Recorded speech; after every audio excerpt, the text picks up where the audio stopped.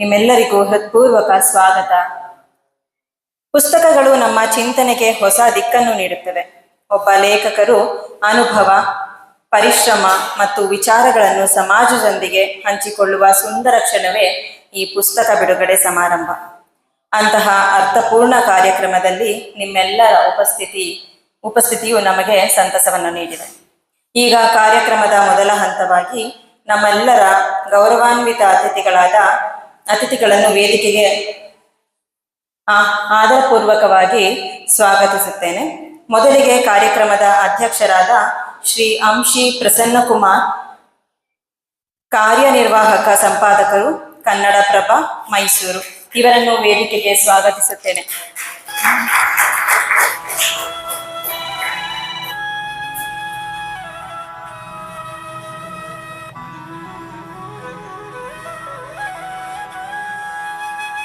ಮುಖ್ಯ ಅತಿಥಿಗಳಾದ Shrimati doctor Aruna ಮಂಗಳಿಗಿ madam, ನಿವೃತ್ತ ಪ್ರಾಂಶುಪಾಲರು, ರಾಜೀವ್ ಗಾಂಧಿ ವೈದ್ಯಕೀಯ ಮಹಾವಿದ್ಯಾಲಯ ಮೈಸೂರು, ಇವರನ್ನು ವೇದಿಕೆಗೆ ಆತ್ಮೀಯವಾಗಿ ಆಹ್ವಾನಿಸುತ್ತೇನೆ.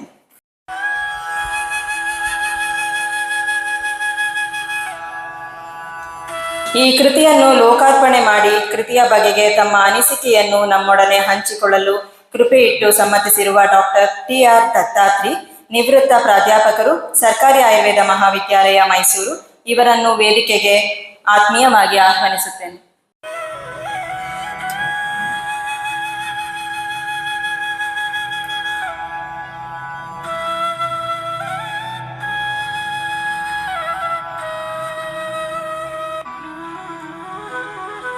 ಇಂದಿನ ಈ ಶುಭ ಸಂದರ್ಭದಲ್ಲಿ ಅಭಿನಂದನಾ ನುಡಿಗಳ ಮೂಲಕ ತಮ್ಮ ಶುಭ ಹಾರೈಕೆಗಳನ್ನು ವ್ಯಕ್ತಪಡಿಸಲಿರುವ ಡಾಕ್ಟರ್ ಬಿ. ಗುರುಬಸವರಾಜ, ಅತಿಥಿ ಉಪನ್ಯಾಸಕರು, ರಾಜೀವ್ ಗಾಂಧಿ ಮೈಸೂರು ವೈದ್ಯಕೀಯ ವಿಶ್ವವಿದ್ಯಾನಿಲಯ ಬೆಂಗಳೂರು, ಇವರನ್ನು ಗೌರವಪೂರ್ವಕವಾಗಿ ವೇದಿಕೆಗೆ ಆಹ್ವಾನಿಸುತ್ತೇನೆ.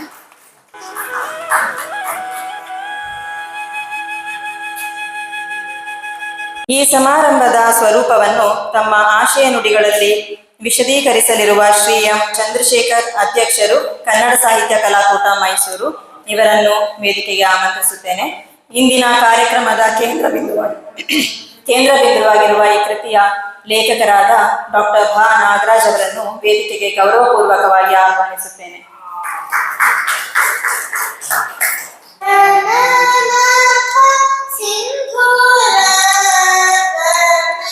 ಪುಸ್ತಕ ಬಿಡುಗಡೆ ಮಾಡಿಸ್ತೀವಿ, ಆಮೇಲೆ ಸ್ವಾಗತ ಮತ್ತೆ ಆಮೇಲೆ ಅವರು ಮೀಡಿಯಾದಾಗ ಹೋಗ್ಬೇಕಂತೆ, ಫೋಟೋ ತೊಗೊಂಬಿಟ್ಟು ಹೋಗ್ಬಿಟ್ಲಿ ನಾವು ನಿಧಾನ ಮಾತಾಡೋಣ.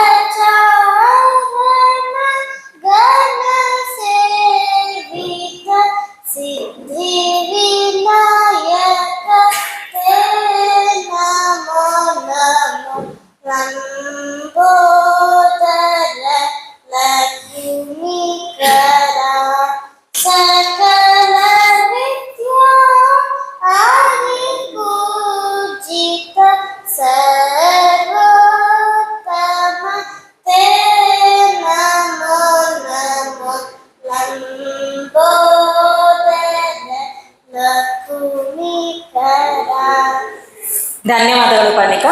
ಕಾರ್ಯಕ್ರಮದಲ್ಲಿ ಸ್ವಲ್ಪ ಬದಲಾವಣೆ. ಮೊದಲು ಪುಸ್ತಕ ಬಿಡುಗಡೆ ಮಾಡಿ ಆಮೇಲೆ ಸ್ವಾಗತ ಮಾಡುವಂತಹ ಕಾರ್ಯಕ್ರಮನ ಹಮ್ಮಿಕೊಳ್ತಾ ಇದ್ದೀವಿ.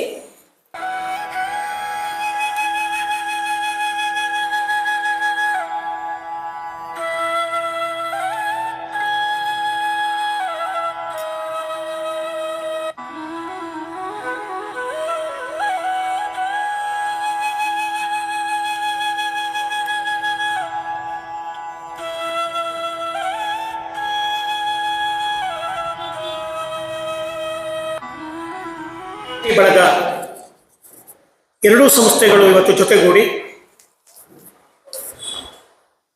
ಈ ನಾಡು ನುಡಿಗೆ ವೈದ್ಯರಾಗಿದ್ದುಕೊಂಡು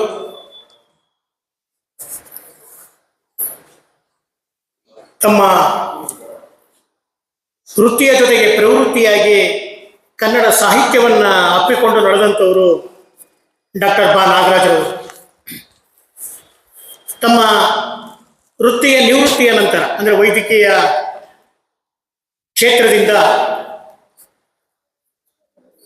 ನಿವೃತ್ತರಾದ ನಂತರ ಒಂದಷ್ಟು ಸಾಹಿತ್ಯಿಕವಾಗಿ ಸಾಂಸ್ಕೃತಿಕವಾಗಿ ತಮ್ಮನ್ನು ತೊಡಗಿಸಿಕೊಂಡಂಥವರು ಡಾಕ್ಟರ್ ಬಾ ನಾಗರಾಜರವರು.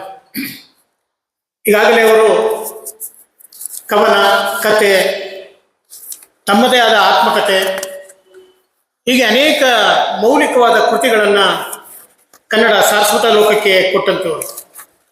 ಅದರಲ್ಲೂ ತಮ್ಮ ಬದುಕಿನ ಸಂದರ್ಭದಲ್ಲಿ ಅವರು ಗ್ರಾಮಾಂತರ ಪ್ರದೇಶದಲ್ಲೇ ತಮ್ಮ ವೃತ್ತಿ ಜೀವನವನ್ನು ನಡೆಸ್ಕೊಂಡು ಬಂದಂಥವ್ರು. ನಂಜನಗೂಡು ತಾಲೂಕಿನ ಕಳಲೆನಲ್ಲಿ ಅವರು ವೈದ್ಯರಾಗಿ ಕೆಲಸವನ್ನು ಮಾಡಿದ್ದಾರೆ. ಅದೇ ತಾಲೂಕಿನ ನಗರಲಿಯಲ್ಲೂ ಕೂಡ ತಮ್ಮ ವೃತ್ತಿ ಬದುಕನ್ನು ಕಂಡುಕೊಂಡಂಥವ್ರು. ಗುಂಡ್ಲುಪೇಟೆನಲ್ಲೂ ಕೂಡ ಗುರು ಕ್ಲಿನಿಕ್ ಅಂತೇಳಿ ಅಲ್ಲೂ ಕೂಡ ವೈದ್ಯಕೀಯ ಸೇವೆಯನ್ನು ಸಲ್ಲಿಸಿ, ಯಳಂದೂರು ತಾಲೂಕಿನ ಗುಂಬಳ್ಳಿ ಪ್ರಾಥಮಿಕ ಆರೋಗ್ಯ ಕೇಂದ್ರದಲ್ಲೂ ಕೂಡ ವೈದ್ಯಕೀಯ ಅಧಿಕಾರಿಗಳಾಗಿ ಕೆಲಸವನ್ನು ಮಾಡಿದಂಥವ್ರು. ತುಮಕೂರು ಜಿಲ್ಲೆ ಪಟ್ಟನಾಯಕನಹಳ್ಳಿಯ ಪ್ರಾಥಮಿಕ ಆರೋಗ್ಯ ಕೇಂದ್ರ, ಚಾಮರಾಜನಗರದ ಕೋಳಿಪಾಳ್ಯದಲ್ಲೂ ಕೂಡ ಕೆಲಸವನ್ನು ಮಾಡಿದ್ದಾರೆ.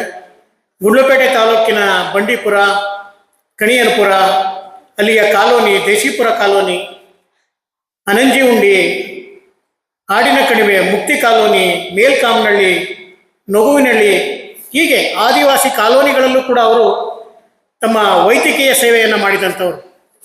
ಇವತ್ತು ವೈದ್ಯರು ಅಂದಾಕ್ಷಣ ಅವರು ನಗರ ಮಟ್ಟದಲ್ಲಿ, ನಗರ ಜೀವನದಲ್ಲಿ ತಮ್ಮ ವೃತ್ತಿ ಬದುಕನ್ನು ಕಂಡುಕೊಳ್ಳುವಂಥ ಕಾಲಘಟ್ಟದಲ್ಲಿ, ಈ ಹಿಂದೆ ಯಾವುದೇ ವ್ಯವಸ್ಥೆಗಳು ಇಲ್ಲದೇ ಇದ್ದ ಕಾಲಘಟ್ಟದಲ್ಲೂ ಕೂಡ ಅವರು ಈ ಗ್ರಾಮಾಂತರ ಪ್ರದೇಶಗಳನ್ನು ಆರಿಸಿಕೊಂಡು ಆ ಗ್ರಾಮಾಂತರ ಪ್ರದೇಶದ ಜನರಿಗೆ ಆರೋಗ್ಯವೇ ದುರ್ಲಭ ಎನ್ನುವಂಥ ಆ ಒಂದು ಸ್ಥಳಗಳಲ್ಲೂ ಕೂಡ ಆ ವೈದ್ಯಕೀಯ ಸೇವೆಯನ್ನು ಸಲ್ಲಿಸುವಂಥ ಕೆಲಸವನ್ನು ನಿರಂತರವಾಗಿ ಮಾಡ್ಕೊಂಡು ಬಂದಂಥವರು ಡಾಕ್ಟರ್ ಬಾ ನಾಗರಾಜರವರು.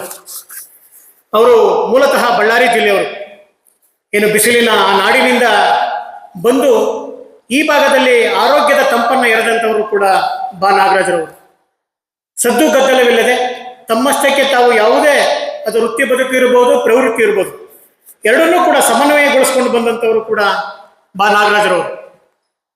ನೇರ ಸಾದಾ ಸೀದಾ ಮಾತು, ಮತ್ತು ಯಾವುದು ತಮಗೆ ಏನು ಆಗೋದಿಲ್ವೋ ಅದನ್ನು ನೇರವಾಗಿ ಪ್ರತಿಪಾದಿಸುವಂಥ ಒಂದು ವ್ಯಕ್ತಿತ್ವವನ್ನು ಉಳ್ಳಂಥವ್ರು ಬಾ ನಾಗರಾಜರವರು. ಯಾವತ್ತೂ ಕೂಡ ಅವರು ಹೊಂದಾಣಿಕೆ ಅನ್ನೋದು ನನಗೇನು ಇಲ್ಲವೇ ಇಲ್ಲ ಅನ್ಸುತ್ತವ್ರು. ಅವ್ರಿಗೊಂಚೂರು ವ್ಯತ್ಯಾಸ ಕಂಡ್ರೆ ಸರಿ ಅದನ್ನು ನೇರವಾಗಿ ವಿರೋಧಿಸುವ, ಖಂಡಿಸುವ, ಒಂದು ರೀತಿ ಪ್ರಗತಿಪರವಾಗಿ ಆಲೋಚಿಸುವ, ಒಮ್ಮೊಮ್ಮೆ ಬಂಡಾಯವಾಗಿಯೂ ಕೂಡ ಅದನ್ನು ಎದುರಿಸುವಂಥ ಒಂದು ವಿಶೇಷವಾದ ಪ್ರವೃತ್ತಿ ಅವ್ರದ್ದು. ಅದರ ನಡುವೆಯೂ ಕೂಡ ಈ ಎಲ್ಲ ಕ್ಷೇತ್ರಗಳಲ್ಲೂ ಕೂಡ ಬಹಳ ಸದ್ದು ಗದ್ದಲವಿಲ್ಲದೆ ಕೆಲಸವನ್ನು ಮಾಡ್ಕೊಂಡು ಬಂದಂಥವ್ರು. ಈ 84 ವರ್ಷದ ಪಯಣ ಇದೆಯಲ್ಲ, ಏನು ಇದೇ ತಿಂಗಳು 5ನೇ ತಾರೀಕುವರೆಗೆ 84 ತುಂಬ್ತಾ ಇದೆ. 84 ತುಂಬಿ 85ಕ್ಕೆ ಪಾದಾರ್ಪಣೆ ಮಾಡ್ತಾ ಇದ್ದಾರೆ. ಈ ಸಂದರ್ಭದಲ್ಲಿ ಅವರಿಗೆ ನಿಮ್ಮೆಲ್ಲರ ಉತ್ಪೂರ್ವಕವಾದ ಶುಭ ಹಾರೈಕೆ ಅವ್ರಿಗಿರಲಿ. ಅವರಿಂದ ಈ ನಾಡು, ನುಡಿ, ಸಾಹಿತ್ಯ ಕ್ಷೇತ್ರ ಮತ್ತಷ್ಟು ಅವರಿಂದ ಸಾಹಿತ್ಯಿಕವಾಗಿ, ಸಾಂಸ್ಕೃತಿಕವಾಗಿ ಇನ್ನಷ್ಟು ಕೂಡ ನಾವು ನಿರೀಕ್ಷೆಯನ್ನು ಮಾಡೋಣ. ಅದಕ್ಕಾಗಿ ತಾಯಿ ಭುವನೇಶ್ವರಿ ಅವರಿಗೆ ಹೆಚ್ಚಿನ ರೀತಿಯಲ್ಲಿ ಆಯುಷ್ಯನ್ನು, ಆರೋಗ್ಯವನ್ನು, ಮತ್ತು ಆ ಕ್ಷೇತ್ರದಲ್ಲಿ ಮತ್ತಷ್ಟು ಕೆಲಸವನ್ನು ಮಾಡಲಿಕ್ಕೆ ಅವರಿಗೆ ಎಲ್ಲ ರೀತಿಯ ಶಕ್ತಿಯನ್ನು ಕೊಡಲಿ ಅಂತೇಳಿ ನಾವು ನೀವೆಲ್ಲರೂ ಕೂಡ ಇವತ್ತು ಪ್ರಾರ್ಥನೆಯನ್ನು ಮಾಡ್ತಾ, ಈಗಾಗಲೇ ಈಗ ಹೇಳಿದ ಹಾಗೆ ಅನೇಕ ಕೃತಿಗಳನ್ನು ಅವರು ಕನ್ನಡ ಸಾರಸ್ವತ ಲೋಕಕ್ಕೆ ಕೊಟ್ಟಂಥವ್ರು. ಅದರಲ್ಲೂ ಕಾಯುತ್ತಿದ್ದೇನೆ ಎನ್ನುವಂತಹ ಒಂದು ಕವನ ಸಂಕಲನವನ್ನು, ಸಾಂಬ ಹಡದ ವನಕೆ ಅಂತೇಳಿ ಕವನ ಸಂಕಲನ, ಹನಿಗವನಗಳ ಸಂಕಲನ ಮಲ್ಲಿಗೆ ನಿನ್ನ ಮುಡಿಗೆ ಎನ್ನುವಂಥದ್ದು, ಮತ್ತು ಪ್ರೀತಿಯ ಹುಚ್ಚು ಹೊಳೆಯಲಿ ಎನ್ನುವಂಥ ಒಂದು ಸಾಮಾಜಿಕ ನಾಟಕವನ್ನು ಕೂಡ ಬರೆದಿದ್ದಾರೆ.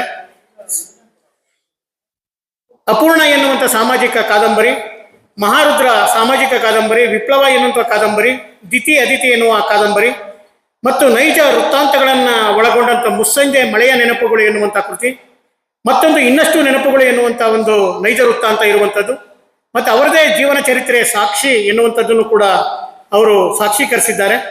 ಮತ್ತು ವೈಜ್ಞಾನಿಕ ಮತ್ತು ತಾತ್ವಿಕ ಚಿಂತನೆಗಳನ್ನು ಒಳಗೊಂಡಂಥ ಇವತ್ತು ಬಿಡುಗಡೆ ಆಗಿರುವಂಥ ಅರಿವಿನ ಆಳದಲ್ಲಿ ಎನ್ನುವಂಥ ಕೃತಿಯನ್ನು ಕೂಡ ಅವರೇ ರಚನೆ ಮಾಡಿದಂಥದ್ದು. ಇದಲ್ಲದೆ 5ಕ್ಕೂ ಹೆಚ್ಚು ಆಂಗ್ಲ ಕೃತಿಗಳನ್ನು ಕೂಡ ರಚನೆ ಮಾಡಿದ್ದಾರೆ. ನೋ ಪ್ಲೇಸ್ ಫಾರ್ ಏಂಜಲ್ಸ್ ಅಂತೇಳಿ, ಕ್ಯಾವಾಸ್ ಮತ್ತು ಡೋಂಟ್ ಡಿಸ್ಟ್ರಾಯ್ ಅಂತೇಳಿ, ನೊಸ್ಟಾಲಜಿಯಾ, ವಿಟ್ನೆಸ್ ಮತ್ತು ಡೀಪ್ ಡೈವ್ ಅಂತೇಳಿ ಏನಿವತ್ತು ಬಿಡುಗಡೆ ಆಗ್ತಾ ಇದೆ ಅರಿವಿನ ಆಳದಲ್ಲಿ ಅನ್ನೋದು, ಈಗಾಗಲೇ ಕಳೆದ 2 ತಿಂಗಳ ಹಿಂದೆ ಡೀಪ್ ಡೈವ್ ಅಂತೇಳಿ ಅದು ಇಂಗ್ಲೀಷ್ನಲ್ಲೂ ಕೂಡ ಅದು ಆಗಿರುವಂಥದ್ದು. ಮತ್ತು ವಿಟ್ನೆಸ್ ಅವರದೇ ಜೀವನ ವೃತ್ತಾಂತದ್ದು ಬಯೋಗ್ರಫಿ, ಅದು ಸಾಕ್ಷಿ ಎನ್ನುವ ರೀತಿಯಲ್ಲಿ ಅದು ಕನ್ನಡದಲ್ಲಿ ಬಂದಿತ್ತು. ಅದನ್ನು ಕೂಡ ಅವರು ವಿಟ್ನೆಸ್ ಎನ್ನುವ ಇಂಗ್ಲಿಷ್ ರೂಪದಲ್ಲೂ ಕೂಡ ತಂದಿದ್ದಾರೆ. ಕನ್ನಡ ಮತ್ತು ಇಂಗ್ಲಿಷ್ ಅವರಿಗೆ ಬಹಳ ಕರತಲಾಮಲಕವಾದಂಥದ್ದು. ಯಾವುದು ಕನ್ನಡದಲ್ಲಿ ಬರೀತಾರೆ ಅದನ್ನು ಇಂಗ್ಲೀಷ್ಗೆ ತರ್ಜುಮೆ ಮಾಡ್ತಾರೆ, ಇಂಗ್ಲೀಷಲ್ಲಿ ಬರೆದದನ್ನು ಕನ್ನಡಕ್ಕೆ ತರುವಂಥ, ಅಂದರೆ ಒಟ್ಟಾರೆ ನಮ್ಮ ಕನ್ನಡ ಸಾಹಿತ್ಯವನ್ನು ಅನ್ಯ ಭಾಷೆಗಳಿಗೂ ಕೂಡ ತಲುಪಿಸುವಂಥ ಕೆಲಸವನ್ನು ಕೂಡ ಅವರು ನಿರಂತರವಾಗಿ ಮಾಡ್ಕೊಂಡು ಬಂದಿದ್ದಾರೆ. ಯಾವಾಗಲೂ ಕೂಡ ತಮ್ಮದೇ ಆದ ಒಂದು ನೈಜ ಸ್ಥಿತಿಯಲ್ಲಿ ಇದ್ದುಕೊಂಡು ಯಾವುದೇ ರೀತಿಯ ಗೋಸುಂಬೆಗಳ ಆಟವನ್ನಾಡದೆ ತಮ್ಮಷ್ಟಕ್ಕೆ ತಾವು ತಮಗೆ ತೋಚಿದ್ದನ್ನು ಅದನ್ನು ಬರೆಯೋದ್ರ ಮೂಲಕ ಒಂದಷ್ಟು ಸಾರಸ್ವತ ಲೋಕಕ್ಕೆ ಒಂದಷ್ಟು ಮೌಲಿಕವಾಗಿ ಒಂದಷ್ಟು ಕೃತಿಗಳನ್ನು ಕೂಡ ಮಾಡಿದಂಥವರು ನಾಗರಾಜರವರು. ಅವರ ಎಲ್ಲ ಕೃತಿಗಳು ಕೂಡ ಈಗಾಗಲೇ ನಾವು ಕನ್ನಡ ಸಾಹಿತ್ಯ ಪರಿಷತ್ತು ಮತ್ತು ಕನ್ನಡ ಸಾಹಿತ್ಯ ಕಲಾಕೂಟದ ಮೂಲಕ ಬಿಡುಗಡೆ ಮಾಡಿರೋದು ಕೂಡ ನಮ್ಮ ಎರಡು ಸಂಸ್ಥೆಗಳ ಒಂದು ಶ್ರೇಷ್ಠತೆ ಅಂತ ನಾನಾದರೂ ಕೂಡ ಭಾವಿಸಿದ್ದೇನೆ. ಯಾಕೆಂತ ಹೇಳಿದ್ರೆ ನನಗೆ ಯಾವಾಗಲೂ ಕೂಡ ಜಯಜಗೌರವರ ಒಂದು ಮಾತು ನೆನಪಾಗ್ತದೆ. ಅವ್ರು ಯಾವಾಗಲೂ ಹೇಳ್ತಾ ಇದ್ರು, ಕನ್ನಡದ ಮೇಷ್ಟ್ರುಗಳು ಮತ್ತೆ ಮೇಷ್ಟ್ರುಗಳು ಇವರುಗಳೆಲ್ಲರೂ ಕೂಡ ಕನ್ನಡ ಸಾಹಿತ್ಯ ರಚನೆ ಮಾಡೋದು ಬಹಳ ದೊಡ್ಡ ವಿಷಯ ಅಲ್ಲ. ಬೇರೆ ಕ್ಷೇತ್ರದಿಂದ ಬಂದಂಥವರು ಕನ್ನಡ ಸಾಹಿತ್ಯ ಕ್ಷೇತ್ರಕ್ಕೆ ಕೊಡುಗೆಯನ್ನು ಕೊಡಬೇಕು. ಅದು ವೈದ್ಯಕೀಯ ಕ್ಷೇತ್ರ ಇರ್ಬೋದು, ತಂತ್ರಾಂಶ ಇರ್ಬೋದು, ವಿಜ್ಞಾನ ಇರ್ಬೋದು, ಮತ್ತೆ ಬೇರೆ ಬೇರೆ ಅವರು ಅಧಿಕಾರಿಗಳಾಗಿರ್ಬೋದು, ಪೊಲೀಸ್ ಇಲಾಖೆ ಇರ್ಬೋದು, ಆ ಕ್ಷೇತ್ರಗಳ ವಿಚಾರಗಳನ್ನು ನೀವು ಸಾರಸ್ವತ ಲೋಕಕ್ಕೆ ಅವರ ಆ ವ್ಯಾಪ್ತಿನಲ್ಲಿ ನಡೆದಂಥ ವಿಚಾರಗಳನ್ನು, ಘಟನೆಗಳನ್ನು ತಿಳಿಸುವಂಥ ಕೆಲಸಗಳಾದಾಗ ಕನ್ನಡ ಸಾಹಿತ್ಯ ಕ್ಷೇತ್ರ ಮತ್ತಷ್ಟು ಶ್ರೀಮಂತವಾಗ್ತದೆ ಅನ್ನೋ ಮಾತನ್ನು ಹೇಳ್ತಿದ್ರು. ಅದೇ ರೀತಿ ವೈದ್ಯರಾಗಿದ್ದುಕೊಂಡು ಇಷ್ಟೆಲ್ಲ ವಿಚಾರಗಳನ್ನು, ಇಷ್ಟೆಲ್ಲ ವಿಷಯಗಳನ್ನು ಕೊಡೋದ್ರ ಮೂಲಕ ಕನ್ನಡ ಸಾಹಿತ್ಯ ಲೋಕವನ್ನು ಶ್ರೀಮಂತಗೊಳಿಸಿದಂಥ ನಾಗರಾಜ್ ಅವರಿಗೆ ಮತ್ತೊಮ್ಮೆ ನಾನು ಬಹಳ ಪ್ರೀತಿಯಿಂದ, ಗೌರವದಿಂದ ಮತ್ತು ಅಷ್ಟೇ ಭಕ್ತಿಯಿಂದ ಅವರಿಗೆ ಈ ಸಂದರ್ಭದಲ್ಲಿ ನಿಮ್ಮೆಲ್ಲರ ಪರವಾಗಿ, ನಮ್ಮ ಎರಡು ಸಂಸ್ಥೆಗಳ ಪರವಾಗಿ ಸ್ವಾಗತವನ್ನು ಕೋರ್ತಾ ಇದ್ದೇನೆ. ಈ ಕಾರ್ಯಕ್ರಮದಲ್ಲಿ ಅಧ್ಯಕ್ಷತೆಯನ್ನು ವಹಿಸಿರುವಂಥವರು ಡಾಕ್ಟರ್ ಶ್ರೀ ಶ್ರೀ ಪ್ರಸನ್ನಕುಮಾರ್ ಅವರು. ಶ್ರೀ ಪ್ರಸನ್ನಕುಮಾರ್ ಅಂದಾಕ್ಷಣವೇ ಎಲ್ಲೋ ಒಂದು ಕಡೆ ನಮಗೆ ಮೈ ರೋಮಾಂಚನವಾಗ್ತದೆ. ಹಿರಿಯ ಪತ್ರಕರ್ತರಾಗಿದ್ದುಕೊಂಡು, ಲೇಖಕರಾಗಿದ್ದುಕೊಂಡು, ಜೊತೆಗೆ ಮಾನವೀಯ ಮೌಲ್ಯಗಳನ್ನು ಉಳ್ಳಂಥ ಒಂದು ವ್ಯಕ್ತಿತ್ವವನ್ನು ಮೈಗೂಡಿಸ್ಕೊಂಡು ಬಂದಂಥವರು ಶ್ರೀ ಪ್ರಸನ್ನಕುಮಾರ್ ಅವರು. ಮೈಸೂರಿನ ಯಾವುದೇ ಸಾಹಿತ್ಯಿಕ, ಸಾಂಸ್ಕೃತಿಕ, ಆಧ್ಯಾತ್ಮಿಕ, ಧಾರ್ಮಿಕ ಕಾರ್ಯಕ್ರಮ ಇದ್ರೂ ಕೂಡ ಶ್ರೀ ಪ್ರಸನ್ನಕುಮಾರ್ ಅವರು ಅಲ್ಲಿ ಇರ್ತಾರೆ ಅಂತ ಹೇಳಿದ್ರೆ ಅವರು ಎಲ್ಲರೊಡನೆಯೂ ಕೂಡ ಇರಿಸಿಕೊಂಡಿರುವ ಒಡನಾಟ. ಅಂಥ ವಿಶೇಷವಾದ ವ್ಯಕ್ತಿತ್ವವುಳ್ಳಂಥ ಶ್ರೀ ಪ್ರಸನ್ನಕುಮಾರ್ ಅವರು ನಮ್ಮೆಲ್ಲ ಕಾರ್ಯಕ್ರಮಗಳಲ್ಲೂ ಕೂಡ ಸಕ್ರಿಯವಾಗಿದ್ದುಕೊಂಡು ನಮಗೆ ಮಾರ್ಗದರ್ಶನವನ್ನು ಮಾಡ್ತಾ ಆ ಕಾರ್ಯಕ್ರಮ ಹೆಚ್ಚು ಪ್ರಚಾರ ಮತ್ತು ಪ್ರಸಾರಕ್ಕೆ ಅದನ್ನು ಒಳಪಡಿಸುವಂಥ ಒಂದು ವಿಶೇಷ ವ್ಯಕ್ತಿತ್ವ ಶ್ರೀ ಪ್ರಸನ್ನಕುಮಾರ್ ಅವರು. ಶ್ರೀ ಪ್ರಸನ್ನಕುಮಾರ್ ಅವರು ಇದ್ದಾರೆ ಅಂತ ಹೇಳಿದ್ರೆ ಆ ಕಾರ್ಯಕ್ರಮ ಅದು ಇನ್ನೆಲ್ಲ ಹೋಗಿ ಮುಟ್ಟುತ್ತದೆ. ಯಾಕೆಂದರೆ ಕಾರ್ಯಕ್ರಮದಲ್ಲಿ ಭಾಗವಹಿಸದೇ ಇರುವವರೆಗೂ ಕೂಡ ಆ ಕಾರ್ಯಕ್ರಮದ ವರದಿಯನ್ನ ಮತ್ತೆ ಅದನ್ನ ವಿಚಾರಗಳನ್ನು ತಿಳಿಸುವಂಥ ಕೆಲಸವನ್ನ ಮಾಧ್ಯಮಗಳ ಮೂಲಕ ನಿರಂತರವಾಗಿ ಕಟ್ಟಿಕೊಡುವಂಥ ಕೆಲಸವನ್ನು ಶ್ರೀ ಪ್ರಸನ್ನಕುಮಾರ್ ಅವರು ಮಾಡ್ತಾ ಇದ್ದಾರೆ. ಈಗಾಗಲೇ ಹೇಳಿದಾಗ 50ಕ್ಕೂ ಹೆಚ್ಚು ಕೃತಿಗಳನ್ನು ಕೂಡ ಮಾಡಿದಂಥವರು, ಕಳೆದ ಬಾರಿ ರಾಜ್ಯೋತ್ಸವ ಪ್ರಶಸ್ತಿಯನ್ನು ಕೂಡ ಪಡ್ಕೊಂಡಂಥವರು. ಹೀಗೆ ಹಲವಾರು ವಿಚಾರಗಳಲ್ಲಿ ಶ್ರೀ ಪ್ರಸನ್ನಕುಮಾರ್ ಅವರನ್ನು ಕೂಡ ಈ ಸಂದರ್ಭದಲ್ಲಿ ನಾನು ಎರಡು ಸಂಸ್ಥೆಗಳ ಪರವಾಗಿ, ತಮ್ಮೆಲ್ಲರ ಪರವಾಗಿ ಬಹಳ ಗೌರವದಿಂದ ಅವರಿಗೆ ಸ್ವಾಗತವನ್ನು ಕೋರ್ತಾ ಇದ್ದೇನೆ. ಈ ಕಾರ್ಯಕ್ರಮದಲ್ಲಿ ಇದೀಗ ತಾನೇ ಅರಿವಿನ ಆಳದಲ್ಲಿ ಎನ್ನುವಂಥ ಒಂದು ಮಹತ್ವದ ಕೃತಿಯನ್ನು ಬಿಡುಗಡೆ ಮಾಡಿದಂಥವರು ಡಾಕ್ಟರ್ TR ದತ್ತಾತ್ರೇಯರವರು. ಅವರು ಸರ್ಕಾರಿ ಆಯುರ್ವೇದ ಮಹಾವಿದ್ಯಾಲಯದ ನಿವೃತ್ತ ಪ್ರಾಧ್ಯಾಪಕರಾಗಿದ್ದುಕೊಂಡು ಮತ್ತು ಅನೇಕ ವಿಚಾರಗಳನ್ನು ಬಲ್ಲಂಥವರು, ಅನೇಕ ವಿಷಯಗಳನ್ನು ಕೂಡ ತಮ್ಮ ಕರತಲಾಮಲಕಗೊಳಿಸ್ಕೊಂಡಂಥವರು, ಮತ್ತು ಎಲ್ಲ ವಿಚಾರಗಳನ್ನು ಕೂಡ ಬಹಳ ಸಂಕ್ಷಿಪ್ತವಾಗಿ ತಿಳಿಸುವಂಥ ಒಂದು ಔದಾರ್ಯವನ್ನು ಕೂಡ ಉಳ್ಳಂಥವರು ದತ್ತಾತ್ರೇಯರವರು. ಅವರು ಈ ಕಾರ್ಯಕ್ರಮದಲ್ಲಿ ಕೃತಿಯನ್ನು ಬಿಡುಗಡೆ ಮಾಡಿ ಅವರು ನಮ್ಮ ನಾಗರಾಜರವರು ಕೂಡ ಶುಭವನ್ನು ಕೋರಿದ್ದಾರೆ. ಅವರಿಗೆ ಈ ಸಂದರ್ಭದಲ್ಲಿ ಎರಡು ಸಂಸ್ಥೆಗಳ ಪರವಾಗಿ, ತಮ್ಮೆಲ್ಲರ ಪರವಾಗಿ ಸ್ವಾಗತವನ್ನು ಕೋರ್ತಾ ಇದ್ದೇನೆ. ಮತ್ತು ಈ ಕಾರ್ಯಕ್ರಮದಲ್ಲಿ ಮುಖ್ಯ ಅತಿಥಿಗಳಾಗಿ ಸರ್ಕಾರಿ ಆಯುರ್ವೇದ ಮಹಾವಿದ್ಯಾಲಯದ ನಿವೃತ್ತ ಪ್ರಾಂಶುಪಾಲರಾಗಿರುವಂಥ ಡಾಕ್ಟರ್ ಅರುಣಾರವರು ಕೂಡ ನಮ್ಮ ಜೊತೆಗಿದ್ದಾರೆ. ಹಿರಿಯ ವಯಸ್ಸಿನ ಅರುಣಾರವರು ಕೂಡ ಹಲವಾರು ಮಹತ್ವಾಕಾಂಕ್ಷೆಗಳನ್ನು ಇಟ್ಟುಕೊಂಡು ತಮ್ಮ ಕ್ಷೇತ್ರದಲ್ಲಿ ಕೆಲಸವನ್ನು ಮಾಡಿದಂಥವರು. ಅದರಲ್ಲೂ ಕೂಡ ಆಯುರ್ವೇದ ತಮಗೆಲ್ಲ ಗೊತ್ತಿರುವ ಹಾಗೆ ನಮ್ಮ ದೇಶದ ಒಂದು ಹಿರಿಯದಾದಂಥ ಕಲೆ, ಬಹಳ ಪ್ರಾಚೀನವಾದಂಥ ಕಲೆ. ಅಂಥ ಕಲೆಯ ಅಂಥ ವಿಶ್ವವಿದ್ಯಾನಿಲಯದ ಪ್ರಾಂಶುಪಾಲರಾಗಿ ಕೆಲಸವನ್ನು ಮಾಡೋದ್ರ ಮೂಲಕ ನಮ್ಮ ಆಯುರ್ವೇದ, ನಮ್ಮ ಏನು ಹಿರಿಯ ತಲೆಮಾರಿನ ಆ ವೈದ್ಯಕೀಯ ಪದ್ಧತಿಯನ್ನು ಕೂಡ ಅವರು ನಾಡಿನಾದ್ಯಂತ ಅದನ್ನು ವಿಸ್ತರಿಸುವಂಥ ಕೆಲಸವನ್ನು ಮಾಡಿದಂಥವ್ರು. ಅವ್ರಿಗೂ ಕೂಡ ಈ ಸಂದರ್ಭದಲ್ಲಿ ನಮ್ಮ ಎರಡು ಸಂಸ್ಥೆಗಳ ಪರವಾಗಿ, ತಮ್ಮೆಲ್ಲರ ಪರವಾಗಿ ಸ್ವಾಗತವನ್ನು ಕೋರ್ತಾ ಇದ್ದೇನೆ. ಈ ಕಾರ್ಯಕ್ರಮದಲ್ಲಿ ಅಭಿನಂದನಾ ನುಡಿಗಳನ್ನು ಹೇಳಲಿಕ್ಕೆ ನಮ್ಮ ಜೊತೆಗಿರುವಂಥವ್ರು ಡಾಕ್ಟರ್ ಬಿ ಗುರು ಬಸವರಾಜರವರು. ಗುರು ಬಸವರಾಜರವರು JSS ಆಯುರ್ವೇದ ಕಾಲೇಜಿನಲ್ಲಿ ಪ್ರಾಧ್ಯಾಪಕರಾಗಿ ಕೆಲಸವನ್ನು ಮಾಡಿದಂಥವರು. ಪ್ರಸ್ತುತ ಅವರು ರಾಜೀವ್ ಗಾಂಧಿ ವೈದ್ಯಕೀಯ ವಿಶ್ವವಿದ್ಯಾನಿಲಯದಲ್ಲಿ ಅತಿಥಿ ಉಪನ್ಯಾಸಕರಾಗಿ ಕೆಲಸವನ್ನು ಮಾಡ್ತಾ ಇದ್ದಾರೆ. ಮತ್ತು ಸಾಹಿತ್ಯಿಕವಾಗಿ, ಸಾಂಸ್ಕೃತಿಕವಾಗಿ ಮೈಸೂರಿನಲ್ಲಿ ಎಲ್ಲ ರೀತಿಯಲ್ಲೂ ಕೂಡ ಅವರು ತಮ್ಮನ್ನು ತೊಡಗಿಸಿಕೊಂಡಂಥವರು. ಅವರ ಪುಸ್ತಕ ಪ್ರೀತಿ ಇದೆಯಲ್ಲ, ಯಾವಾಗಲೂ ಕೂಡ ಅವರ ಟೇಬಲ್ ಮೇಲೆ ಕನ್ನಡದ ಪುಸ್ತಕಗಳು, ಕನ್ನಡ ಸಾಹಿತ್ಯಗಳ ಪುಸ್ತಕಗಳು ಯಾವಾಗಲೂ ಕೂಡ ಇರ್ತವೆ. ಮತ್ತೆ ಮತ್ತೆ ನಮಗೆ ನೆನಪಿಸ್ತಾ ಇರ್ತಾರೆ, ಇಂಥ ಕೃತಿಗಳನ್ನು ಓದಿ ಇಂಥ ಕೃತಿಗಳು ಬಂದಿದ್ದಾವೆ, ಇಂಥ ಕೃತಿಗಳ ಬಗ್ಗೆ ಅಷ್ಟು ಆ ಸಾಹಿತ್ಯದ ಬಗ್ಗೆ ಒಂದು ಸಾಂಸ್ಕೃತಿಕ ವ್ಯಕ್ತಿತ್ವವನ್ನು ಇರಿಸ್ಕೊಂಡಂಥ ಗುರು ಬಸವರಾಜರವರು ಕೂಡ ಅನೇಕ ಅಂತಾರಾಷ್ಟ್ರೀಯ ಪ್ರಶಸ್ತಿಗಳಿಗೂ ಕೂಡ ಭಾಜನರಾದಂಥವ್ರು. ಅವರು ಕೂಡ ಈ ಕಾರ್ಯಕ್ರಮದಲ್ಲಿ ನಮ್ಮ ಜೊತೆಗಿದ್ದಾರೆ. ಅವ್ರಿಗೂ ಕೂಡ ನಾನು ಎರಡು ಸಂಸ್ಥೆಗಳ ಪರವಾಗಿ, ತಮ್ಮೆಲ್ಲರ ಪರವಾಗಿ ಸ್ವಾಗತವನ್ನು ಕೋರ್ತಾ ಇದ್ದೇನೆ. ಈ ಕಾರ್ಯಕ್ರಮದಲ್ಲಿ ಇದೀಗ ತಾನೇ ಪ್ರಾರ್ಥನೆಯನ್ನು ನಡೆಸ್ಕೊಟ್ಟಂಥವರು ಚಿರಂಜೀವಿ ಪರಿಣಿಕಾ ದೀಪಕ್ರವರು. ಅವರು ಡಾಕ್ಟರ್ ಬಾ ನಾಗರಾಜರವರ ಮೊಮ್ಮಗಳು, ಅವರ ಮಗನ ಮಗಳು. ಅವಳು ಎಲ್ಲ ಕಾರ್ಯಕ್ರಮದಲ್ಲೂ ಕೂಡ ಪ್ರಾರ್ಥನೆಯನ್ನು ಮಾಡೋದ್ರ ಮೂಲಕ ಆ ಕಾರ್ಯಕ್ರಮಕ್ಕೆ ಚಾಲನೆಯನ್ನು ನೀಡುವಂಥ, ಮತ್ತು ಕಿರಿಯ ವಯಸ್ಸಿನಲ್ಲಿ, ಎಳೆಯ ವಯಸ್ಸಿನಲ್ಲೇ ಒಂದು ಮೌಲಿಕವಾದಂಥ, ಅಂದರೆ ಸಾಹಿತ್ಯ ಸಂಗೀತದ ಬಗ್ಗೆ ಆ ಕುಟುಂಬವೇ ಹಾಗೆ ಒಬ್ಬರಲ್ಲ ಒಂದಲ್ಲ ಒಂದು ರೀತಿಯಲ್ಲಿ ಸಾಹಿತ್ಯಿಕವಾಗಿ, ಸಾಂಸ್ಕೃತಿಕವಾಗಿ ತಮ್ಮನ್ನು ವ್ಯಕ್ತಪಡಿಸ್ಕೊಂಡಂಥವ್ರು. ಎಳೆಯ ಸಿರಿ ಮೊಳಕೆಯಲ್ಲಿ ಅನ್ನೋ ರೀತಿಯಲ್ಲಿ ಈಗಾಗಲೇ ಅವಳು ತನ್ನ ಪ್ರಬುದ್ಧತೆಯನ್ನು ಈ ವೇದಿಕೆ ಮೂಲಕ, ಪ್ರಾರ್ಥನೆ ಮೂಲಕ ಅವಳು ಈಗಾಗಲೇ ಸಲ್ಲಿಸಿದ್ದಾಳೆ. ಅವಳಿಗೂ ಕೂಡ ನಾನು ವಿಶೇಷವಾಗಿ ಎಲ್ಲ ಯಶಸ್ಸನ್ನು ಕೋರ್ತಾ ಅವಳಿಗೂ ಕೂಡ ಸ್ವಾಗತವನ್ನು ಕೋರ್ತಾ ಇದ್ದೇನೆ. ಮತ್ತು ಈ ಕಾರ್ಯಕ್ರಮದ ನಿರೂಪಣೆ ಜವಾಬ್ದಾರಿಯನ್ನು ಹೊತ್ತವರು ಕೂಡ ನಮ್ಮ ಬಾ ನಾಗರಾಜರವರ ಸೊಸೆ ಡಾಕ್ಟರ್ ಸುಷ್ಮಾ ದೀಪಕ್ರವರು. ಅವರು ಕಾವೇರಿ ಆಯುರ್ವೇದ ಮಹಾವಿದ್ಯಾಲಯದಲ್ಲಿ ಪ್ರಾಧ್ಯಾಪಕರಾಗಿಯೂ ಕೂಡ ಕೆಲಸವನ್ನು ಮಾಡ್ತಾ ಇದ್ದಾರೆ. ಮತ್ತು ಈ ಕಾರ್ಯಕ್ರಮದ ಅಂತಿಮವಾಗಿ ವಂದನಾರ್ಪಣೆಯನ್ನು ಕೂಡ ಮಾಡುವಂಥವರು ಡಾಕ್ಟರ್ ದೀಪಕ್ರವರು. ಅವರು ಡಾಕ್ಟರ್ ಬಾ ನಾಗರಾಜರವರ ಅವರ ಸುಪುತ್ರರು. ಅವರು ನಂಜನಗೂಡಿನಲ್ಲಿ ವೈದ್ಯರಾಗಿ ಕೆಲಸವನ್ನು ಮಾಡ್ತಾ ಇದ್ದಾರೆ. ಮತ್ತು ಅವರ ಶ್ರೀಮತಿಯವರು ಕೂಡ ಈ ಕಾರ್ಯಕ್ರಮದಲ್ಲಿ ನಮ್ಮ ಜೊತೆ ಇದ್ದಾರೆ. ಅವರ ಕುಟುಂಬದವರೆಲ್ಲರೂ ಕೂಡ ಈ ಕಾರ್ಯಕ್ರಮದಲ್ಲಿ ಇರೋದು ಕೂಡ ಈ ಕಾರ್ಯಕ್ರಮ ಒಂದು ರೀತಿ ಶ್ರೇಷ್ಠತೆಯನ್ನು ಕಂಡುಕೊಂಡಿದೆ ಅಂತ ನಾನಾದರೂ ಕೂಡ ಅಂದ್ಕೊಳ್ತೇನೆ. ಮತ್ತು ಈ ಕಾರ್ಯಕ್ರಮದಲ್ಲಿ ಅನೇಕ ಗಣ್ಯರು ನಮ್ಮ ಎರಡು ಸಂಸ್ಥೆಗಳ ಮೇಲಿನ ಪ್ರೀತಿಯಿಂದ ಮತ್ತು ಬಾ ನಾಗರಾಜರವ್ರ ಮೇಲಿನ ಗೌರವದಿಂದ ತಾವೆಲ್ಲರೂ ಕೂಡ ಆಗಮಿಸಿದಿರಿ. ನಮ್ಮ ಕನ್ನಡ ಸಾಹಿತ್ಯ ಪರಿಷತ್ತಿನ ನಿಕಟಪೂರ್ವ ಅಧ್ಯಕ್ಷರು ಮತ್ತು ಕೋಲಾರದಲ್ಲಿ ಪಶುವೈದ್ಯಾಧಿಕಾರಿಗಳಾಗಿರುವಂಥ ನಮ್ಮ ಡಾಕ್ಟರ್ ವೈ ಡಿ ರಾಜಣ್ಣವರು ಈ ಕಾರ್ಯಕ್ರಮದಲ್ಲಿ ನಮ್ಮ ಜೊತೆಗಿದ್ದಾರೆ. ನಮ್ಮ ಮೋಹನ್ ಪಾಳ್ಯಗಾರ್ ಅವರು ಬಹಳ ತಣ್ಣಗೆ ಕೂತಿದ್ದಾರೆ, ಆದರೆ 300ಕ್ಕೂ ಹೆಚ್ಚು ಕೃತಿಗಳನ್ನು ಬರೆದಂಥವ್ರು ಅವರು ಕೂಡ ಈ ಕಾರ್ಯಕ್ರಮದಲ್ಲಿದ್ದಾರೆ. ನಮ್ಮ ವಿದ್ಯಾಸಾಗರ್ ಕದಂಬರ್ ಅವರು ರಂಗಭೂಮಿ ಕ್ಷೇತ್ರದಲ್ಲಿ ಬಹಳ ದೊಡ್ಡ ಹೆಸರನ್ನು ಮಾಡಿದಂಥವ್ರು. ಅವರು ಮತ್ತು ಅವರ ಕುಟುಂಬ ನಾವು ಮರೆಯೋ ಆಗಿಲ್ಲ, ಅವರು ಕೂಡ ನಮ್ಮ ಜೊತೆಗಿದ್ದಾರೆ. ಮತ್ತು ನಮ್ಮ ಮೂರ್ತಿರವರು, ಅವರು ಯೋಗದಲ್ಲಿ ಬಹಳಷ್ಟು ಕೆಲಸವನ್ನು ಮಾಡಿದಂಥವ್ರು. ನಮ್ಮ ಜಗದೀಶ್ ಚಿಕ್ಕಮಠರವರು, ನಮ್ಮ ಶಿವಪ್ರಕಾಶ್ ಅವರು ಕೂಡ ಯೋಗದ ಮೇಸ್ಟ್ ಅವರು ಇದ್ದಾರೆ. ನಮ್ಮ ಪಂಪಾಪತಿರವರು ಪೊಲೀಸ್ ಇಲಾಖೆಯಲ್ಲಿ ಕೆಲಸವನ್ನು ಮಾಡಿದಂಥವ್ರು. ನಮ್ಮ ಬಾ ನಾಗರಾಜರವರ ಸಹೋದರರು ಕೂಡ, ಅವರು ಕೂಡ ಮೈಸೂರಿನಲ್ಲಿ ಒಂದಲ್ಲ ಒಂದು ಕಾರ್ಯಕ್ರಮದಲ್ಲಿ ನಮ್ಮ ಜೊತೆ ಸಕ್ರಿಯವಾಗಿರ್ತಾರೆ. ಅವರು ಮತ್ತು ಅವರ ಶ್ರೀಮತಿಯವರು ಕೂಡ, ಅವರು ನಮ್ಮ KR ಕ್ಷೇತ್ರದ ಆಶ್ರಯ ಸಮಿತಿಯಲ್ಲೂ ಕೂಡ ಕೆಲಸವನ್ನು ಮಾಡಿದಂಥವ್ರು. ಅವರು ನಮ್ಮ ಜೊತೆಗಿದ್ದಾರೆ. ನಮ್ಮ ಅಂಬಳೆ ಶಿವಣ್ಣನವರು ವೀರಗಾಸೆ ಕಲಾವಿದರಾಗಿ ಕೆಲಸವನ್ನು ಮಾಡಿದಂಥವ್ರು. ನಮ್ಮ ಲಿಂಗರಾಜರವರು ಕೂಡ ಈ ಕಾರ್ಯಕ್ರಮದಲ್ಲಿ ನಮ್ಮ ಜೊತೆಗಿದ್ದಾರೆ. ನಮ್ಮ ಅಖಿಲ ಭಾರತ ವೀರಶೈವ ಲಿಂಗಾಯತ ಮಹಾಸಭಾದ ನಿರ್ದೇಶಕರಾಗಿದ್ದುಕೊಂಡು ನಮ್ಮ ಶೇಖರಪ್ಪನವರು KSRTCಯಲ್ಲಿ ಕೆಲಸವನ್ನು ಮಾಡಿದಂಥವ್ರು. ನಮ್ಮ ದೇವರಾಜರವರು ಇದ್ದಾರೆ, ನಮ್ಮ ಪಾಪೂರವರು ಇದ್ದಾರೆ, ಅನೇಕ ಗಣ್ಯರು, ನಮ್ಮ ಲೋಕೇಶಪ್ಪ ಇದ್ದಾರೆ. ಇಲ್ಲಿರುವಂಥ ಎಲ್ಲರ ಹೆಸರನ್ನು ಕೂಡ ಹೇಳಬಹುದಾದಂಥ ವ್ಯಕ್ತಿತ್ವವುಳ್ಳಂಥ ತಾವೆಲ್ಲರೂ ಕೂಡ ಆಗಮಿಸಿದ್ದೀರಿ. ಬಹಳ ವಿಶೇಷ ಈ ಕಾರ್ಯಕ್ರಮದಲ್ಲಿ ಅಂತ ಹೇಳಿದ್ರೆ, ಅಕ್ಬರ್ ಅಂತೇಳಿ ನಮ್ಮ ಸ್ನೇಹಿತರೊಬ್ಬರು ಬಂದಿದ್ದಾರೆ.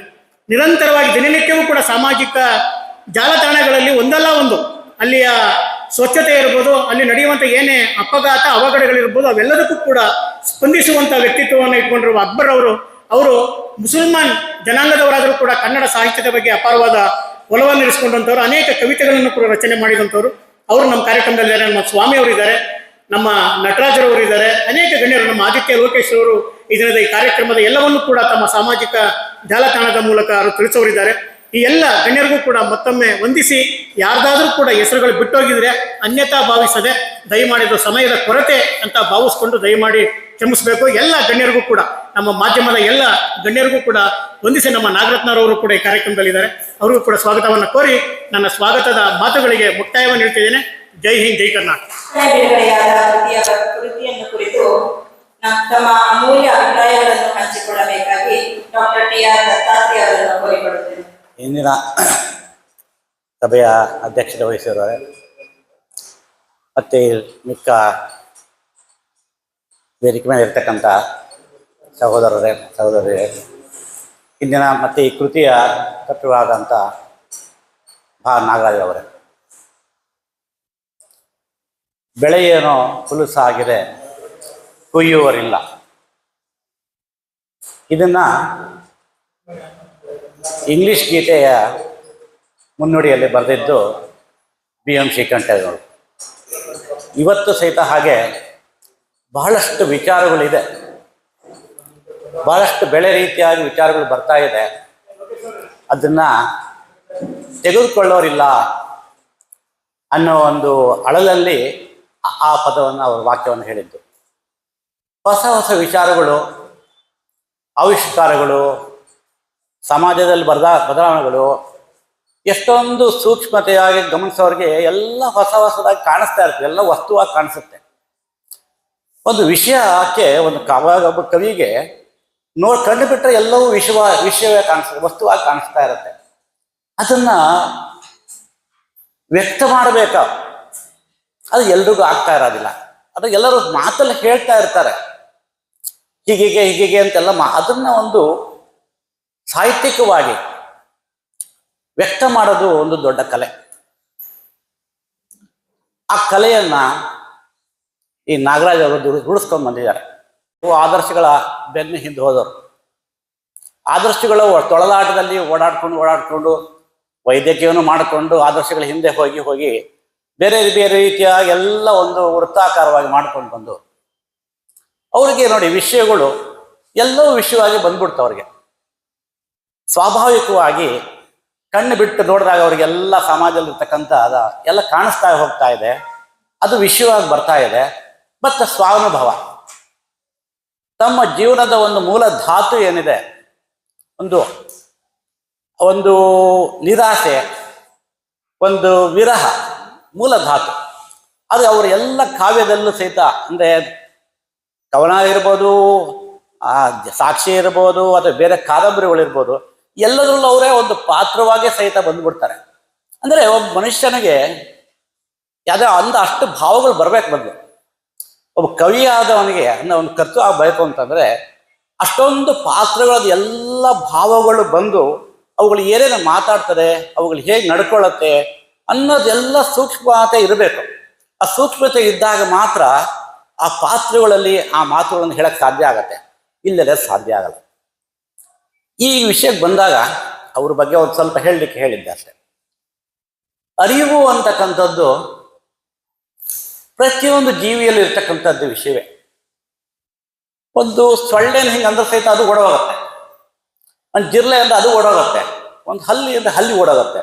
ಅಂದರೆ ಪ್ರತಿಯೊಂದು ನಮ್ಮ ಕೈ ಹಿಂಗಂದ್ರೆ ಹಿಂಗೆ ಅಂದ್ಕೊಳ್ತೀವಿ. ಅಂದರೆ ಒಂದು ಪ್ರತಿಯೊಂದು ಜೀವ ಅಂತಕ್ಕಂಥದ್ದು ಏನಿದೆಯೇ ಅದಕ್ಕೆಲ್ಲ ಒಂದು ಮಟ್ಟಿಗೆ ಒಂದು ಅರಿವು ಇದೆ. ತಾನು ಹೇಗೆ ಕಾಪಾಡ್ಕೋಬೇಕು, ತಾನು ಹೇಗೆ ಇರಬೇಕು ಅನ್ನೋದು ಒಂದು ಅರಿವು, ಅದಕ್ಕೆ ಪ್ರಜ್ಞೆ ಹೇಗೋ ಬಂದಿರತಕ್ಕಂಥ, ಹೇಗೆ ಬಂದಿದೆ ಅಂತ ಗೊತ್ತಿಲ್ಲ. ಇದು ಮನುಷ್ಯನಲ್ಲಿ ನಮಗೆ ಜಾಸ್ತಿ ಇರತಕ್ಕಂಥದ್ದು, ನಮಗೆ ಗೊತ್ತಿರ್ತಕ್ಕಂಥದ್ದು. ಆದರೆ ಈ ಅರಿವನ್ನು ಅಷ್ಟೇ ಹೇಳ್ತಾ ಇದೀವ ನಾವು. ಈ ಅರಿವು ಏನು, ನಾನು ಹೆಂಗೆ, ಅದು ಇವ್ರು ಯಾರು ಅವ್ರು ಯಾರು ಅಂತಕ್ಕಂಥದ್ದು ಎಲ್ಲರಿಗೂ ಇರ್ತಕ್ಕಂಥದ್ದು ಸಾಮಾನ್ಯ ಅರಿವು. ಈ ಅರಿವಲ್ಲ ಇದು. ಈ ಅರಿವಿನ ಹಿಂದೆ ಹೇಗೆ ಬರ್ತಾ ಇದೆ ಈ ಅರಿವು, ಎಲ್ಲಿಂದ ಬಂತು ಈ ಅರಿವು ಅನ್ನೋದು ಪ್ರಶ್ನೆ. ಇವತ್ತಿನ ಪ್ರಶ್ನೆ ಅಲ್ಲ ಇದು. ನೀವು ಗ್ರೀಕ ತತ್ವಶಾಸ್ತ್ರ ನೋಡಿರ್ಬೋದು, ಅಥವಾ ಭಾರತೀಯ ತತ್ವಶಾಸ್ತ್ರ ನೋಡ್ಬೋದು, ಎಲ್ಲರಲ್ಲೂ ಇದೇ ಪ್ರಶ್ನೆ ಇರ್ತಕ್ಕಂಥದ್ದು. ಸ್ಟೋಯಿಕ್ ಫಿಲಾಸಫಿ, ಅರಿಸ್ಟಾಟಲಿಂದ ಹಿಡಿದು ನೀವು ಎಲ್ಲಿಂದಾರ ತೆಗೆದುಕೊಂಡ್ರು ಸಹಿತ, ಅಥವಾ ಉಪನಿಷತ್ತಲ್ಲಿ ತೆಗೆದುಕೊಂಡು ಬಂದ ಸಹಿತ ಮೂಲಭೂತ ಪ್ರಶ್ನೆ ನಾನು ಯಾರು, ಎಲ್ಲಿಂದ ಹುಟ್ಟುತ್ತಾ ಇದೆ ಈ ಮನುಷ್ಯ, ಎಲ್ಲಿಂದ ಬರ್ತಾ ಇದೆ ಈ ಪ್ರಜ್ಞೆ, ಯಾರಿಗನ್ನು ಅರಿತಾ ಇರ್ತಕ್ಕಂಥದ್ದು ಅನ್ನೋದು ವಿಸ್ತಾರವಾಗಿ ಹೋಗ್ತಾ ಇರ್ತಕ್ಕಂಥದ್ದು. ಇನ್ನೊಂದು ಏನಾಗುತ್ತದೆ ಅಂದರೆ ಮುಂದೇನು ಅಂತಕ್ಕಂಥದ್ದು. ಇಲ್ಲಿ ಎರಡು ಮೂಲಭೂತ ಪ್ರಶ್ನೆಗಳು ಬರ್ತಾ ಇರ್ತಕ್ಕಂಥದ್ದು. ಒಂದು ಹೈಸ್ಕೂಲ್ ಪಾಸ್ ಮಾಡ್ತೀವಿ, ಏನು ಮಾಡ್ತೀಯ ಮುಂದೆ? ಒಂದು PUC ಆಗ್ತಾರೆ, ಏನು ಮಾಡ್ತೀಯ? ಒಂದು ಡಿಗ್ರಿ ಆದ್ಮೇಲೆ ಮುಂದೆ ಏನು ಮಾಡ್ತೀಯ? ಹೀಗೆ ವಯಸ್ಸಾದಾಗ ಮುಂದೇನು ಅಂತ ಪ್ರಶ್ನೆ ಬರ್ತದೆ. ಅದು ಈಗ ವಯಸ್ಸಾದವರಿಗೆ ಬರ್ತಕ್ಕಂಥ ಮುಂದೇನು, ಏನಾಗ್ತದೆ ನಾನು, ಅದನ್ನ ಒಂದು ಸ್ವಲ್ಪ ನನಗೆ ಅಂತ ತೆಗೆದುಕೊಂಡಾಗ ಮುಂದೆ ನಾನೇನಾಗ್ತೀನಿ, ಎಲ್ಲಿ ಹೋಗ್ತೀನಿ ಅನ್ನೋ ಒಂದು ಪ್ರಶ್ನೆ ಬರ್ತದೆ. ಈ ಪ್ರಶ್ನೆ ಅರಿವಿನಲ್ಲಿ ಆಳಕ್ಕೆ ಹೋಗ್ತಾ ಇರ್ತಕ್ಕಂಥದ್ದು. ಈ ವಿಷಯ ಇದೆಯಲ್ಲ, ಇದು ಎಲ್ಲಿಂದ ಬರ್ತಾ ಇದೆ, ಎಲ್ಲಿಂದ ಹೋಗ್ತಾ ಇದೆ, ಎಲ್ಲಿ ಹೋಗ್ತಾ ಇದ್ದೀವಿ ಅನ್ನೋದು ಒಂದು ಆಳು. ಇದನ್ನು ನಾವು ಸ್ವಲ್ಪ ವಿಸ್ತಾರ ಮಾಡಿಕೊಂಡಾಗ, ಈ ಭೂಮಿನೂ ನನ್ನದು ಅಂತ ತಿಳ್ಕೊಂಡಾಗ, ಈ ಭೂಮಿ ಏನಾಗತ್ತೆ ಹಂಗಾರೆ ಮುಂದೆ? ಹೀಗೆ ಇರ್ತದ? ಇವತ್ತಿದ್ದಂಗೆ ಇರ್ತದ ಭೂಮಿ? ಹಿಂದೆ ಹೀಗೆ ಇತ್ತಾ? ಹಿಂದಿನ ಬೇಡ, ಮುಂದೆ ಏನಾಗುತ್ತೆ ಪ್ರಶ್ನೆ. ಈಗಿರೋದು ನನಗೆ ಗೊತ್ತಿದೆ, ಮುಂದೆ ಏನಾಗ್ಬೋದು, ನಾನೀಗೆ ಮುಂದೆ ಏನು ಅಂತ ಪ್ರಶ್ನೆ ಬಂದಾಗ ಅದು ಒಂದು ಸ್ವಲ್ಪ ವಿಸ್ತಾರವಾದಾಗ, ಆ ಅರಿವಿನ ವಿಸ್ತಾರಕ್ಕೆ ತಗೊಂಡಾಗ ಮುಂದೆ ಏನಾಗುತ್ತೆ? ಭೂಮಿ ಏನಾಯ್ತು? ಇದೊಂದು ದೊಡ್ಡ ಪ್ರಶ್ನೆ ಬಂತು. ಹಾಗಾದ್ರೆ ಮನುಷ್ಯರು ಹಿಂಗೆ ಇರ್ತೀವ ನಾವು? ಮುಂದೆ ಏನಾಗ್ಬೋದು ನಾವು? ಮನಸ್ಸಿನ ಜನಾಂಗ ಹೇಗಾಗ್ಬೋದು? ಇದು ಇನ್ನೊಂದು ಪ್ರಶ್ನೆ ಬಂದ್ಬಿಡ್ತು. ಇದನ್ನು ಹುಡುಕಾಟ ಆಯ್ತು. ಇದು ಮುಂದಕ್ಕೆ ಇನ್ನೊಂದು ಸ್ವಲ್ಪ ದೊಡ್ಡದು ಮಾಡ್ಕೊಂಡ್ರೆ ಸೂರ್ಯ ಹಿಂಗೆ ಇರ್ತಾನ? ಹಿಂಗೆ ಬೆಳಗ್ತಾ ಇರ್ತಾನೆ ಯಾವಾಗಲೂ ಅನ್ನೋ ಇನ್ನೊಂದು ಪ್ರಶ್ನೆ ಹುಟ್ಟುತ್ತೆ. ಇದನ್ನ ಇನ್ನೊಂದು ಸ್ವಲ್ಪ ವಿಸ್ತಾರ ಮಾಡ್ತಾ ಹೋದಾಗ ನಕ್ಷತ್ರಗಳು ನೋಡ್ತಾ ಇದ್ವಿ. ನಕ್ಷತ್ರ ಹೀಗೆ ಇರುತ್ತಾ? ಹಿಂಗೆ ಇತ್ತಾ? ಮುಂದೆ ಏನಾಗತ್ತೆ? ಇದೇ ಮುಖ್ಯವಾದ ಪ್ರಶ್ನೆ. ಈ ತಾತ್ವಿಕ ಪ್ರಶ್ನೆಯ ತೊಳಲಾಟ. ಈ ತೊಳಲಾಟದಲ್ಲಿ ಇದನ್ನೇ ಹುಡುಕಾಟ. ಆಳಕ್ಕೆ ಹೋಗೋದು ಅಂತಂದ್ರೆ ನನ್ನಿಂದ ಒಂದು ಹಾಗೆ ಮಾಡಿಕೊಂಡು ನಾನು ವಿಸ್ತಾರ ಆದಾಗ ಹೇಗಾದೆ, ನನ್ನ ಭೂಮಿ ಹೇಗಾಯಿತು, ನಾನು ನೋಡ್ತಾ ಇರ್ತಕ್ಕಂಥ ಗ್ರಹ ನಕ್ಷತ್ರಗಳು ಏನಾಗ್ತಿದೆ, ಈ ಬ್ರಹ್ಮಾಂಡ ಏನಾಗತ್ತೆ, ಅದಕ್ಕೂ ನನಗೂ ಏನು ಸಂಬಂಧ ಮುಂದಕ್ಕೆ? ಇದು ಹೀಗೆ ಇತ್ತಾ? ನನಗೂ ಈ ಇಷ್ಟೆಲ್ಲದಕ್ಕೆ ಸಂಬಂಧ ಏನಿದೆ? ಅದು ಇನ್ನೊಂದು ಪ್ರಶ್ನೆ ಹುಟ್ಕೊಂತು. ಹೀಗೆ ಹುಡ್ಕೊಂಡು ಹೋದಾಗ ಇನ್ನೊಂದು ಮೂಲಭೂತವಾದ ಪ್ರಶ್ನೆ ಏನಾಗತ್ತೆ ಅಂದ್ರೆ, ನಾನು ಅನ್ನೋದು ಬಿಟ್ಟು ಬೇರೆ ಏನಾರ ಇದೆಯಾ? ಇದನ್ನೆಲ್ಲ ಈಗ ಯಾಕೆ ಹೇಳ್ತಾ ಇದ್ದೀನಿ, ಇದನ್ನೆಲ್ಲ ಅರಿತಾ ಇರೋದು ಯಾರು? ನಾನು ಅಂತಕ್ಕಂಥದ್ದು. ಈ ನಾನು ಅಂತಕ್ಕಂಥದ್ರಲ್ಲಿ ಇವೆಲ್ಲ ಸೇರ್ಕೊಂಡ್ಬಿಟ್ಟಿದೆ. ಇದು ಬಿಟ್ಟು ಬೇರೆ ಏನಿದೆ? ಹಂಗಾರೆ ಬೇರೆ ಯಾವುದೂ ಇಲ್ಲ, ನಾನರಲ್ಲಿ ಎಲ್ಲ ಸೇರ್ಕೊಂಡ್ಬಿಟ್ಟು. ಯಾಕೆಂದ್ರೆ ಅರಿವು ಅಂತಕ್ಕಂಥದ್ದು, ಆ ಅರಿವು ನನ್ನಲ್ಲಿ ಇಲ್ದಲೇ ಇದ್ರೆ ಏನೂ ಇಲ್ಲ, ಶೂನ್ಯ. ನಾನು ಅಂತಕ್ಕಂಥದ್ದು ಅರಿವು ನನಗೆ ಇಲ್ದಲೇ ಇದ್ರೆ ಬೇರೆ ಯಾವುದಕ್ಕೂ ಅಸ್ತಿತ್ವ ಇಲ್ಲ. ನಾನು ಕುರುಡಾದ ಇಡೀ ಜಗತ್ತೇ ಕಣ್ಣಿಲ್ಲ, ಏನೂ ಇಲ್ಲ, ಜಗತ್ತಿದೆಯಾ? ಹಾಗೆ ನನ್ನಲ್ಲಿ ಆ ಪ್ರಜ್ಞೆ ಇಲ್ಲ ಅಂತಂದ್ರೆ ಯಾವುದೂ ಇಲ್ಲ. ಅಂದ್ರೆ ವಿಸ್ತಾರವಾಗಿ ಮಾಡ್ಕೊಂಡು ಹೋದಾಗ ಬ್ರಹ್ಮಾಂಡ ತನಕ ಹಿಂಗೆ ಹೋಗ್ತದೆ. ಹಂಗೆ ಒಳಗೆ ಹೋದಾಗ ನಾನು ಅನ್ನೋದು ಬಿಟ್ಟರೆ ಬೇರೆ ಏನಿದೆ? ಹೀಗೆ ಹೋಗ್ತಾ ಇತ್ತು. ಹಾಗೆ ಇದನ್ನ ಇನ್ನೊಂದು ಸಾಲಿನ ಮುಖಾಂತರ ಮಧ್ಯಕ್ಕೆ ಬರ್ತೀನಿ. ಹುತ್ತವಾಗದ ಚಿತ್ತ ಕೆತ್ತಿತೇನು ಪುರುಷೋತ್ತಮ ಅಂತರ್ಜೀವ ರೂಪ. ಹುತ್ತವಾಗದ ಚಿತ್ತ ಕೆತ್ತಿತೇನು ಆ ಪುರುಷೋತ್ತಮ ಅಂತ ದಿವ್ಯ ರೂಪ ಅಂತ. ಅಂದ್ರೆ ಏನು? ಮನುಷ್ಯ ಆಳವಾಗಿ ಯೋಚನೆ ಮಾಡಿ ಆ ತಪಸ್ಸಿನ ರೀತಿ ಮಾಡ್ದಲೇ ಇದ್ರೆ ಅದು ಹೇಳ್ತಾ ಇರ್ತಕ್ಕಂಥದ್ದು ಯಾರಿಗೆ ಅಂದರೆ ವಾಲ್ಮೀಕಿಗಳು ಅಷ್ಟು ತಪಸ್ಸು ಮಾಡಿ ಮನಸ್ಸು ಹುಚ್ಚದ ರೀತಿಯಾಗಿ ಅಂದರೆ ಅಷ್ಟೊಂದು ಆಳವಾಗಿ ಹೋದಾಗ ಅದು ಒಂದು ರಾಮಾಯಣ ಅಂತ ಬಂತು.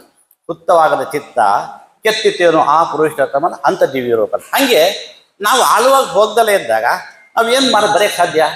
ಏನು ಹೇಳಕ್ಕೆ ಸಾಧ್ಯ ಆಗತ್ತೆ? ಏನೂ ಸಾಧ್ಯ ಆಗೋದಿಲ್ಲ. ಅದರಿಂದ ಇದು ಆ ಹುತ್ತವಾಗ್ತಕ್ಕಂಥ ಪ್ರಕ್ರಿಯೆ. ಕುಳಿತು ಅದನ್ನೇ ಧ್ಯಾನಿಸ್ಕೊಂಡು ಆ ವಿಷಯವನ್ನೇ ಹೇಳ್ಕೊಂಡು ಅದನ್ನು ಮಾಡ್ಕೊಂಡು ಬಂದಿದ್ದಕ್ಕೆ ಈ ಕೃತಿಗಳು ಬಂದಿದ್ದು.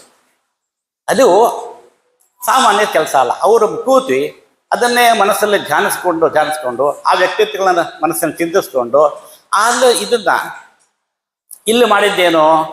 ಈ ಪ್ರಕ್ರಿಯೆ ಎಲ್ಲಿ ಬಂತು ಇವಾಗ ಅಂತಂದರೆ, ಈಗ ಮಕ್ಕಳಿಗೊಂದಾರ ಹೊಸ ಒಂದು ಗ್ಯಾಡ್ಜೆಟ್ ಬಂದರೆ ಅದನ್ನು ಹಿಂದೆ ಮುಂದೆ ನೋಡಿ ಹಾಗೆ ಹೀಗೆಲ್ಲ ಮಾಡ್ತಾರೆ. ಹಾಗೆ ಇವರಿಗೆ ಹೊಸದಾಗಿ ಒಂದು ತಂತ್ರಜ್ಞಾನಕ್ಕೆ ಬಂತು. ಏನೋ ಅದೀಗ ಬುದ್ಧಿಮತ್ತೆ ಅಂತ ಹೇಳಿ, ಯಾವುದು ಅದು ಆರ್ಟಿಫಿಷಿಯಲ್ ಇಂಟೆಲಿಜೆನ್ಸ್ ಅಂತ ಹೇಳ್ತಾರೆ. ಹಾಗಾದ್ರೆ ನನ್ನಂದಿರೋ ಪ್ರಶ್ನೆಗಳಿಗೆ ಇದೇನು ಉತ್ತರ ಕೊಡುತ್ತೆ ಅಂದರೆ ಇನ್ನೊಂದು ಎರಡು ಬರುತ್ತೆ ವಿಷಯ. ನನಗೆ ಏನು ವಿಷಯ ಗೊತ್ತಿಲ್ಲದಲ್ಲೇ ಅದನ್ನು ಕೇಳಕ್ಕೆ ಸಾಧ್ಯ ಇಲ್ಲ. ನನಗೆ ಒಂದಷ್ಟು ಅರಿಬೇಕು, ನನಗೆ ಆ ವಿಷಯಗಳು ಗೊತ್ತಿರಬೇಕು, ಆಗ ಮಾತ್ರ ಪ್ರಶ್ನೆ ಕೇಳಕ್ಕೆ ಸಾಧ್ಯ. ಇಲ್ಲದ್ರೆ ಮುಂದೆ ಹೇಗೆ ಹೋಗಕ್ಕೆ ಸಾಧ್ಯ? ಅಂದರೆ ಇವ್ರಿಗೆ ಆ ಇಂಟೆಲಿಜೆನ್ಸ್ ಇಲ್ಲದಲೇ ಇದ್ರು ಸಹಿತ ಈ ಪ್ರಶ್ನೆಗಳಿಗೆ ಇವರು ಉತ್ತರ ಕಂಡುಕೊಳ್ತಲೇ ಇದ್ರು, ಅದ್ರ ಯಾವ ಅನುಮಾನನೂ ಇಲ್ಲ. ಇವರು ಒಂದಷ್ಟು ಉತ್ತರಗಳನ್ನು ಕಂಡುಕೊಂಡಿದ್ದಾರೆ, ಅದನ್ನು ಓದಿಕೊಂಡಿದ್ದಾರೆ. ಆದರೆ ಇದೇನು ಹೇಳುತ್ತೆ? ಹೊಸ್ದಾಗಿ ಬಂದಿದ್ದಲ್ಲಿ ಇದೇನು ಮಾಡುತ್ತೆ ನೋಡೋಣ ಅನ್ನೋ ಒಂದು ಪ್ರಯತ್ನ ಅಷ್ಟೇ ಇದು. ಅದು ಏನೇ ಉತ್ತರ ಕೊಟ್ಟಿದೆ ಅದನ್ನೆಲ್ಲ ಒಂದು ಸಂಗ್ರಹ ಮಾಡಿ ನಮಗೊಂದು ಅರಿವಿನ ಆಳದಲ್ಲಿ ಅಂತೇಳಿ ನಮಗೊಂದು ತಂದು ಕೊಟ್ಟಿದ್ದಾರೆ. ಈ ಪುಸ್ತಕ ಬಂದಿದ್ದು ಈ ಕಾರಣಕ್ಕಾಗಿ. ಇವರಿಗೆ ಒಂದು ಹೊಸ ತಂತ್ರಾಗ ಅದನ್ನ ಹೇಗೆ ಮಾಡೋದು, ಅದನ್ನ ಹೇಗೆ ಬಳಸೋದು, ಅದನ್ನೇನು ತಿಳ್ಕೊಳ್ಳೋದು ಅಂತ ಮಾಡ್ತದೆ. ಅದನ್ನ ಮಾಡಿಕೊಂಡು ನಮಗೆ ತಂದು ಕೊಟ್ಟಿದ್ದು ಅದು. ಕಡೆಯದಾಗಿ, ಯಾಕೆಂದ್ರೆ ಅಲ್ಲಿ 1 ಗಂಟೆ ಆಯಿತು, ಮಿಕ್ಕವರಿಗೆ ತಗೋಬೇಕು. ಹೊಳೆದಿದ್ದು ನಕ್ಷತ್ರ, ಮಿಕ್ಕಿದ್ದು ಆಕಾಶ. ಯಾವುದು ನಮಗೂ ಆಕಾಶದಲ್ಲಿ ಒಂದು ಸಣ್ಣ ಸ್ಪಾರ್ಕ್ ಥರ ಬೆಳಕು ಕಾಣಿಸುತ್ತೋ ಅದು ನಮಗೂ ಇಷ್ಟ. ಹೊಳೆದದ್ದು ನಕ್ಷತ್ರ, ಮಿಕ್ಕಿದ್ದೆಲ್ಲ ಆಕಾಶ ಹಂಗೆ ವಿಸ್ತಾರವಾಗಿದೆ. ಆ ವಿಸ್ತಾರವಾಗಿದ್ದ ಆಕಾಶದಲ್ಲಿ ಇದು ಒಂದೇನೇನು ನಮಗೆ ಬೆಳಕಾಗಿ ಕಾಣಿಸ್ತಿದೆಯೋ ಆ ವಿಷಯಗಳು ನಮಗೆ ಬಂದಿರತಕ್ಕಂಥದ್ದು. ಈ 3 ವಾಕ್ಯಗಳನ್ನ ಇಟ್ಕೊಂಡು ನನ್ನ 2 ಮಾತುಗಳು ಮುಗಿಸ್ತೀನಿ. ಧನ್ಯವಾದಗಳು.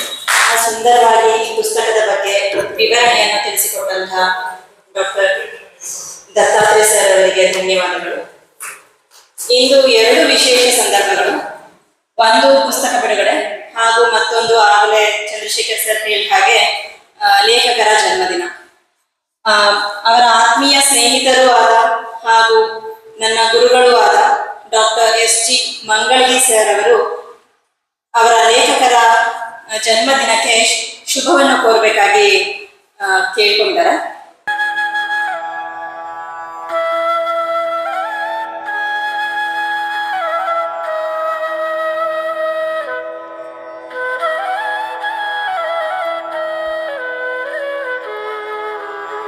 ಈಗ ವಿಶೇಷ ಆಮಂತ್ರಿತರಾದ ಶ್ರೀ ಡಾಕ್ಟರ್ ಗುರು ಬಸವರಾಜ್ ಸರ್ ಅವರನ್ನ ನಮ್ಮೊಡನೆ ತಮ್ಮ ಅಮೂಲ್ಯವಾದ ಅಭಿನಂದನಾ ನುಡಿಗಳನ್ನು ಹಂಚಿಕೊಳ್ಳುವಂತೆ ವಿನಂತಿಸಿಕೊಳ್ಳುತ್ತೇನೆ. ಬಗ್ಗೆ ನಮನಗಳು. ಕಾರ್ಯಕ್ರಮದ ಅಧ್ಯಕ್ಷತೆ ವಹಿಸತಕ್ಕಂಥ ಶ್ರೀ MC ಪ್ರಸನ್ನ ಕುಮಾರ್ ಸರ್ ಅವರೇ ಮತ್ತು ಮೈಸೂರಿನ ಎಲ್ಲ ಸಾಹಿತ್ಯ ಚಟುವಟಿಕೆಗಳಲ್ಲಿ ಸಕ್ರಿಯವಾಗಿ ಭಾಗವಹಿಸುತ್ತಾ ಅವರೂ ಜೀವಂತವಾಗಿದ್ದು ಸಾಹಿತ್ಯ ಕ್ಷೇತ್ರವನ್ನು ಕೂಡ ಜೀವಂತಿಕೆ ಆಗಿಟ್ಟಿದ್ದಾರೆ. ಅವರ ಇನ್ವಿಟೇಷನ್ನು ಬರದೇ ಇರೋದನ್ನು ನೋಡಿಲ್ಲ ನಾನು. ನನಗೆ ಪ್ರತಿನಿತ್ಯ ಒಂದಲ್ಲ ಒಂದು ಕಾರ್ಯಕ್ರಮದ ಬಂದೇ ಬರುತ್ತೆ. ಇದು ಬಹಳ ಸಂತಸ ಕಾಲ ಇದು. ಇವತ್ತಿನ ಕಾರ್ಯಕ್ರಮದಲ್ಲಿ ಬಹುಶಃ ವಿದ್ವಾಂಸರು, ಆಯುರ್ವೇದ ಕ್ಷೇತ್ರದ ದಿಗ್ಗಜರು ಒಬ್ಬರಾಗಿರ್ತಕ್ಕಂತಹ ಡಾಕ್ಟರ್ TR ದತ್ತಾತ್ರೇಯ ಸರ್ ಅವರು ಈ ಕೃತಿಯನ್ನು ಲೋಕಾರ್ಪಣೆ ಮಾಡಿ ಕೃತಿಯ ಬಗ್ಗೆ ಅಮೂಲಾಗ್ರವಾಗಿ ಸಾಂಕೇತಿಕವಾಗಿ ಅಂಶಗಳನ್ನು ಪ್ರಸ್ತಾಪ ಮಾಡಿ ನಮ್ಮನಿಗೆಲ್ಲ ಅದರ ಬಗ್ಗೆ ಶಿಕ್ಷಣ ಸ್ವರೂಪದಲ್ಲಿ ಹೇಳಿದ್ದಾರೆ ದತ್ತಾತ್ರೇಯ ಅವರೇ. ಮತ್ತು ಆಯುರ್ವೇದ ಕಾಲೇಜಿನ ನಿವೃತ್ತ ಪ್ರಾಂಶುಪಾಲರು ಮತ್ತು ನನ್ನ ಮಾರ್ಗದರ್ಶಿಗಳು ಆಗಿರುವಂತಹ ಡಾಕ್ಟರ್ ರಣ ಮೇಡಮ್ ಅವರೇ, ಕಳೆದ 50 ವರ್ಷಗಳಿಗೂ ಹೆಚ್ಚು ಕಾಲ ಡಾಕ್ಟರ್ ನಾಗರಾಜ್ ಅವರು ನೋಡಿದ್ದೇನೆ. ನಂಗೆ ನೆನಪಿದಾಗೆ ದೀಪಕ್ಕು ಈಗ 50 ಹತ್ರ ಇರ್ಬೋದು. 3 ವರ್ಷ 4 ವರ್ಷ ಆದಾಗ ಇದ್ದಾಗ ಇಲ್ಲಿ ಗಣಪತಿ ಎದುರುಗಳಿಗೆ ಮಂಜು ಫ್ಯಾಂಟಸಿಗೆ ಅಲ್ಲಿಗೆ ಐಸ್ ಕ್ರೀಮ್ ತನಕ ಕರ್ಕೊಂಡ್ಬರ್ತಿದ್ದೆ. ನನಗೆ ಇದು ಯಾಕೆ ಇಲ್ಲಿ ಪ್ರಸ್ತಾಪ ಮಾಡ್ತಿದ್ದೀನಿ ಅಂದರೆ 5 ದಶಕಗಳ ಕಾಲ ಸಂಪರ್ಕ ಹೊಂದಿದ್ದೇನೆ. ಅವ್ರು ಹೇಳಿದೆ ನಾನು ಉತ್ತಮ ವಾಗ್ಮಿನೂ ಅಲ್ಲ, ನಿಮಗೆ ಅದಕ್ಕೆ ಸೂಕ್ತವಾದ ವ್ಯಕ್ತಿ ಹುಡುಕೊಡ್ತೀನಿ ಅಂತ ಇಲ್ಲ ಅಂತ ಪ್ರಾಯೋಜಕರು ಹೇಳಿದ್ರಿಂದ, ಮತ್ತು ಅದು 5 ದಶಕಗಳ ಕಾಲ ಒಬ್ಬ ವ್ಯಕ್ತಿಯನ್ನು ಹೊಂದಿರೋದ್ರಿಂದ 5 ದಶಕಗಳ ಕಾಲ ಎಲ್ಲೂ ಮನಸ್ತಾಪ ಬರದೇ ಇರೋದ್ರಿಂದ ಅವರ ಬಗ್ಗೆ ಮಾತಾಡೋದು ನನಗೆ ಜವಾಬ್ದಾರಿ ಮತ್ತು ಕರ್ತವ್ಯ ಸಹ ಅನ್ನಿಸ್ತು. ಈ ಕಾರಣಗಳಿಂದ ಇವತ್ತು ಅವರಿಗೆ ಅಭಿನಂದನೆ ಮಾತುಗಳನ್ನು ಹೇಳಲಿಕ್ಕೆ ಇಷ್ಟಪಡ್ತೇನೆ. ಭಾರತೀಯ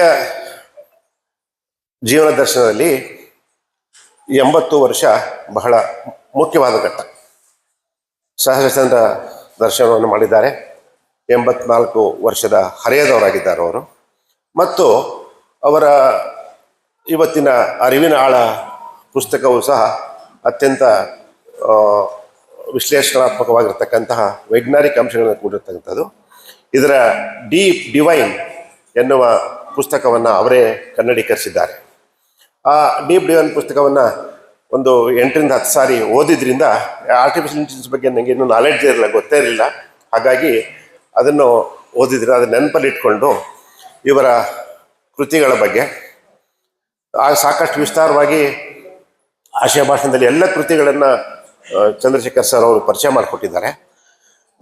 ಕೃತಿಗಳ ಬಗ್ಗೆ ಒಂದು ಮೇಲ್ನೋಟ ಮತ್ತು ಅವರ ಜೀವನದ ಬಗ್ಗೆ 1-2 ಅಂಶಗಳನ್ನು ಹೇಳಲಿಕ್ಕೆ ಇಲ್ಲಿ ಇಷ್ಟಪಡ್ತಾನೆ.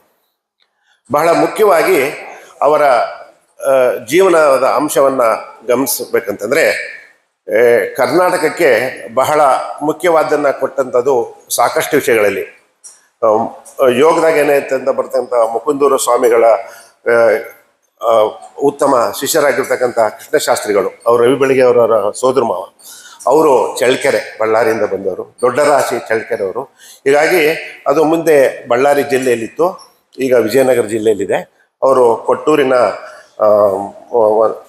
ಸ್ವಾತಂತ್ರ್ಯ ಹೋರಾಟಗಾರ ಇರ್ತಕ್ಕಂಥ ಭದ್ರಶೆಟ್ಟಿ ಸಣ್ಣ ರುದ್ರಪ್ಪ ಅವರ ಸುಪುತ್ರರಾಗಿ 1943 ಆಗಸ್ಟ್ 5ರಂದು ಜನಿಸಿರ್ತಾರೆ. 84 ವಸಂತಗಳನ್ನು ಕಂಡಿದ್ದಾರೆ. ಅವರ ಬಾಲ್ಯ ಮತ್ತು ಪ್ರಾಥಮಿಕ ಮಾಧ್ಯಮಿಕ ಪ್ರೌಢ ಶಿಕ್ಷಣ ಕೊಟ್ಟೂರಲ್ಲಾಯಿತು. ಅವರ ಮೇಲೆ ಪ್ರಭಾವ ಬೀರತಕ್ಕಂಥ ಮಾಸ್ತರು ಸಿದ್ಧಲಿಂಗಯ್ಯನವರು ಮತ್ತು ಆನಂದಪ್ಪ ಮಾಸ್ತರು, ಚಂದ್ರಪ್ಪ ಮಾಸ್ತರು, ಈ 3 ಜನ ಅವರುಗಳ ಮೇಲೆ ಪ್ರಭಾವವನ್ನು ಬೀರಿದ್ದಾರೆ. ಇವರು ಸ್ವಾತಂತ್ರ್ಯ ಪೂರ್ವದಲ್ಲಿ ಜನಿಸಿದ್ದರಿಂದ, ಸ್ವಾತಂತ್ರ್ಯ ಹೋರಾಟಗಾರ ಸುಪುತ್ರರಾದ್ದರಿಂದ ಸ್ವಾತಂತ್ರ್ಯ ಪೂರ್ವದ ಎಲ್ಲ ಆದರ್ಶಗಳು ಅವರಿಗೆ ಸಹಜವಾಗಿ ಬಂದವು. ಇದು ಸಹಜವಾಗಿ ಬಂದು ಇವತ್ತು ಕರ್ತವ್ಯವನ್ನು ಸರಿಯಾಗಿ ಮಾಡೋವನಿಗೆ ಏನೋ ಸಾಧನೆ ಮಾಡಿದರು ಅಂತ ಹೇಳ್ತಾರೆ. ಇದು ಸಾಧನೆ ಅಲ್ಲ, ಅವರಿಗೆ ಸಹಜವಾಗಿಯೇ ಬಂದಂಥ ಗುಣಗಳು. ನಂತರ ಅವರ ಕಾಲೇಜು ಶಿಕ್ಷಣವನ್ನು ದಾವಣಗೆರೆಯ DRM ಕಾಲೇಜು, ಮೈಸೂರಿನ ಯುವರಾಜ ಕಾಲೇಜಿನಲ್ಲಿ ಮುಗಿಸಿದ ಅವರು ವೈದ್ಯಕೀಯ ಶಿಕ್ಷಣವನ್ನು ಮೈಸೂರು ಮೆಡಿಕಲ್ ಕಾಲೇಜ್ ಮಾಡ್ತಾರೆ. ಅಲ್ಲಿ ಅನಾಟಮಿನಲ್ಲಿ ತುಂಬ ದೊಡ್ಡ ಸಾರ್ವಕಾಲಿಕವಾಗಿ ಗೌರವನ ತೆಗೆತಕ್ಕಂಥ ಡಾಕ್ಟರ್ B ಪುಟ್ಟರಾಜ್ ಅವರು ಅವರಿಗೆ ಪ್ರಭಾವವನ್ನು ಬೀರು ಅಂತ ಹೇಳ್ತಾರೆ. ಹೀಗಾಗಿ ಅವರು ಆದರ್ಶ ಶಿಕ್ಷಕರ ಪ್ರಭಾವವನ್ನು ದಟ್ಟವಾಗಿ ಅವರನ್ನು ಬೀರ್ಕೊಂಡು, ಇನ್ನು ಅವರ ಜೀವನ ಮತ್ತು ಎಲ್ಲ ಕೃತಿಗಳ ಒಂದು ಪ್ರಾತಿನಿಧಿಕವಾಗಿ ನೋಡಿದಾಗ ನನಗೆ 3 ಜನ ನೆನಪು ಬರ್ತಾರೆ. ಫ್ರಾನ್ಸ್ನ ವಿಕ್ಟರ್ ಹ್ಯೂಗೋ ಬಹಳ ದೊಡ್ಡ ಸಾಹಿತಿಯವರು. ನಂತರ ಕೆನಡಾದ ಆಲ್ಬರ್ಟ್ ಸ್ವಿಟ್ಜರ್ ಅವರು ನೊಬೆಲ್ ಪ್ರಶಸ್ತಿ ವಿಜೇತರು. ಮತ್ತು ಆಸ್ಲರ್ ಇವರು ವೈದ್ಯಕೀಯ ಕ್ಷೇತ್ರದಲ್ಲಿ ಬಹಳ ದೊಡ್ಡ ಹೆಸರು. ನಮಗೆ ಹಿಪೋಕ್ರಟಿಸ್ ಹೇಗೋ ಅಷ್ಟೇ ಮಹತ್ವವನ್ನು ಪಡೆದಂಥವ್ರು ಆಸ್ಲರ್. ಈ 3 ಜನರ ಸಮನ್ವಯತೆಯನ್ನು ಅವರಲ್ಲಿ ಕಾಣ್ತಾರೆ. ಇದು ಅಭಿಮಾನದ ಮಾತಂದರೂ ಕೂಡ ಅಭಿನಂದನೆಯ ಮಾತಾಗಿದೆ. ಇವರು ಅಭಿನಂದರವರು ಯಾಕೆಂದರೆ ಅವರ 3 ಜನ ಏನು ಹ್ಯೂಗಸ್ ಮತ್ತು ಇವರೆಲ್ಲ 3 ಜನ ಮಾಡಿರ್ತಕ್ಕಂಥ ಕೆಲಸವನ್ನು ಅವರು ಜೀವನದಲ್ಲಿ ಅಳವಡಿಸ್ಕೊಂಡಿದ್ದಾರೆ. Victor Hugo ಫ್ರಾನ್ಸ್ನವರು. ಇವರು ಸಾಹಿತ್ಯದಿಂದ ಸಮಾಜಕ್ಕೆ ಅರಿವನ್ನು ಮೂಡಿಸಿದ್ದಾರೆ. ಸಾಹಿತ್ಯದ ಮೂಲಕ ಅರಿವನ್ನು ಮೂಡಿ ಕೆಲಸವನ್ನು ಮಾಡ್ತಾರೆ. ಆಲ್ಬರ್ಟ್ ಸ್ವಿಟ್ಜರ್ ಜರ್ಮನಿಯವರು 50 ವರ್ಷಗಳ ಕಾಲ ದಕ್ಷಿಣ ಆಫ್ರಿಕಾದಲ್ಲಿ ಕೆಲಸ ಮಾಡಿ ಅವರು ನೊಬೆಲ್ ಪಾರಿತೋಷಿಕವನ್ನು ಪಡಿತಾರೆ. ಜೀವನ ಉದ್ದೇಶವೇ ಇತರರಿಗೆ ಸಹಾಯ ಮಾಡೋದು ಅನ್ನೋದು ಅವರ ಉದ್ದೇಶ ಆಗಿತ್ತು.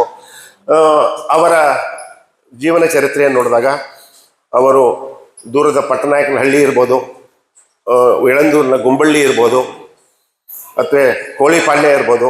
ಕೋಳಿಪಾಳ್ಯಕ್ಕೆ ನಾವು 1 ತಿಂಗಳಿಂದ ಒಂದು ಕ್ಯಾಂಪ್ ಹೋಗಿದ್ದರು. ಈಗಲೇ ಹೋಗೋಕ್ಕಾಗೋದಿಲ್ಲ. 50 ವರ್ಷದ ಹಿಡಿದು ಹೆಂಗೆ ಹೋಗಿದ್ರು.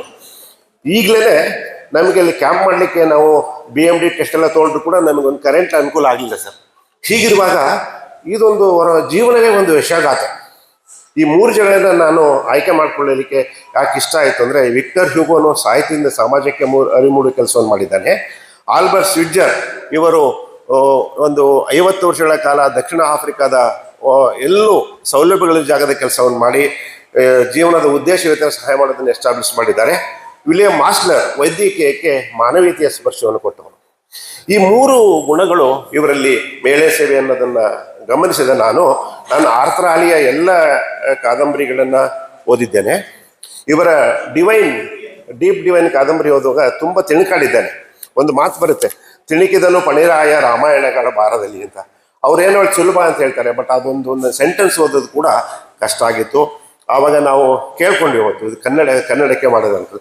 ಇಲ್ಲಿ ಒಂದು ಬಹಳ ಮುಖ್ಯವಾಗಿರ್ತಕ್ಕಂಥ ಅಂಶ ಅಂದರೆ, ಒಬ್ಬ ಲೇಖಕ ಅನುವಾದವನ್ನು ತಾನೇ ಮಾಡಿದರೆ ಮೂಲ ಉದ್ದೇಶಕ್ಕೆ ಧಕ್ಕೆ ಆಗದಂತೆ ಕೃತಿ ರಚನೆ ಆಗುವುದು. ಇದು ಬಹಳ ಮುಖ್ಯವಾಗಿರ್ತಕ್ಕಂಥ ವಿಚಾರ. ಅವರು ತಮ್ಮ ಎಲ್ಲ ಕನ್ನಡ ಕೃತಿಗಳನ್ನು ಇಂಗ್ಲೀಷಿಗೆ ಭಾಷಾಂತರ ಮಾಡುವುದರ ಜೊತೆಗೆ ಕನ್ನಡ ಸಾಹಿತ್ಯವನ್ನು ಶ್ರೀಮಂತಗೊಳಿಸ್ತಾ ಇದ್ದಾರೆ. ಹೀಗಾಗಿ ಕನ್ನಡ ಸಾಹಿತ್ಯವನ್ನು ಶ್ರೀಮಂತಗೊಳಿಸುವುದರ ಜೊತೆಗೆ ಕನ್ನಡ ನಾಡಿನ ಜನತೆಗೆ, ಅದು ಕಾಡು ಮೇಡುಗಳಲ್ಲಿ ಇರ್ತಕ್ಕಂಥ ಜಾಗದಲ್ಲಿ ಹೋಗಿ ಸೇವೆ ಮಾಡಿರ್ತಕ್ಕಂಥದ್ದು ಇರ್ಬೋದು, ನಗರಲೇ ಇರ್ಬೋದು, ಕಳಲೇ ಇರ್ಬೋದು, ಈಗಲೇ ಅವಾಗ ಸೌಲಭ್ಯಗಳು ವಂಚಿತ 50-40 ವರ್ಷದಿಂದ ಹೇಗಿರಬೇಡ ಅಂಥ ಸಂದರ್ಭದಲ್ಲಿ ಅವರು ಕೆಲಸವನ್ನು ಮಾಡೋದ್ರಿಂದ ನನಗೆ ಆಲ್ಬರ್ಟ್ ಸ್ವಿಟ್ಜರ್ ಮತ್ತು ವಿಲಿಯಂ ಮಾಸ್ಲರ್ ಅವರ ಒಂದು ವೈದ್ಯಕೀಯ ಕ್ಷೇತ್ರಕ್ಕೆ ಅವ್ರನ್ನ ಹೋಲಿಸ್ಬೇಕನ್ನಿಸ್ತು. ಮತ್ತು ವಿಕ್ಟರ್ ಹ್ಯೂಗೋ ಫ್ರಾನ್ಸ್ನ ಇವರು ಸಾಹಿತ್ಯದಿಂದ ಸಮಾಜಕ್ಕೆ ಅರಿಮೂಡಿಸುವಂಥ ಕೆಲಸ. ಒಬ್ಬ ಸಾಹಿತಿ ಸಮಾಜ ಸುಧಾರಕನೂ ಅಲ್ಲ, ಆದರೆ ಆ ಕೆಲಸ ಅವನಿಂದ ಆಗುತ್ತೆ. ಒಂದು ಮಾತಿದೆ, ರವಿ ಕಾಣದ್ದನ್ನು ಕವಿ ಕಂಡ ಅಂತ. ಹೀಗಾಗಿ ಸೂರ್ಯ ಕಾಣದ್ದನ್ನು ಕವಿ ಕಾಣುವ ಕೆಲಸ ನಡೀತಾ ಬಂದಿದೆ. ಇನ್ನು ಇವರ ಬಗ್ಗೆ ಪ್ರಸ್ತಾಪ ಮಾಡಬೇಕು ಅಂತಂದರೆ, ಚಿಕ್ಕ ವಯಸ್ಸಿನಲ್ಲಿ 4ನೇ ತರಗತಿಯಲ್ಲಿ ಕಥೆಗಳನ್ನು ಓದ್ತಿದೆ ಅಂತ ಅವರು ಹೇಳ್ಕೊಂಡಿದ್ದಾರೆ. ಮತ್ತು ಪ್ರೌಢಶಾಲೆಯಲ್ಲಿ ಕಥೆಯನ್ನು ಬರೆಯುವುದನ್ನು ರೂಢಿ ಮಾಡಿಕೊಂಡು ನಂತರ ಮಲ್ಲಿಗೆ, ಪ್ರಜಾವಾಣಿ, ಕನ್ನಡ ಪರ್ವದಲ್ಲಿ ಕಥೆ ಅಂಕಣದಲ್ಲಿ ಬಂದಿದ್ದು, ಸಂವಾದ, ಸಂಕ್ರಮಣ, ಚಂದ್ರಶೇಖರ್ ಪಾಟೀಲರ ಸಂಕ್ರಮಣದಲ್ಲಿ ಇವರ ಲೇಖನಗಳು ಬರ್ತಾ ಇತ್ತು. ತುಷಾರ ಮತ್ತು ಸಾಕ್ಷಿ ಆಂದೋಲನದಲ್ಲಿ ವೈಚಾರಿಕ ಲೇಖನಗಳು, ಆಕಾಶವಾಣಿ, ದೂರದರ್ಶನ ಮತ್ತು ದಸರಾ ಕವಿಗೋಷ್ಠಿಗಳಲ್ಲಿ ಕಾವ್ಯ ವಚನ ಮಾಡಿ ತಮ್ಮ ಸಾಹಿತ್ಯ ಆಸಕ್ತಿ, ಪ್ರತಿಭೆ ಮತ್ತು ಸಾಹಿತ್ಯವನ್ನು ಶ್ರೀಮಂತಗೊಳಿಸಿದ್ದಾರೆ. ಇವರು ಕವನ, ನಾಟಕ, ಕಾದಂಬರಿ, ವೃತ್ತಾಂತ, ಆತ್ಮಕಥೆ ಇವೆಲ್ಲದರ ಬಗ್ಗೆಯೂ ಸವಿಸ್ತಾರವಾಗಿ ಕೆಲಸ ಮಾಡೋದ್ರ ಜೊತೆಗೆ ಇವರ ಕೃತಿಗಳಾದ ನೋ ಪ್ಲೇಸಸ್ ಫಾರ್ ಏಂಜಲ್ಸ್, ಚವಾಸ್, chaos, don't destroy, nostalgia, witness, deep divine ಈ ಕೃತಿಗಳು ಸಾರ್ವಕಾಲಿಕವಾಗಿ ನಿಲ್ಲುವಂಥವು. ಈ ಮಾತನ್ನು ಯಾಕೆ ಕೇಳ್ತೀನಿ ಅಂದರೆ, ಒಬ್ಬ ವೈದ್ಯ ಬರವಣಿಗೆಯನ್ನು ಶುರು ಮಾಡಿದಾಗ ಅವನ ಬಾಧ್ಯತೆ ವೈದ್ಯಕೀಯಕ್ಕೆ ಇರಬೇಕು ಅಥವಾ ಸಾಹಿತ್ಯಕ್ಕೆ ಇರುವ ದ್ವಂದ್ವ ತೊಳಲಾಟ ಇದೆ. ಈ ನಾಗಲೋತಿ ಮಠವರು ಕನ್ನಡದಲ್ಲಿ, ಅನುಪಮ್ ನಿರಂಜನ್ ಅವರು ಕನ್ನಡದಲ್ಲಿ ವೈದ್ಯ ಸಾಹಿತ್ಯವನ್ನು ಬರೆದ್ರು. ನಾಗಲೋತಿ ಮಠವರು ನನಗೆ ಭಾಳ ಸರಿ ಹೇಳಿದ್ರು, ಏನೋ ಬರೀ ಅಂತ. ನನಗೆ 30 ವರ್ಷ ಹೇಳಿದ್ರು ನನಗೆ ಒಂದು ಲೇಖನ ನನ್ನ ಕೈಲಿ ಬರಲಿಕ್ಕೆ ಆಗಿಲ್ಲ. ನನಗೆ ಯಾತಕ್ಕಂದರೆ ಬಾಧ್ಯತೆ ನನ್ನ ವೈಜ್ಞಾನಿಕ ಜ್ಞಾನಕ್ಕಿರಬೇಕು ಅಥವಾ ವೈದ್ಯಕೀಯ ಜ್ಞಾನಕ್ಕಿರಬೇಕು ಅಥವಾ ಸಾಹಿತ್ಯಕ್ಕಿರಬೇಕು ತೊಳಲಾಟ ಇರುತ್ತೆ. ಅದರ ಜೊತೆಗೆ ಸಾಹಿತ್ಯದ ಗಾಳಿ ಗಂಧವಿಲ್ಲದ, ವ್ಯಾಕರಣ ಗೊತ್ತಿಲ್ಲದ, ಭಾಷೆ ಗೊತ್ತಿಲ್ಲದ ನಾವು ಇಂಥವು ಮಾಡುವ ಕೆಲಸಗಳನ್ನು ಮುಖಸ್ಮಿತರಾಗಿ ಬೆರಗುಗಣ್ಣಗಳಿಂದ ನೋಡುತ್ತಾ ಆತ್ಮೀಯವಾಗಿ ಸ್ವಾಗತಿಸೋದು ನನ್ನಂತರ ಕೆಲಸ ಅನಿಸದೆ. ಹೀಗಾಗಿ ನಾನು ಅವರ ಸಾಮಾನ್ಯ ಓದುಗರಲ್ಲಿ ಒಬ್ಬನಾಗಿದ್ದೇನೆ. ಅವರ ಸಾಹಿತ್ಯ ಕೃತಿಗಳ ಮೀಮಾಂಸೆಯನ್ನು ಮಾಡುವಷ್ಟು ದೊಡ್ಡವನಲ್ಲ, ಆದರೆ ಸಂದರ್ಭ ಸಿಕ್ಕಾಗೆಲ್ಲ ಹೇಳ್ತೇನೆ. ಒಬ್ಬ ಸಾಮಾನ್ಯ ಓದುಗರಿಗೆ ನೀಡಿದ ಕೃತಿ ಬಗ್ಗೆ ಮಾತಾಡುವಾಗ ಸಾಮಾನ್ಯ ಓದುಗ ನೀಡಿದ ಗೌರವ ಅಂತ ನಾನಾದರೂ ಭಾವಿಸಿ ಸಂತೋಷ ಪಡ್ತೇನೆ. ಇನ್ನು ನಿಮ್ಮ ಜೀವನಕ್ಕೆ ಉದ್ದೇಶಕ್ಕೆ ಬಂದಾಗ, ಇವರು ತೊಳಲಾಟದಲ್ಲಿರ್ತಾರೆ, ವ್ಯಾಕರಣದಲ್ಲಿರ್ತಾರೆ, ಕನ್ಫ್ಯೂಷನ್ಲಿರ್ತಾರೆ.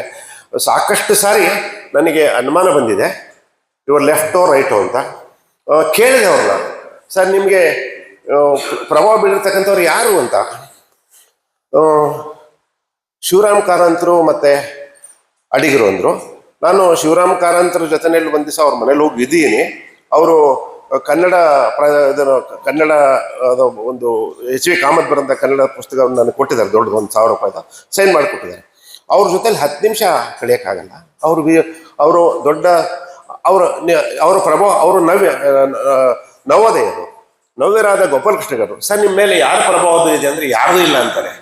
ಹೀಗಾಗಿ ಗೋಪಾಲಕೃಷ್ಣರನ್ನು ಇಷ್ಟಪಟ್ಟಿದ್ದಾರೆ, ಕಾರಂತನ ಇಷ್ಟಪಟ್ಟಿದ್ದಾರೆ ವೈಚಾರಿಕ ದೃಷ್ಟಿಯಿಂದ. ಕಡಿಗರನ್ನು ಎಮೋಷನ್ ಕಟ್ಟುವವು ನಾವು ರಸದ ಬೀಳುವುದನ್ನು ಹೇಳ್ತಾ, ಆಗಿನ ಕಾಲದಲ್ಲಿ ನಾವು ಚಿಕ್ಕ ಹುಡುಗಿದ್ದಾಗ ಹೇಗೆ ಹಚ್ಚೆಯು ಕನ್ನಡ ದೀಪ ಹಾಗೆ ಅಡಿಗರ ಕಾವ್ಯ ಇದಾಗಿತ್ತು. ಕಾವ್ಯದ ದೃಷ್ಟಿಯಲ್ಲಿ ಬಂದಾಗ ನಾವು ಅನಂತಮೂರ್ತಿ ಎಲ್ಲರಿಗಿಂತ ಎತ್ತರದಲ್ಲಿ ನಾವು ಅಡಿಗರನ್ನು ನೋಡಬೇಕಾಗ್ತದೆ. 72-73 ಸಾಲಿನಲ್ಲಿ ಅವರು ಒಂದು ಕ್ಷೇತ್ರವನ್ನು ತಂದುಕೊಟ್ಟಂಥವ್ರು. ಹೀಗಾಗಿ ಈ ಇಬ್ಬರು ಮಹಾನ್ ಲೇಖಕರ ಪ್ರಭಾವ ಇದ್ದರೂ ಕೂಡ ಅವರ ಇಜಮ್ಗೆ, ಅವರ ಒಂದು ನಂತರ ಬಂದ ಬಂಡಾಯದಿರ್ಬೋದು, ದಲಿತ, ಈ 4 ಜನರ, ಚಂದ್ರಶೇಖರ್ ಹೇಳಿದರು, ಈ 4 ಪ್ರಕಾರದ ಜೀವನ ಶೈಲಿ, ವಿಚಾರ ಶೈಲಿ ಅವರಲ್ಲಿದೆ. ಅವ್ರ ಜೊತೆಲಿ ಮಾತಾಡ್ಬೇಕಾದ್ರೆ ಯಾವುದನ್ನು ಒಪ್ಪಲ್ಲಪ್ಪ, ಹೇಗೆ ವಿಚಾರ ಮಾಡೋದು ಅನಿಸ್ತದೆ. ಆದರೆ ನಮಗೆ ಅವರ ಜೀವನದಲ್ಲಿ ಇಷ್ಟ ಆಗ್ತಕ್ಕಂಥದ್ದು ನಿಷ್ಕ್ರಿಯವಾಗಿರ್ತಕ್ಕಂಥದ್ದು ಮತ್ತು ಕನ್ನಡದ ಬಗ್ಗೆ ಇರ್ತಕ್ಕಂಥ ಅಪರಿಮಿತವಾದ ಪ್ರೀತಿ ಮತ್ತು ಅವರ ಜೀವನ ಪ್ರೀತಿ. ಈ 84ರ ವಯಸ್ಸಿನಲ್ಲೂ ಕೂಡ ಅವರು ಏನಾದರೂ ಕೊಡಬೇಕು ಅಂತಕ್ಕಂಥದ್ದನ್ನು ಸಮಾಜಕ್ಕೆ ಕೊಡಬೇಕು, ಜನಕ್ಕೆ ಕೊಡಬೇಕಂತಕ್ಕಂಥ ಒಂದು ಚಿಂತನೆಯೇ ಅನನ್ಯವಾದದ್ದು. ಈ ಥರ ಚಿಂತನೆಯನ್ನು ಹೊಂದ್ಕೊಂಡಂಥ ಜನ, ತಲೆಮಾರಿನ ಜನ, ನಾನೇ ವಯಸ್ಸಾದನ್ನು ಅಂದ್ಕೊಂಡಿದ್ದೀನಿ, ನನಗಿಂತ ಅವ್ರು 15 ವರ್ಷ ದೊಡ್ಡವರು. ಹಾಗಾಗಿ ನಾವು ಅವ್ರನ್ನ ಕಳ್ಕೊಳ್ತಾ ಇದ್ದೀವಿ. ಅವರ ಎಲ್ಲ ಕೃತಿಗಳನ್ನು ನಾವು ಜತನವಾಗಿ ಇಟ್ಕೊಳ್ಬೇಕು, ಅವರ ಆಶಯಗಳನ್ನು ಜತನವಾಗಿ ಇಟ್ಕೊಳ್ಬೇಕು. ಅವರ ಜೀವನವೇ ಒಂದು ಸ್ಫೂರ್ತಿ, ಅವರ ಜೀವನವೇ ಒಂದು ಸ್ಫೂರ್ತಿ. ನಾನು 10 ನಿಮಿಷ 8 ನಿಮಿಷ ಕಾಲ ಕೊಟ್ಟಿದ್ರು, 10 ನಿಮಿಷ ಆಗಲೇ 9 ನಿಮಿಷ ಆಯ್ತು. ಇನ್ನು 1 ನಿಮಿಷದಲ್ಲಿ ನನ್ನ ಮಾತನ್ನು ಮುಗಿಸ್ತೇನೆ. ಅಭಿನಂದನೆಯ ನುಡಿಗಳನ್ನು ನಾವು ಯಾರಿಗಾಡಬೇಕಂದ್ರೆ ನಮಗೆ ಆದರ, ಗೌರವ, ಮೆಚ್ಚುಗೆ. ನನಗೆ ಅವರ ಬಗ್ಗೆ ಆದರ, ಗೌರವ, ಮೆಚ್ಚುಗೆ 3 ಇದೆ. ಇಲ್ಲಿರ್ತಕ್ಕಂಥ ಪ್ರತಿಯೊಬ್ಬರು ಅವರ ಸಂಪರ್ಕಕ್ಕೆ ಬಂದವ್ರಿಗೆ ಎಲ್ಲರೂ ಕೂಡ ಆ 3 ಅಂತಕ್ಕಂಥದ್ದನ್ನು ಇಲ್ಲಿ ಪ್ರಸ್ತಾಪ ಮಾಡ್ತಾ, ನಾಗರಾಜ್ ಸರ್ ಅವರೇ, ನಿಮ್ಮ ಕೃತಿಗಳ ವಿಚಾರಕ್ಕೆ ಒಂದು ದಿನದ ವಿಚಾರ ಸಂಖ್ಯೆಯನ್ನು ಇಟ್ಬಿಟ್ರೆ ಅದಕ್ಕೆ ಸಂಬಂಧಪಟ್ಟ ನಾವು ಓದಿಸಿ, ನೀವು ಸುಮ್ಮನೆ ಇದನ್ನು ತಿಪ್ಪೆ ಸಾರ್ಸಂಗೆ ಗುರುಬಸವ ನೀವು ಇದು ಬಂದು ಪ್ರಾಯೋಜಕರ ಆ ಥರ ಮಾಡೋದಕ್ಕಿಂತ ನಿಮ್ಮೆಲ್ಲ ಕೃತಿಗಳನ್ನು ವಿಮರ್ಶೆ ಮಾಡ್ತಕ್ಕಂಥದ್ದು. ಈಗ ವಿಟ್ನೆಸ್ಗೊಬ್ಬರು ಆ ಕೆಲಸ ಮಾಡಿರ್ತಕ್ಕಂಥವ್ರು, ಅದಕ್ಕೆ ಒಬ್ಬರು ಲಾಯರ್ ಸಂಬಂಧಪಟ್ಟವರು, ಚನ್ನಬಸಪ್ಪ ಅಂತವ್ರನ್ನ ಕರ್ಕೊಂಬರ್ತಕ್ಕಂಥ ಕೆಲಸ ನಂದು. ಹೀಗಾಗಿ ಎಲ್ಲ ಯಾವ ವಿಶೇಷವಾಗಿ ಡೀಪ್ ಡಿವೈನ್ ಪುಸ್ತಕವನ್ನು ಓದಿದಾಗ ಆಧ್ಯಾತ್ಮಿಕ ಕ್ಷೇತ್ರದ ವಾಂಗ್ಮಯದಲ್ಲಿ ಯೋಗ ಬಹಳ ಮುಖ್ಯವಾದ್ದು. ಅಲ್ಲಿ ಅವರು ಕೇಳಿರ್ತಕ್ಕಂಥ ಪ್ರಶ್ನೆಯನ್ನು ನೋಡ್ತಾ ಹೋದ್ರೆ ಎಲ್ಲೋ ಕೇಳ್ತಾರೆ, ಮತ್ತೆ ಸಡನ್ ಎಲ್ಲ ಫೀಲ್ ಬಂದ್ಬಿಟ್ರು ಅಂತಾರೆ. ಅವನು GPT ಅದೇ ಉತ್ತರ ಹೇಳಿತೆ ಅಂತೇಳಿ ಇವರು ಅದ್ರದಲ್ಲಿ ಆಟ ಆಡ್ತಾರೆ. ಸಡನ್ ಆಗಿ ಅಲ್ಲಮ ಗೊತ್ತಾ ನಿಂಗೆ ಅಂತ ಕೇಳ್ತಾರೆ. ಅಲ್ಲಮ ಗೊತ್ತಾ? ಅರಿವು ಅಲ್ಲವನೇ ಅರಿವು. ಹೀಗಾಗಿ ಅರಿವಿನ ಎಲ್ಲ ಹಂದರಗಳನ್ನು ಕಂಡಿಡುತ್ತಾ ಅದರ ಕ್ಷಿತಿಜವನ್ನು ವಿಸ್ತಾರ ಮಾಡಿದ್ದಾರೆ. ಅವರ ಬಗ್ಗೆ ಅಭಿನಂದನ ಮಾತುಗಳನ್ನು ಆಡಲಿಕ್ಕೆ ನನಗೆ ಗೌರವ ಅಂತ ಒಪ್ಕೊಂಡಿದ್ದೇನೆ. ಅವರು ಹೇಳಿದಾಗ, ಅವ್ರ ಪ್ರಾಯೋಜಕರು ಕೇಳಿದಾಗ ನಾನು ಅದಕ್ಕೆ ಸೂಕ್ತ ಆಗಿರ್ತಕ್ಕಂಥವ್ರು ಯಾರನ್ನಾರು ಹುಡುಕೊಡ್ತೀನಿ ಸರ್ ಅಂದಾಗಲೂ ಕೂಡ ಇಲ್ಲ, ಅವರು ನೀವೇ ಬಂದು ಮಾತಾಡಿ ಅಂತ ಪ್ರಾಯೋಜಕರು ಹೇಳಿದ್ರಿಂದ ನಾನು ಒಪ್ಕೊಂಡೆ. ಇದು ನನ್ನ ಗೌರವ. ಮತ್ತು ತಮ್ಮೊಂದಿಗೆ ಈ ರೀತಿ ಸಾಹಿತ್ಯಾಸಕ್ತರೊಂದಿಗೆ ಮತ್ತು ಅವರ ಭದ್ರಶೆಟ್ಟಿ ಬಳಗದವರೊಂದಿಗೆ ನನ್ನ ಸ್ನೇಹಿತರೊಟ್ಟುಗೂಡಿ ವಿಚಾರವನ್ನು ಪ್ರಸ್ತಾಪ ಮಾಡುತ್ತಿರ್ತಕ್ಕಂಥ ನನಗೆ ಸಂತೋಷ ಅಂತ ಹೇಳ್ತಾ, ಅವರ ಬಗ್ಗೆ ಒಂದೇ ಒಂದು ವಾಕ್ಯದಲ್ಲಿ ಅವರ ಸಂಪೂರ್ಣ ವ್ಯಕ್ತಿತ್ವವನ್ನು ನಿರೂಪಿಸಕ್ಕಂಥ ಒಂದು ಮಾತನ್ನು ಹೇಳ್ತಾನೆ. ಇದು ಬಹುಶಃ ಎಲ್ಲರೂ ಒಪ್ತಕ್ಕಂಥ ಕಾಣುತ್ತೆ. ಭರ್ತೃಹರಿ ಅಂತಕ್ಕಂಥವನು ಸಂಸ್ಕೃತದಲ್ಲಿ ದೊಡ್ಡ ಕವಿ, ತ್ರಿಶತಕಗಳನ್ನು ಬಾರಿಸಿದ್ದಾರೆ. ವೈರಾಗ್ಯ, ಶೃಂಗಾರ, ಸಾಹಿತ್ಯ ಮತ್ತು ಇದು ವಿಶೇಷವಾಗಿ ಒಂದು ಮಾತು, ದಾತೃತ್ವಂ ಪ್ರಿಯವಕ್ತೃತ್ವಂ ಉಚಿತಜ್ಞತಾ ಧೀರತಾ ಪ್ರಾಯೋ ಸಹಜಗುಣ ಅಭ್ಯಾಸ. ದಾತೃತ್ವಂ ಪ್ರಿಯವಕ್ತೃತ್ವಂ ಉಚಿತಜ್ಞತಾ ಧೀರತಾ ಪ್ರಾಯೋ ಸಹಜಗುಣ ಅಭ್ಯಾಸೇನೋ ನಲವಂತೆ. ನಾನು ಪ್ರಾರಂಭದಲ್ಲೇ ಹೇಳಿದೆ, ಇವರು ಸಹಜವಾಗಿ ಬದುಕಿದ್ದಾರೆ, ಸಹಜವಾಗಿ ಸಾಧಿಸಿದ್ದಾರೆ. ಆಮೇಲೆ ಅವರ ಯಾವ ಸಾಧನೆಗಳು ಅವರಿಗೆ ದೊಡ್ಡದು ಅನ್ಸಲ್ಲ, ಬರಹನೂ ದೊಡ್ಡದು ಅಂದ್ಕೊಂಡಿಲ್ಲ ಅವರು. ಹಾಗಾಗಿ ಅವರು ದೊಡ್ಡವರ ಬರವನ್ನು ಹಾಗೆ ಹೋಗ್ತಾರೆ. ಕೇಳಿದ್ನಲ್ಲ ಸರ್, ನಿಮ್ಮ ಶಿವರಾಮಕಾಂತ್ ಇಷ್ಟ ಅಂದ್ರಿ, ಅವ್ರನ್ನ ಫಾಲೋ ಮಾಡ್ತೀರಾ ಅಂತ ಕೇಳಿದೆ. ಅಡಿಗಳಿಲ್ಲ ಇಲ್ಲ ಅಂದರು. ಹಾಗಾಗಿ ಒಪ್ಪುವ, ನಿರಾಕರಿಸುವ, ವಿಶ್ಲೇಷಕ, ವಿಮರ್ಶಕ ದೃಷ್ಟಿಯಿಂದ ಬರೆದಾಗ ತನ್ನನ್ನು ತಾನು ಅರಿತು ಇಂಟ್ರಸೆಪ್ಷನ್ ಮಾಡ್ತಕ್ಕಂಥ ಒಂದು ಶಕ್ತಿಯನ್ನು ಅವರು ಹೊಂದಿದ್ದಾರೆ. ಈಗಲೂ ಕೂಡ ಅವರು ಅಸಂಬದ್ಧರಾಗಿಲ್ಲ. 60 ಕರ್ಮಗಳು ಅಂತಾರೆ, ಅಸಂಬದ್ಧರಾಗಿ ಇವತ್ತು ಪ್ರಸಿದ್ಧರಾಗಿದ್ದಾರೆ ಬರಹಗಳ ಮೂಲಕ, ಜೀವನ ಪ್ರೀತಿಯ ಮೂಲಕ. ಆಮೇಲೆ ಪಾರದರ್ಶಕವಾದಕ್ಕಂಥ ಜೀವನ ನಮಗೆಲ್ಲರಿಗೂ ಇವತ್ತು ಮಾನ್ಯರು ಮತ್ತು ನಮಗೆ ಅವರು ಐಕಾನ್ ಮಾಡಲಿದ್ದಂತಕ್ಕಂಥ ಮಾತನ್ನು ಇಲ್ಲಿ ಯಾವುದೋ ಹೇಳ್ತಕ್ಕಂಥ ಮಾತು ಅತಿಶಯೋಕ್ತಿ ಇಲ್ಲ ಅಂತಕ್ಕಂಥ ಹೇಳ್ತಾ, ಭರ್ತೃ ಹೇಳ್ತಕ್ಕಂಥ ದಾತೃತ್ವಂ ಕೊಡ್ತಕ್ಕಂಥದ್ದು ಸಮಾಜಕ್ಕೆ ಏನೆಲ್ಲ ಕೊಟ್ಟಿದ್ದಾರೆ. 50 ವರ್ಷ 60 ವರ್ಷಗಳ ಕಾಲ ವೈದ್ಯಕೀಯ ಸೇವೆಯನ್ನು, ಹಳ್ಳಿ ಜನಗಳ ಆರೋಗ್ಯವನ್ನು ಕಾಪಾಡಿದ್ದಾರೆ. ಅವರು SLCಯಿಂದನೇ ಬರೀತದೆ. ಈಗ ಕನ್ನಡ ಮತ್ತು ಸಾಹಿತ್ಯಕ್ಕೆ ಮತ್ತು ಕನ್ನಡ ನಾಡಿನ ಜನತೆಗೆ ಮತ್ತು ಬಡವರಿಗೆ, ಆದಿವಾಸಿಗಳಿಗೆ, ನಿರ್ಗತಿಕರಿಗೆ ಅವರು ಕೊಟ್ಟಿದ್ದ ದಾತೃತ್ವಂ ಪ್ರಿಯವಕ್ತೃತ್ವಂ. ಅವರು ಸಾಮಾನ್ಯವಾಗಿ ಯಾವಾಗಲೂ ಚೆನ್ನಾಗೆ ಮಾತಾಡ್ತಾರೆ, ಪ್ರಿಯವಾಗಿ ಮಾತಾಡ್ತಾರೆ. ಸಕಲ ಜಪಗಳಲ್ಲಿ ಮೃದು ವಶಯ ಅಂತ ಹೇಳ್ತಾರೆ ಸಕಲ. ಬಟ್ ಯಾವಾಗ ಅವರು ಚೇಂಜ್ ಆಗ್ತಾರೋ ಉಲ್ಟಾ ಆಗ್ತಾರೋ ಗೊತ್ತಾಗೋದಿಲ್ಲ. ಆ ಥರ ಅವರು ಅಂದರೆ ಅವರಲ್ಲಿ ನಿಖರತೆ. ಇದು ಅವರು ಅಂದರೆ ಯಾವುದನ್ನು ಹಾಗೆ ಒಪ್ಪೋದಿಲ್ಲ, ಸುಲಭವಾಗಿ ಒಪ್ಪೋದಿಲ್ಲ. ಅದು ಒಬ್ಬ ವಿಮರ್ಶಕರ ಗುಣ. ಅದನ್ನು ದಾತೃತ್ವಂ ಪ್ರಿಯವಕ್ತೃತ್ವಂ, ಪ್ರಿಯವಾಗಿ ಮಾತನಾಡಿದ್ರು ಕೂಡ ಉಚಿತಜ್ಞತಾ, ಮೋಸ್ಟ್ ರೆಲೆವೆಂಟ್ ಹೇಳ್ತಾನೆ. ಉಚಿತಜ್ಞತಾ, ರೆಲೆವೆಂಟ್ ಆಗಿರ್ತಾರೆ ಅಕೇಶನ್ಗೆ. ಉಚಿತಜ್ಞತಾ, ಧೀರತಾ, ಬೋಲ್ಡ್ ಹೇಳಿದ್ನಲ್ಲ, ಅದೆಲ್ಲ ಇವನು ಬೇಡ, ಸರಿ ಇಲ್ಲ ಅಂತ ನೇರವಾಗಿ ಹೇಳುವಂಥ ಒಂದು ದಾತೃತ್ವಂ ಪ್ರಿಯವಕ್ತೃತ್ವಂ ಉಚಿತಜ್ಞತಾ ಧೀರತಾ ಪ್ರಾಯೋ ಸಹಜ ಗುಣ. ಇವು ಸಹಜವಾಗಿ ಬರ್ತಕ್ಕಂಥವುಗಳು. ಅಭ್ಯಾಸ ಏನು ಅನ್ನಲ್ಲ ಬಂತು. ಯಾಕಪ್ಪ ಅಂದರೆ ಪ್ರಾಕ್ಟೀಸ್ ಮೇಕ್ಸ್ ಮ್ಯಾನ್ ಪರ್ಫೆಕ್ಟ್ ಅಂತ ಹೇಳ್ತಾರೆ. ಇವು ಪ್ರಾಕ್ಟೀಸಿಂದ ಬರುವಂಥ ಗುಣ ಅಲ್ಲ, ಸಹಜ ಸಿದ್ಧರು. ನಮ್ಮ ಡಾಕ್ಟರ್ ನಾಗರಾಜ್ ಸರ್ ಅವರು ಸಹಜ ಸಿದ್ಧರು, ಸಹಜವಾಗಿ ಬದುಕಿದ್ದಾರೆ, ಸಹಜವಾಗಿ ಬರೆದಿದ್ದಾರೆ, ಹೇಳ್ತಾರೆ. ಅವರು 100 ಶತಾಯುಷಿಗಳಾಗಿ ಇನ್ನೂ ಹೆಚ್ಚಿನ ಕೊಡುಗೆಯನ್ನು ಕನ್ನಡ ಸಾಹಿತ್ಯಕ್ಕೆ ನೀಡಿ ಕನ್ನಡ ಸಾಹಿತ್ಯವನ್ನು ಶ್ರೀಮಂತಗೊಳಿಸಲಿ. ಸಮಾಜದ ನೈತಿಕ ಸ್ವಾಸ್ಥ್ಯವನ್ನು, ಆರೋಗ್ಯ ಸ್ವಾಸ್ಥ್ಯವನ್ನು ಹೆಚ್ಚಿಸುವ ಅವರ ಉಪಸ್ಥಿತಿಯೇ ಸಾಮಾಜಿಕವಾಗಿ ಮತ್ತು ನೈತಿಕವಾಗಿ ಆ ಸಂದರ್ಭದ ಒಂದು ನೈತಿಕ ಉನ್ನತೆಯನ್ನು ತರುತ್ತೆ.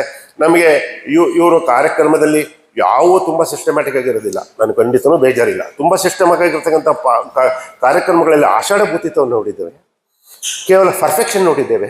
ನಮಗೆ ಸ್ಯಾಟಿಸ್ಫ್ಯಾಕ್ಷನ್ ಬೇಕು. Satisfaction is more important than perfection. So we see satisfaction. ನಾನು ಕಳೆದ ಕೃತಿಯ ಬಿಡುಗಡೆಯಲ್ಲಿ ಆ ಕೃತಿಯ ನ್ಯೂನತೆಗಳ ಬಗ್ಗೆ ಹೆಚ್ಚು ಮಾತಾಡಿದೆ. ಬಂದಂಥವರು ಮೋಹನ್ ವರ್ಣಿಕಂದಂಥವ್ರು ದೊಡ್ಡ ದೊಡ್ಡ ಸಾಹಿತಿಗಳು ಆಗಿ ಮಾತಾಡಬಾರ್ದಾಗಿತ್ತಂದರು. ಆದರೆ ಆ ಸ್ಯಾಟಿಸ್ಫ್ಯಾಕ್ಷನ್ ಏನಿದೆ ಅಂದರೆ ಅದರ ಸತ್ವ ನಿಜವಾಗಿರ್ತಕ್ಕಂಥದ್ದು. ಹೀಗಾಗಿ ಅವರು ಸಾಹಿತ್ಯ ಮತ್ತು ಜೀವನ ಮೌಲ್ಯ ಮತ್ತು ಅವರು ಬದುಕಿರುವ ರೀತಿ, ಸಾಹಿತ್ಯ ಬರೀತಕ್ಕಂಥವ್ರು ಕೂಡ ಆದರ್ಶಪ್ರಾಯರಾಗಿದ್ದ ಅವರು ಸ್ವಂತ ಪ್ರಕಾಶನ ಮಾಡ್ತಕ್ಕಂತಿರ್ಬೋದು. ಇವತ್ತು ಪ್ರಕಾಶಕ, ಓದುಗ ಎಲ್ಲವೂ ಕಡಿಮೆ ಆಗಿರ್ತಕ್ಕಂಥ ಸಂದರ್ಭದಲ್ಲಿ ಈ ಪುಸ್ತಕಗಳನ್ನು ಪ್ರಕಾಶ ಮಾಡೋದ್ರ ಜೊತೆಗೆ ಸಾಕಷ್ಟು ಸಂದರ್ಭದಲ್ಲಿ ಪುಸ್ತಕಗಳನ್ನು ಫ್ರೀಯಾಗೇ ಕೊಟ್ಟಿದ್ದಾರೆ. ಇವೆಲ್ಲ ಭಾಳ ದುಸ್ತರವಾಗಿರ್ತಕ್ಕಂಥ, ಯಾರಾದರೂ ಮಾಡಲಿಕ್ಕೆ ಸಾಧ್ಯ ಇರತಕ್ಕಂಥ ಕೆಲಸ.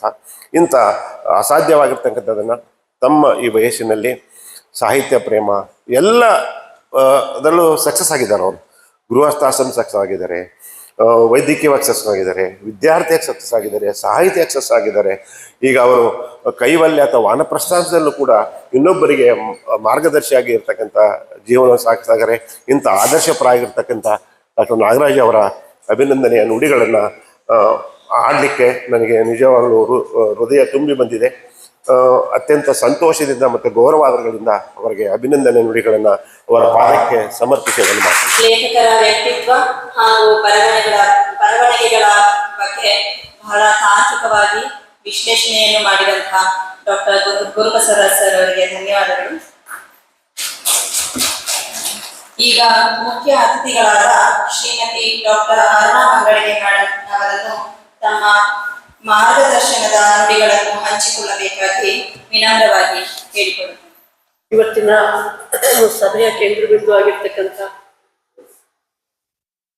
ಮತ್ತು ನನಗೆ ಪಾತ್ರ ಸ್ಥಾನವನ್ನು ತುಂಬಿರತಕ್ಕಂಥ ಡಾಕ್ಟರ್ ನಾಗರಾಜ್ರವರಿಗೆ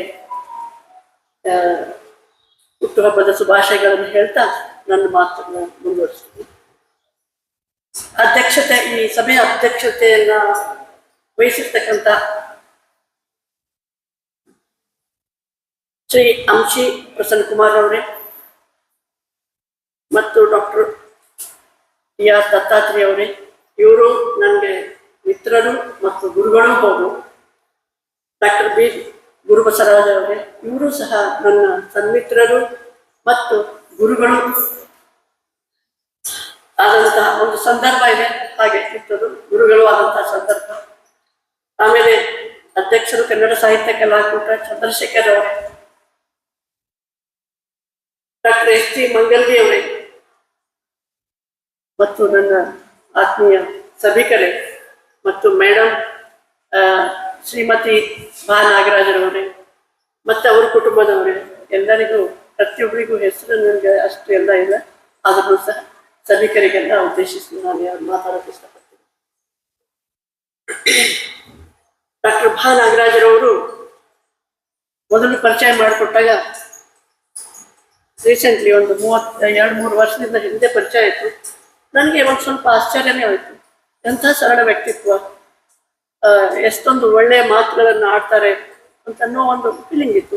ಬರ್ತಾ ಅವ್ರ ಕಲೆ, ಅವರ ಎಲ್ಲ ಒಂದು ಅವರು ಇರ್ತಕ್ಕಂಥ ಪ್ರತಿಭೆಯನ್ನು ಹೊರಗಾಕಕ್ಕೆ ಶುರು ಆದಮೇಲೆ ಅವ್ರ ಬಗ್ಗೆ ಅತ್ಯಂತ ಆದರ ಸತ್ಕಾರಗಳು ನಮ್ಮ ಇದರಲ್ಲಿ ಮೂಡಿಬಂತು. ಇವರು ನಮ್ಮ ಮನೆಯಿಂದ 2-3 ಕೂಗಿದ್ರೆ ಡಾಕ್ಟ್ರೇ ಅಂತ ಕೂಗಿದ್ರೆ ಬರ್ಬೋದು, ಆ ತರಹ ಹತ್ತಿರದಲ್ಲಿದೆ. ಸೊ ಹಾಗಾಗಿ ಅವಾಗ ಸಿಗ್ತಾ ಇರ್ತೀವಿ. ಡಾಕ್ಟರ್ ನಾಗರಾಜರವರು ವೈದ್ಯಕೀಯ ವೃತ್ತಿ, ಆದರೆ ಸಾಹಿತ್ಯದ ಕಡೆ ಒಲವು ಜಾಸ್ತಿ. ಇವೆರಡೂ ಒಟ್ಟಿಗೆ ಸೇರ್ಕೊಂಡು ನಿಭಾಯಿಸಿದಾರಲ್ಲ ಎರಡೂ ಕಡೆನೂ, ಅದು ಬಹಳಷ್ಟು ಮೆಚ್ಚತಕ್ಕಂಥದ್ದು. ಎಷ್ಟೋ ಜನರಿಗಿರ್ತದೆ ವೈದ್ಯಕೀಯ ಅಥವಾ ವೃತ್ತಿಯಾಗಲಿ ಪ್ರವೃತ್ತಿಯಾಗಲಿ ಎರಡೂ ಒಂದೇ ಆಗಿರ್ತದೆ. ಸೊ ಹಾಗಾಗಿ ಈಸಿಯಾಗಿ ನಿಭಾಯಿಸ್ಕೊಂಡು ಹೋಗ್ತಾರೆ. ಆದರೆ ವೃತ್ತಿ ಮತ್ತು ಪ್ರವೃತ್ತಿ ಬೇರೆ ಬೇರೆ ಆದಾಗ ಎರಡೂ ಕಡೆ ಗಮನ ಇಟ್ಟು, ವೃತ್ತಿ ಯಾವತ್ತು ಮನುಷ್ಯನಿಗೆ ಬೇಕೇ ಆದಂತಹ ಒಂದು ಅವಶ್ಯಕವಾದಂತಹ ವಿಷಯ. ಆದ್ರೆ ಪ್ರವೃತ್ತಿ ಹಾಗಲ್ಲ, ಎಳ್ಕೊಂಡು ಹೋಗ್ತಾ ಇರ್ತದೆ. ಅದು ಬೇಕೋ ಬೇಡವೋ, ಅದ್ರದ್ದು ಲಾಭ ಹೌದೋ ಇಲ್ಲೋ ಅನ್ನೋದ್ ಕಡೆ ಯೋಚನೆ ಮಾಡೋದು. ಎಳ್ಕೊಂಡು ಹೋಗ್ತಾ ಇರ್ತದೆ, ಅದು ಪ್ರವೃತ್ತಿ.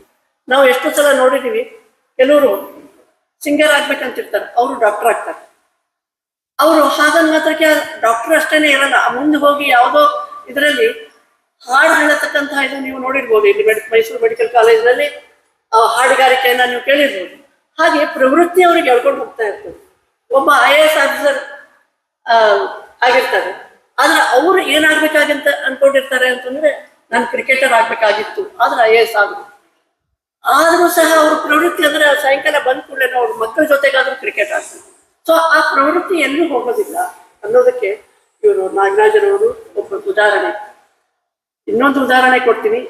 ರೈಲ್ವೆ ಸ್ಟೇಷನ್ ನಲ್ಲಿ ಟೀ ಮಾಡ್ತಾ ಇರ್ತಾರೆ, ಆದ್ರೆ ಅವ್ರ ಪ್ರವೃತ್ತಿ ದೇಶ ಸೇವೆ ಮಾಡ್ತಕ್ಕಂಥ ಪ್ರವೃತ್ತಿ. ಹಾಗೆ ದೊಡ್ಡ ಇದನ್ನ ಹುದ್ದೆಯನ್ನ ಏರಿದ್ದಾರೆ, ಅದನ್ನ ಯಾರು ಅಂತ ನಿಮ್ಗೆ ಹೇಳ್ಬೇಕಾಗಿಲ್ಲ. ಸೊ ಹಾಗಾಗಿ ಪ್ರವೃತ್ತಿ ಮತ್ತು ವೃತ್ತಿ ಎರಡಕ್ಕೂ ಸೇರಿಸಿ ಮುಂದೆ ಹೋಗ್ತಾ ಇದ್ದಾರೆ ಅಂತ ಒಂದು ನಾಗರಾಜರವರಿಗೆ ನಾನು ಎಷ್ಟು ವರ್ಣನೆ ಮಾಡಿ ಹೇಳಿದ್ರು ಕಮ್ಮಿನೇ ಅಂತ ಹೇಳ್ಬೋದು. ಇವರ ಸುಮಾರು ಪುಸ್ತಕಗಳನ್ನು ನಾನು ಓದಿದ್ದೀನಿ. ಅದರಲ್ಲಿ ವಿಪ್ಲವ, ನೋ ಪ್ಲೇಸ್ ಫಾರ್ ಏಂಜಲ್ಸ್, ಆಮೇಲೆ ಮಹಾರುದ್ರ, ಇವೆಲ್ಲಾನು ಇವೆ. ಕಥನಗಳಿವೆ, ಅವ್ರ ಕವನಗಳಿವೆ, ಎಷ್ಟೊಂದು ಬರೆದಿದ್ದಾರೆ. ನೀವೆಲ್ಲ ಇದು ಹೇಳಿದಿರಲ್ಲ, ಅದನ್ನೇ ಮತ್ತೆ ನಾನು ಕೆಲವು ರಿಪೀಟ್ ಆಗ್ತದೆ. ಇವರು ಬರೆದಂತಹ ಈ ಕಥನಗಳಲ್ಲಿ, ಕೃತಿಗಳಲ್ಲಿ, ಅದರಲ್ಲಿ ಪಾತ್ರವನ್ನ ಹೇಗೆ ನಿರ್ಮಾಣ ಮಾಡಿದ್ರು, ಅದರ ಹಿಂದ್ಗಡೆ ಇರುವಂತಹ ಭಾವನೆ ಏನು, ಅದರ ಹಿನ್ನೆಲೆ ಮತ್ತು ಅವರು ವಿಚಾರ ಮಾಡ್ತಕ್ಕಂಥ ಲಹರಿ, ಇದು ಅತ್ಯಂತ ರೋಚಕವಾಗಿದೆ. ಯಾಕಂದ್ರೆ ಒಂದೊಂದು ಪಾತ್ರ ನಿರ್ಮಾಣ ಆಗ್ಬೇಕು ಅಂದ್ರೆ, ರಚನೆ ಆಗ್ಬೇಕು ಅಂದ್ರೆ, ನಮ್ಮ ಕಲ್ಪನೆಯಲ್ಲಿ ಏನೇನು ಇರ್ಬೇಕು ಅದನ್ನೆಲ್ಲ ಎಷ್ಟು ಪ್ರಯತ್ನ ಮಾಡಿರ್ಬೋದು. ಆ ಕಲ್ಪನೆಗಳನ್ನ ಶಬ್ದಗಳಲ್ಲಿ ಹಿಡಿದಿಡ್ತಕ್ಕಂಥ ಭಾವನೆಗಳನ್ನ ಶಬ್ದಗಳಲ್ಲಿ ಹಿಡಿದಿಡ್ಬೇಕು ಅಂತಂದ್ರೆ ಅಷ್ಟು ಸಾಮಾನ್ಯ ಅಲ್ಲ. ಈಗ ಆಲ್ರೆಡಿ ನಮ್ಮ ಮಿತ್ರರಾದಂತಹ ಗುರುಬಸವರಾಜ್ ಹೇಳಿದ್ರು, ಆ ಭಾವನೆಗಳನ್ನ ನಾವು ಒಂದು ಕಡೆ ಹಿಡಿದು ಹಾಕೋದು ಸಹ ಒಂದು ಕಲೆ ಅದು. ಸೊ ಅಂತಹ ಕಲೆ, ಅಂತಹ ವಿಚಾರ ಲಹರಿ, ಅಂತಹ ಒಂದು ಅವ್ರ ಹತ್ರ ಪ್ರತಿಭೆ ಇದೆ ಅಲ್ಲ, ಆ ಪ್ರತಿಭೆಗೆ ನಾವು ನಿಜವಾಗ್ಲೂ ಮೆಚ್ಚಲೇಬೇಕು. ಅವರಿಗೆ ಅದ್ರ ಬಗ್ಗೆ ರೆಸ್ಪೆಕ್ಟ್ ಸಿಕ್ಕೇ ಸಿಗ್ತದೆ ಅದ್ರ ಬಗ್ಗೆ. ಈ ತರ ಇವ್ರು ಇಷ್ಟೊಂದು ಮಾಡಿ ಅದ್ರ ಜೊತೆಗೆ ಸರಳ ಜೀವಿ, ಇದು ಒಂದು ಪಾಯಿಂಟ್ ಆಫ್ ಡಿಸ್ಕಷನ್ ನನ್ನ ವಿಷಯದಲ್ಲಿ. ಇವರು ಇಂಥ ಸರಳ ಜೀವಿ, ಮೊದಲೇ ಡಾಕ್ಟರ್, ಎರಡನೇದಾಗಿ ಸಾಹಿತಿಗಳು, ಅದ್ರ ಜೊತೆಗೆ ಸರಳ ಸ್ವಭಾವ. ಇವು ಮೂರು ಕಾಂಬಿನೇಷನ್ ಹೇಗಾಗಿದೆ ಅಂತಂದ್ರೆ, ನನಗೆ ಅನ್ಸುತ್ತೆ ಆ ಮಹಾತಾಯಿ ಸರಸ್ವತಿ ಓಡಿ ಬಂದು ಇವ್ರು ಲೇಖನಿಯಲ್ಲಿ ಕೂತಿದ್ದಾರೆ. ಯಾಕಂತಂದ್ರೆ ಎಷ್ಟೋ ಜನ ವೈದ್ಯರಿದ್ದಾರೆ, ನಾನು ವೈದ್ಯ ಅಂತಾರೆ, ಎಷ್ಟೋ ಜನ ಸಾಹಿತಿಗಳು ನಾನು ಸಾಹಿತ್ಯ ಅಂತಾರೆ. ಆ ಸರಳತೆ ಎಲ್ಲರ ಹತ್ರ ಸಿಗೋದಿಲ್ಲ. ಅವು ಮೂರು ಎಲ್ಲ ಕೂಡಿ ಬಂದಂತಹ ಈ ಮೂರ್ತಿ ಇದಾರಲ್ಲ, ಅದಕ್ಕೇನೆ ಸರಸ್ವತಿ ಇವ್ರು ಲೇಖನಿಯಲ್ಲಿ ಬಂದಿದ್ದಾಳೆ, ಅವಳು ಬಿಟ್ಟು ಹೋಗ್ತಾನೆ ರೆಡಿ ಇಲ್ಲ ಅವಳು. ಅದಕ್ಕೆ ಇಷ್ಟು ವಯಸ್ಸಾದರೂ ಸಹ ಹಾಗೇನೆ ಅವರು ಬರಹವನ್ನ, ಅವ್ರ ಕೃತಿಗಳನ್ನ ಮುಂದುವರ್ತಿರ್ತಾ ಇದ್ದಾರೆ. ಅದನ್ನ ನಮಗೆಲ್ಲ ಮಾರ್ಗದರ್ಶನ ಅಂತ ನಾನು ತಿಳ್ಕೊತೀನಿ. ಆದ್ರೆ ಈಗಲೂ ನಮಗೂ ವಯಸ್ಸಾಯ್ತು, ನಾವೇನು ಅಂತ ಮಾಡಲೇ ಇಲ್ಲ, ಆದ್ರೆ ಮಾಡಬಹುದಾಗಿತ್ತೇನೋ ಅಂತ ಅನ್ನೋದು ಈಗ ಅನಿಸ್ತಾ ಇದೆ. ಆ ಮಾರ್ಗದರ್ಶನ ಅಟ್ಲೀಸ್ಟ್ ಮುಂದೆ ಬರ್ತಕ್ಕಂಥ ಫ್ಯೂಚರ್ ಜನರೇಷನ್ ಇದೆಲ್ಲ, ಅದು ಕಲಿಬೇಕು, ನಾವು ಕಲಿಬೇಕು ಅಂತ ಅನ್ನೋದು ಈ ಸಂದರ್ಭದಲ್ಲಿ ಹೇಳಕ್ ಇಷ್ಟ. ಇವರು ನಮ್ಗೆ ಆಗಾಗ ಸಿಗ್ತಾ ಇರೋದ್ರಿಂದ ಬನ್ನಿ ಸರ್ ಟೀ ಕುಡಿಯೋಣ ಅಂತ ನಮ್ಮ ಮನೆಯವರು ಕರಿತಿರ್ತಾರೆ ಇವರಿಗೆ. 3 ಜನ ಸೇರಿ ಟೀ ಕುಡಿತಾ ಇರ್ತೀವಿ. ನನಗೆ ಟೀ ಮಾತ್ರ ಮಾಡಕ್ ಬರ್ತು, ಕಾಫಿ ಬರೋದಿಲ್ಲ. ಆದ್ರೂ ನಮ್ಮ ಟೀ ಅಡ್ಜಸ್ಟ್ ಆಗಿದ್ದಾರೆ. ಸುಮಾರು ಟೀ ಚಾಯ್ ಪೇ ಚರ್ಚೆ ಅಂತೀವ ನಾನು ಅದಕ್ಕೆ. ಹಾಗೆ ನಾವು ಆ ಟೀ ಸಮಯದಲ್ಲಿ ಸುಮಾರು ಸ್ವಾತಂತ್ರ್ಯ ಸಂಗ್ರಾಮ ವಿಷಯಗಳನ್ನು ಮಾತಾಡ್ತೀವಿ, ಸ್ತ್ರೀ ಸ್ವಾತಂತ್ರ್ಯತೆ ಬಗ್ಗೆ ವಿಚಾರ ಮಾತಾಡಿದ್ದೀವಿ, ಆಮೇಲೆ ಶಿಕ್ಷಣದ ಬಗ್ಗೆ ಹೇಗಿರ್ಬೇಕು, ನೀತಿ ನಿಯಮಗಳು ಮಾತಾಡಿದ್ದೀವಿ. ಹೀಗೆ ಸುಮಾರು ನಾವು ಮಾತಾಡಿದ್ದೀವಿ. ಆ ಮಾತುಗಳಲ್ಲಿ ನಾನು ಒಂದು ಸಂದರ್ಭ ಹೇಳ್ತೀನಿ. ಮೇಡಮ್, ಇಲ್ಲಿ ಪ್ರಿಂಟ್ ಮಾಡ್ತಾ ಇದ್ದೀನಿ, ನಿಮ್ಮ ಇನಿಷಿಯಲ್ ಕೊಡಿ ಅಂತಂದ್ರು. ನಿಮ್ಮ ಹೆಸರಿನ ಹಿಂದೆ ಮುಂದೆ ಇನಿಷಿಯಲ್ ಇರ್ತದ, ಕೊಡಿ ಅಂದ್ರು. ನಾನು ಹೇಳಿದೆ, ಸರ್ ನನ್ನ ವಿಶೇಷತೆ ಏನಂತಂದ್ರೆ ನನಗೆ ಇನಿಷಿಯಲ್ಸ್ ಅಂತ. ಅದಕ್ಕೋಸ್ಕರ ನಿಮ್ಗೆ ಇನಿಷಿಯಲ್ ಇಲ್ವೋ, ಹೇಗೆ, ಯಾಕೆ, ಕಾರಣ ಏನು ಅಂತ ಕೇಳಿದ್ರು ಆಶ್ಚರ್ಯದಿಂದ. ಇಲ್ಲ ಸರ್, ನಾನೊಬ್ಬ ಇಂಥ ಮಹಿಳೆ, ನಾನು ನನ್ನ ತಾಯಿ ಪ್ರೈಮ್ ಮಿನಿಸ್ಟರ್ ಆಗಿದ್ರು, ನಮ್ಮ ಅಜ್ಜಿ ಪ್ರೈಮ್ ಮಿನಿಸ್ಟರ್ ಆಗಿದ್ರು ಅಂತ ಹೇಳ್ಕೊಂಡು ಓಡಾಡಕ್ಕೂ ಇಷ್ಟ ಇಲ್ಲ. ಯಾಕಂದ್ರೆ ಅದು ಒಂದು ದೊಡ್ಡ ಸ್ಥಿತಿ. ನನ್ನ ತಾತ ಪ್ರೈಮ್ ಮಿನಿಸ್ಟರ್ ಆಗಿದ್ದ ಅಂತ ಆ ಥರದ ಒಂದು ಉದಾಹರಣೆ ಕೊಟ್ಟೆ. ಹಾಗೆ ತೀರಾ ನಮ್ಮ ತಂದೆ ಅಯ್ಯೋ ಕೂಲಿ ಕೆಲಸದವರಾಗಿದ್ರು, ಅದನ್ನು ಹೇಳೋದಕ್ಕೆ ನನಗೆ ಮನಸ್ಸಿಲ್ಲ. ನಾನು ಏನು ಅನ್ನೋದು ನನ್ನಿಂದನೇ ಗೊತ್ತಾಗ್ಬೇಕೆ ಹೊರತಾಗಿ ನಾವು ಇನ್ನೊಬ್ಬರಿಂದ ಪರಿಚಿತರಾಗಬಾರ್ದು ಅನ್ನೋ ಉದ್ದೇಶ ಸರ್, ಅದಕ್ಕೋಸ್ಕರ ನಾನು ಇನಿಷಿಯಲ್ ಇಟ್ಕೊಳ್ಳಿಲ್ಲ ಅಂದಾಗ ಅವ್ರು ಹೇಳಿದ್ರು, ಇಲ್ಲ ನೀವು ಸ್ತ್ರೀ ಸ್ವಾತಂತ್ರ್ಯ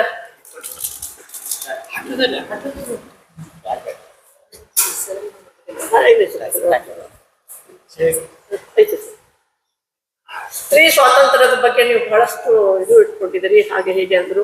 ಅಲ್ಲ, ನಾನು ಸ್ತ್ರೀ ಸ್ವಾತಂತ್ರ್ಯದ ಬಗ್ಗೆ ಬಹಳಷ್ಟು ಮಾನ್ಯತೆ ಕೊಡ್ತೀನಿ ಅಂದಾಗ, ಸ್ತ್ರೀ ಸ್ವಾತಂತ್ರ್ಯದ ಬಗ್ಗೆ ಮಾನ್ಯತೆ ಕೊಡ್ತಕ್ಕಂಥ ಒಬ್ಬ ವ್ಯಕ್ತಿ ತಾನಾಗೆ ಹೇಳ್ಕೊಳ್ತಾ ಇರೋದು, ನಾನು ಹಾಗಂತಂದ್ರೆ ನೀವು ಪುರುಷರಿದ್ರಿ ಹಾಗಂತ ತಿಳ್ಕೊಬಾರ್ದು. ಕೆಲವರಿಗೆ ಆಗಿಲ್ಲ, ಕೆಲವರಿಗೆ ಆಗಿದೆ, ಅದಕ್ಕೋಸ್ಕರ ಹೇಳಿದೆ. ಆಮೇಲೆ ವೃಥಾ ಹಾಳು ಹೊರಟೆ ಮಾಡ್ತಕ್ಕಂಥ ವ್ಯಕ್ತಿ ಅಲ್ಲ. ನನಗಿದು ಮೊದಲು ಅವರು ಬಗ್ಗೆ ಪೂಜ್ಯ ಭಾವನೆ ಬರಬೇಕಾದ್ರೆ ಈ ಕಾರಣ, ವೃಥಾ ಹಾಳು ಹರಟೆ ಹೊಡೆಯೋದಿಲ್ಲ. ನಾನು ಮಹಿಳೆ ಆಗಿರ್ಬೋದು, 50% ಆಫ್ ಮಹಿಳೆಯರು ಸುಮ್ಮನೆ ಒಡವೆ ಅದು ಇದು ಮಾಡಿ ಟೈಮ್ ಪಾಸ್ ಮಾಡ್ತಾರೆ. ಸಾರಿ ಅದು ಮ್ಯಾಚಿಂಗು ಅನ್ಕೊಂಡು ಟೈಮ್ ಪಾಸ್ ಮಾಡ್ತಾರೆ. ಎಷ್ಟು 50% ಆಫ್ ದ ಮಹಿಳೆಯರು ಹಾಗಿದ್ದೀವಿ, ನಾನು ತೆಗೆದಿದ್ದೀನಿ ಸ್ಟ್ಯಾಟಿಸ್ಟಿಕ್. ಇನ್ನು 30% ಆಫ್ ದ ಪುರುಷರು ಹೇಗಿದ್ದಾರೆ ಅಂದ್ರೆ, ಅವರು ಇನ್ಕ್ರಿಮೆಂಟು, ಅವ್ರದ್ದು ಪ್ರಮೋಷನ್ನು, ಅವ್ರದ್ದು ಜಾಬ್ ಅಪರ್ಚುನಿಟೀಸು, ಆಮೇಲೆ ಹೀಗೆ ಹಾಳು ಹರಟಿ ಹೊಡು. ಬಟ್ ಇವ್ರ ಹತ್ರ ಆ ಥರದ್ದು ಒಂದೂ ಇಲ್ಲ. ಪ್ರತಿಯೊಂದು ಪ್ರಯೋಜನ ಆಗ್ತಕ್ಕಂಥ ಮಾತಾಡ್ತಿದ್ರೆ ಅದನ್ನ ನಾನು ಎತ್ತಿ ಹಿಡ್ದಿದ್ದೀನಿ ಅವ್ರ ಹತ್ರ. ಏನಂತಂದ್ರೆ, ಇಂಥ ವ್ಯಕ್ತಿ ರಿಯಲಿ ಎಲ್ಲ ಕಡೆ ಸಿಗೋದಿಲ್ಲ, ಭಾಳ ಇದ್ದಾರೆ, ಕಡಿಮೆ ಇದ್ದಾರೆ. ಇನ್ನು ಕೆಲವರು ಪುರುಷರು, ಏನ್ ತಿಳ್ಕೊಬಾರ್ದು, ಪುರುಷರು ಹೀಗಂತೀವಿ ಅಂತ ಕ್ಷಮೆ ಕೇಳಿ ಹೇಳ್ತಾ ಇದ್ದೀನಿ. ಪುರುಷರು ತನಕ್ಕಿಂತ ಮಹಿಳೆಯರು ಹೈಯರ್ ಪೋಸ್ಟ್ ಅಲ್ಲಿ ಇದ್ರೆ, ಅವ್ರು ತಾನು ಹೇಳಿದ ಪುರುಷರು ಹೇಳಿದ ಮಾತನ್ನು ಕೇಳಲಿಲ್ಲ ಅಂದ್ರೆ ಎಲ್ಲಿ ತನಕ ಹೋಗ್ತಾರೆ ಅಂದ್ರೆ, ಕ್ಯಾರೆಕ್ಟರ್ ಅಸಾಸಿನೇಷನ್ ಮಾಡೋ ತನಕನೂ ಹೋಗ್ತಾರೆ. ಅದಕ್ಕೊಂದು 10% ಪುರುಷರಾಗಿದ್ದಾರೆ. ಕ್ಷಮಿಸ್ಬೇಕು, ನಿಮ್ಗೆಲ್ಲರಿಗೂ ಹಂಗಂತ ಇದು ಮಾಡ್ತಾ ಇಲ್ಲ. ಯಾಕೆ ಹೇಳ್ತಾ ಇದ್ದೀನಿ ಅಂದ್ರೆ, ಇವ್ರ ಹತ್ರ ಅಂಥವು ಯಾವ ಗುಣಗಳು ಇಲ್ಲ. ಅದಕ್ಕೋಸ್ಕರ ನಾನು ಇವ್ರ ಬಗ್ಗೆ ರೆಸ್ಪೆಕ್ಟ್ ಇದೆ. ಮತ್ತೆ ಚರ್ಚೆ ಮಾಡ್ಬೇಕಾದ್ರೂ ಸಹ, ಮೊನ್ನೆ ಸ್ವಾತಂತ್ರ್ಯದ ಬಗ್ಗೆ ಮಾತಾಡ್ಬೇಕಾದ್ರೆ ಗಾಂಧಿ ಬಗ್ಗೆ ಒಂದು ಚರ್ಚೆ ಆಯ್ತು.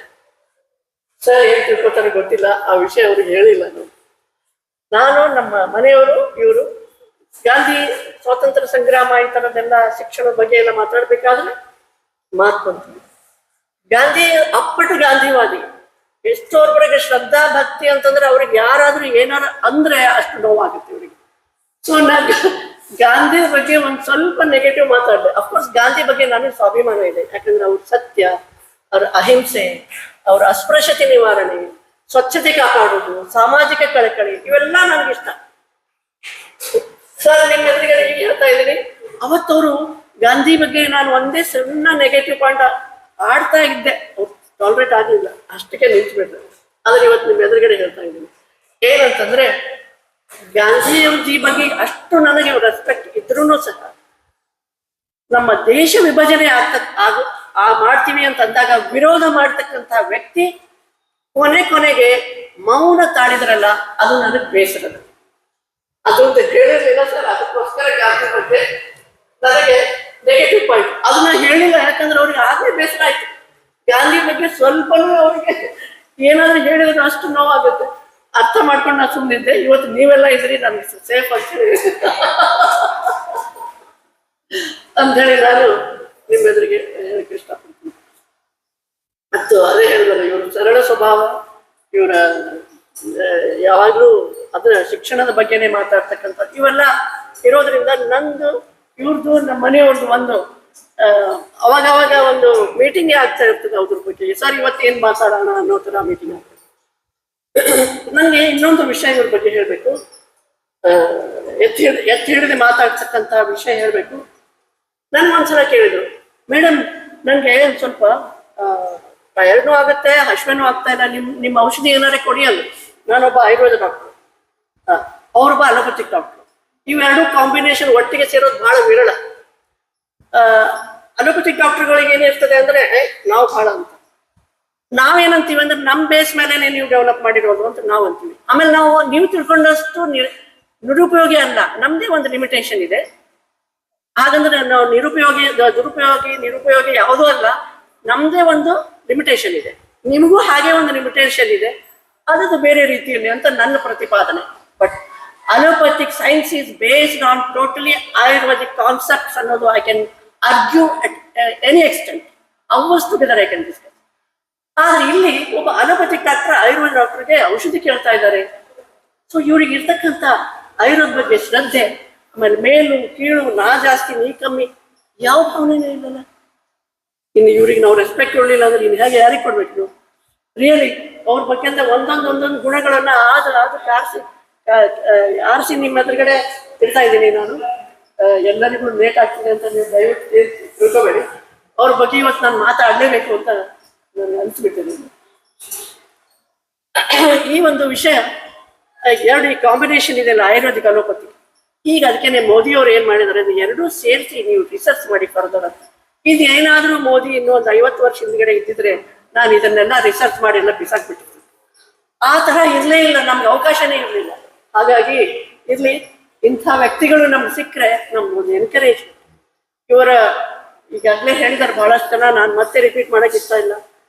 ಇವರ ಪ್ರತಿಯೊಂದು ಈ ಸ್ವಭಾವ ಇದೆಯಲ್ಲ, ಅವು ನಮಗೆಲ್ಲ ಮಾರ್ಗದರ್ಶನ.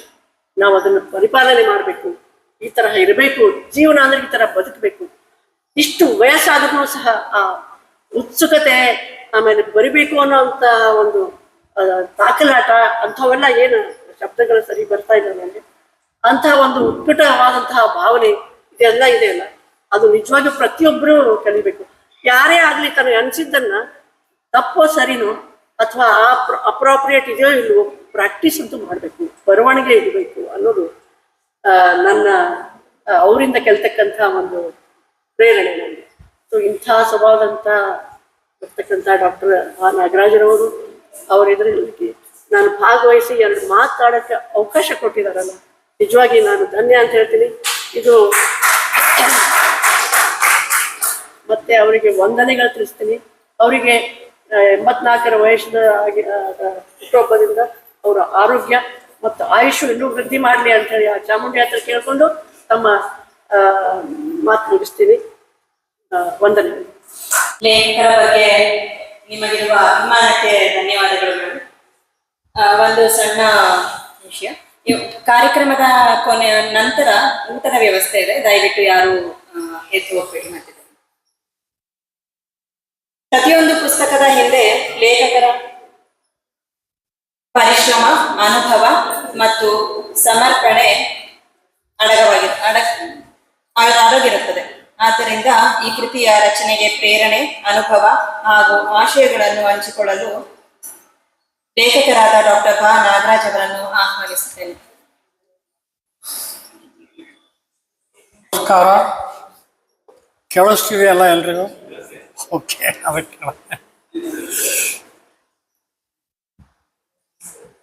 ಇವತ್ತಿನ ಸಮಾರಂಭದ ಅಧ್ಯಕ್ಷತೆ ವಹಿಸಿರುವ ಕನ್ನಡ ರಾಜ್ಯೋತ್ಸವ ಪ್ರಶಸ್ತಿ ಪುರಸ್ಕೃತರಾದ ಶ್ರೀ ಅಂಶಿ ಪ್ರಸನ್ನಕುಮಾರ್ ಅವರೇ,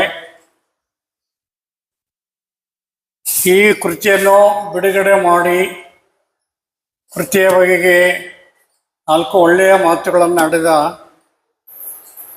ಆಯುರ್ವೇದ ಮಹಾವಿದ್ಯಾಲಯದ ನಿವೃತ್ತ ಪ್ರೊಫೆಸರ್ ಶ್ರೀ ದತ್ತಾತ್ರೇಯ ಅವರೇ, ಅವ್ರಿಗೇನೋ ಅರ್ಜೆಂಟ್ ಇದೆ ಅಂತ ಪರ್ಮಿಷನ್ ತಗೊಂಡು ಹೋದ್ರು ಅವರು. ಮತ್ತು ಇವತ್ತಿನ ಸಮಾರಂಭದಲ್ಲಿ ನನಗೆ ಕೆಲವು ಅಭಿನಂದನೆ ನುಡಿಗಳನ್ನು ಆಡಲು ಆಗಮಿಸಿದ ಅಂತಾರಾಷ್ಟ್ರೀಯ ಖ್ಯಾತಿಯ, ಮೊನ್ನೆ ತಾನೇ ಆಸ್ಟ್ರೇಲಿಯಾದಲ್ಲಿ ಅವರು ಚರಕ ಪ್ರತಿಮೆನ ಸುಶ್ರುತ ಪ್ರತಿಮೆ ಆಸ್ಟ್ರೇಲಿಯಾದಲ್ಲಿ ಎಷ್ಟು ಅದ್ಭುತ ನೋಡಿ. ಸುಶ್ರುತ ನಮ್ಮ ಈಸ್ ಫಾದರ್ ಆಫ್ ಸರ್ಜರಿ ಅಂತೀವಿ ನಾವು. ಸುಶ್ರುತ ಅವ್ರಿಗೆ ಇಂಟರ್ನ್ಯಾಷನಲಿ ಆ ಕಾಲದಲ್ಲೇ without anaesthesia, without proper instruments used to perform excellent operations, surgical operations. But ಅವ್ರ ಮೆನ್ಷನ್ ಇಲ್ಲ. ನಮಗೆ ಇಂಟರ್ನ್ಯಾಷನಲ್ಲು ಮ್ಯೂಸಿಯಮ್ಗೆ ಹೋಗಿದ್ದೆ ನಾವು ಲಂಡನ್ನಲ್ಲಿ. ಬೇರೆ ಬೇರೆದೆಲ್ಲ ಇತ್ತು. ಇರಲಿ, ಅದು ಆಮೇಲೆ ಮಾತಾಡ್ತೀನಿ ನಾನು. ಹಾಗೆಯೇ ಅಭಿಮಾನದಿಂದ ನನ್ನ ಬಗ್ಗೆ 4 ಮಾತುಗಳನ್ನ ಆಡಲಿಕ್ಕೆ ಬಂದಂಥ ಮೈಸೂರು ಆಯುರ್ವೇದ ಮಹಾವಿದ್ಯಾಲಯದ ನಿವೃತ್ತ ಪ್ರಾಂಶುಪಾಲರಾದ ನಮ್ಮ ಪಕ್ಕದ ಮನೆಯವರು ಅಂದ್ಕೊಳ್ಳಿ, ಡಾಕ್ಟರ್ ಅರುಣಾ ಮಂಗಳಿಗೆ ಮೇಡಮ್ ಅವರಿಗೆ ಮತ್ತು ಅವರ ಬಾಳ ಸಂಗಾತಿ ಡಾಕ್ಟರ್ ಮಂಗಳಿಗೆಯವರು ಬಂದಿದ್ದಾರೆ. ಅವರೇ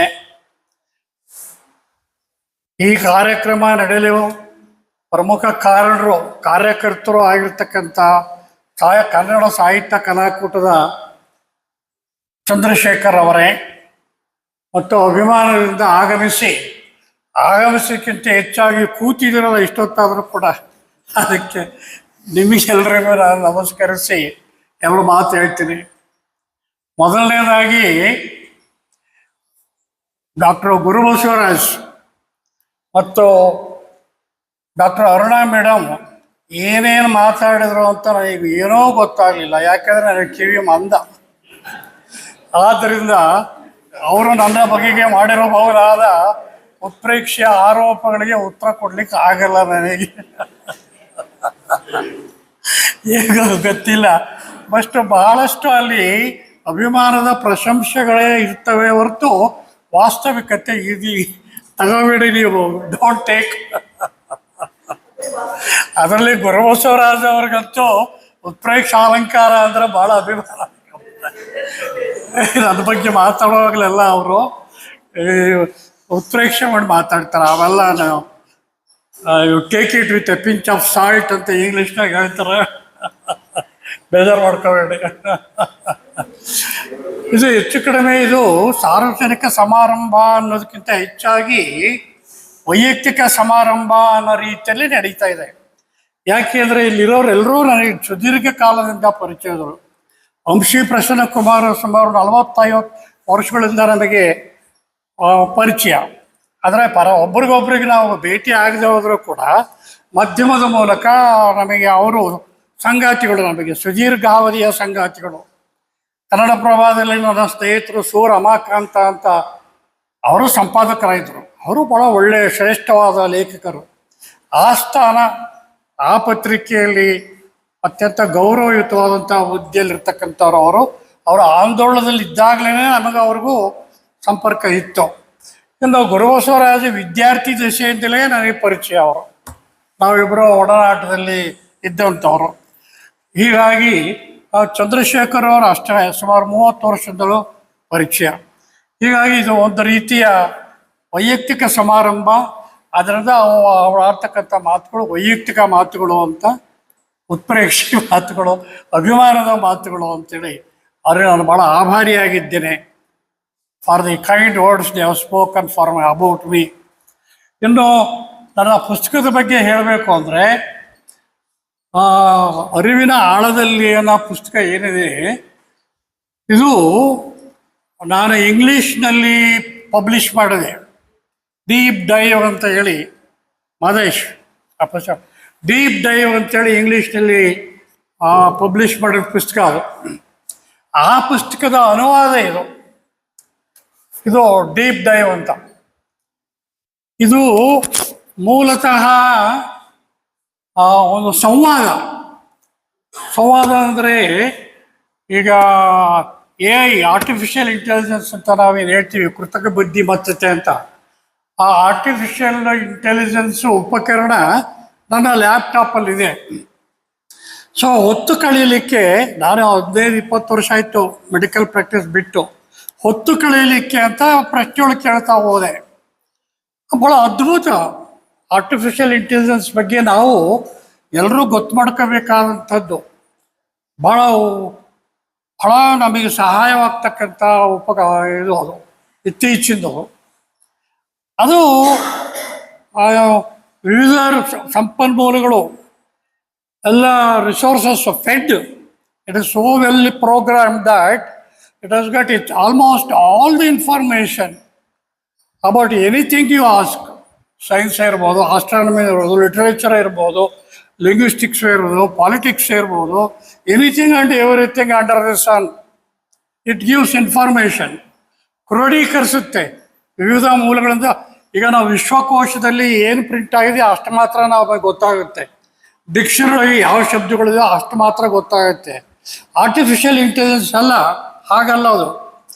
ಅದರ IQ 0 ಇದ್ರೂ ಕೂಡ ಕಂಪ್ಯೂಟೇಷನ್ ಪವರ್ ಆಫ್ ದಿ ಹೇಳ್ತೀವಲ್ಲ ನಾವು ಅದು ಬಹಳ ಅದ್ಭುತವಾದ, ವಿಸ್ಮಯಕರವಾದ್ದು. ಎಲ್ಲೆಲ್ಲೋ ಇರ್ತಕ್ಕಂಥ ವಿಚಾರಗಳನ್ನ ನಾವು ಕೇಳೋ ಪ್ರಶ್ನೆಗೆ ಎಷ್ಟು ಸಂಗತ, ಎಷ್ಟು ಅವಶ್ಯಕ ಅಷ್ಟನ್ನು ಮಾತ್ರ ಕ್ರೋಢೀಕರಿಸಿ ಅದನ್ನು ನಮಗೆ ಒದಗಿಸುತ್ತೆ. ಮತ್ತು ಅದರ ಮೇಲೆ ಪ್ರಶ್ನೆ ಹಾಕಿದರೆ ಮತ್ತೆ ಅದಕ್ಕೂ ಉತ್ತರ ಕೊಡುತ್ತೆ, ಸಂಕ್ಷಿಪ್ತವಾಗಿ ನಾವು ಉತ್ತರ ಕೊಡುತ್ತೆ. ಮತ್ತು ಅದು ಕೊಡೋ ಉತ್ತರಗಳೆಲ್ಲವೂ ಕೂಡ authentic, as of today, as of when I ask questions and when it gives answers. ಆ ಗಳಿಗೆಗೆ ಆವತ್ತಿಗೆ ಸಂಬಂಧಪಟ್ಟಂಗೆ ಲೇಟೆಸ್ಟ್ ಏನಿದೆ available world wide, not only India, throughout the world ಆ ಫೀಲ್ಡಲ್ಲಿ ಏನು ಇವತ್ತಿನವರೆಗೂ ಅಚೀವ್ಮೆಂಟ್ ಮಾಡಿದ್ದಾರೆ ಅದೆಲ್ಲವನ್ನೂ ಸಂಗ್ರಹಿಸಿ, ಆಸ್ಟ್ರಾನಮಿ ಇರ್ಬೋದು, ಫಿಲಾಸಫಿ ಇರ್ಬೋದು, ಸೈಕಾಲಜಿ ಇರ್ಬೋದು, ಎನಿಥಿಂಗ್ ಆ್ಯಂಡ್ ಎವ್ರಿಥಿಂಗ್. ನೀವು AI ಓಪನ್ ಮಾಡಿದ್ರೆ ಅದು ಮೊದಲನೇ ಕ್ವಶನ್ ಅದರ ಮೇಲೆ ನಿಮಗೆ ಒಂದು ಮೆಸೇಜ್ ಬರುತ್ತೆ, ಆಸ್ಕ್ ಎನಿಥಿಂಗ್ ಅಂತ. ಅಷ್ಟು ಧಾರ್ಷ್ಟ್ಯ ಅನಿಸ್ಬೋದು ನಿಮಗೆ. ಧಾರ್ಷ್ಟ್ಯ ಅಲ್ಲ, ಅದು confidence. It answers any question you ask. So ನನಗದು ಭಾಳ ಅದ್ಭುತ, ಭಾಳ ವಿಸ್ಮಯ. ಕಲಿತೆ ನಾನು. ನನ್ನ ಮಗ ಅವನು ಕಂಪ್ಯೂಟರ್ ಸೈನ್ಸ್ ಇಂಜಿನಿಯರೇ, ಅವನಿಂದ ಸ್ವಲ್ಪ ಕಲಿತೆ. ಸೊ ಅದು ನಾನು ಕೇಳಿರೋ ಪ್ರಶ್ನೆಗಳು ಬಹಳಷ್ಟು ಪ್ರಶ್ನೆಗಳು ಅಬೌಟ್ ದ ಎಕ್ಸಿಸ್ಟೆನ್ಸ್, ಅಸ್ತಿತ್ವ ಅಂದರೆ ಏನು, ವಿಶ್ವ ಹೇಗೆ ಸೃಷ್ಟಿ ಆಯಿತು, ಬಿಗ್ ಬ್ಯಾಂಗಿಂದ ಶುರುವಾಯಿತು ಅಂತ ಸ್ಟೀಫನ್ ಹಾಕಿಂಗ್ ಒಂದು ಪುಸ್ತಕ ಇದೆ, ಬ್ರೀಫ್ ಹಿಸ್ಟ್ರಿ ಆಫ್ ಟೈಮ್ ಅಂತೇಳಿ. ನಮ್ಮ ವಿಶ್ವ ಶುರುವಾಗಿದ್ದು ಬಿಗ್ ಬ್ಯಾಂಗ್ ಅಂತ. ಸ್ಫೋಟ ಆಯಿತು, ಆಕಾಶದಲ್ಲಿ ಸ್ಫೋಟ ಆಗಿ ನಕ್ಷತ್ರಗಳು ಸೀಳಿ ಒಡೆದೋಗಿ ತುಣುಕುಗಳಾಗಿ, ಆ ಒಂದು ತುಣುಕು ಇದು ಭೂಮಿ ಅಂತ. ಇವು ಉಪಗ್ರಹ. ಇದು ಒಂದು ಗ್ಯಾಲಕ್ಸಿಯಲ್ಲಿ ಕೋಟ್ಯಂತರ ನಕ್ಷತ್ರಗಳಿದ್ದಾವೆ ಅಂತ ಹೇಳ್ತಾರೆ. ನೀವು ಕೇಳಿ, ಅದು AI ಜೊತೆಲಿ ನೀವು ಸಂವಾದ ಮಾಡಿ. ಒಂದು ಗ್ಯಾಲಕ್ಸಿ ನಮ್ಮದೇನೋ ಆಕಾಶಗಂಗೆ, ನಾವಿರೋ ಗ್ಯಾಲಕ್ಸಿ. ಸೂರ್ಯ ಒಂದು ಸ್ಟಾರು ಅಂತ, ಕೋಟ್ಯಂತರ ಸ್ಟಾರ್ಗಳು ಒಂದು ಗ್ಯಾಲಕ್ಸಿಯಲ್ಲಿದ್ದಾವೆ. ಅಂಥ ಗ್ಯಾಲಕ್ಸಿಗಳು ಎಷ್ಟಿದ್ದಾವೆ? ಅವು ಕೋಟ್ಯಾಂತರ ಇದ್ದಾವೆ. ಅದ್ಭುತ ಇವು. There are billions of stars in a galaxy and there are billions of galaxies in the universe. And every star has got one or more than 2 planets. ನಮ್ಮದು ಒಂದು ಅರ್ಥ, ಒಂದು planet. So point is, each sun star ನಾವು ಅಂತ ಹೇಳ್ತೀವಿ. ಪ್ರತಿಯೊಂದು star ಕೂಡ ಎನರ್ಜಿಯ ಮೂಲ, energy.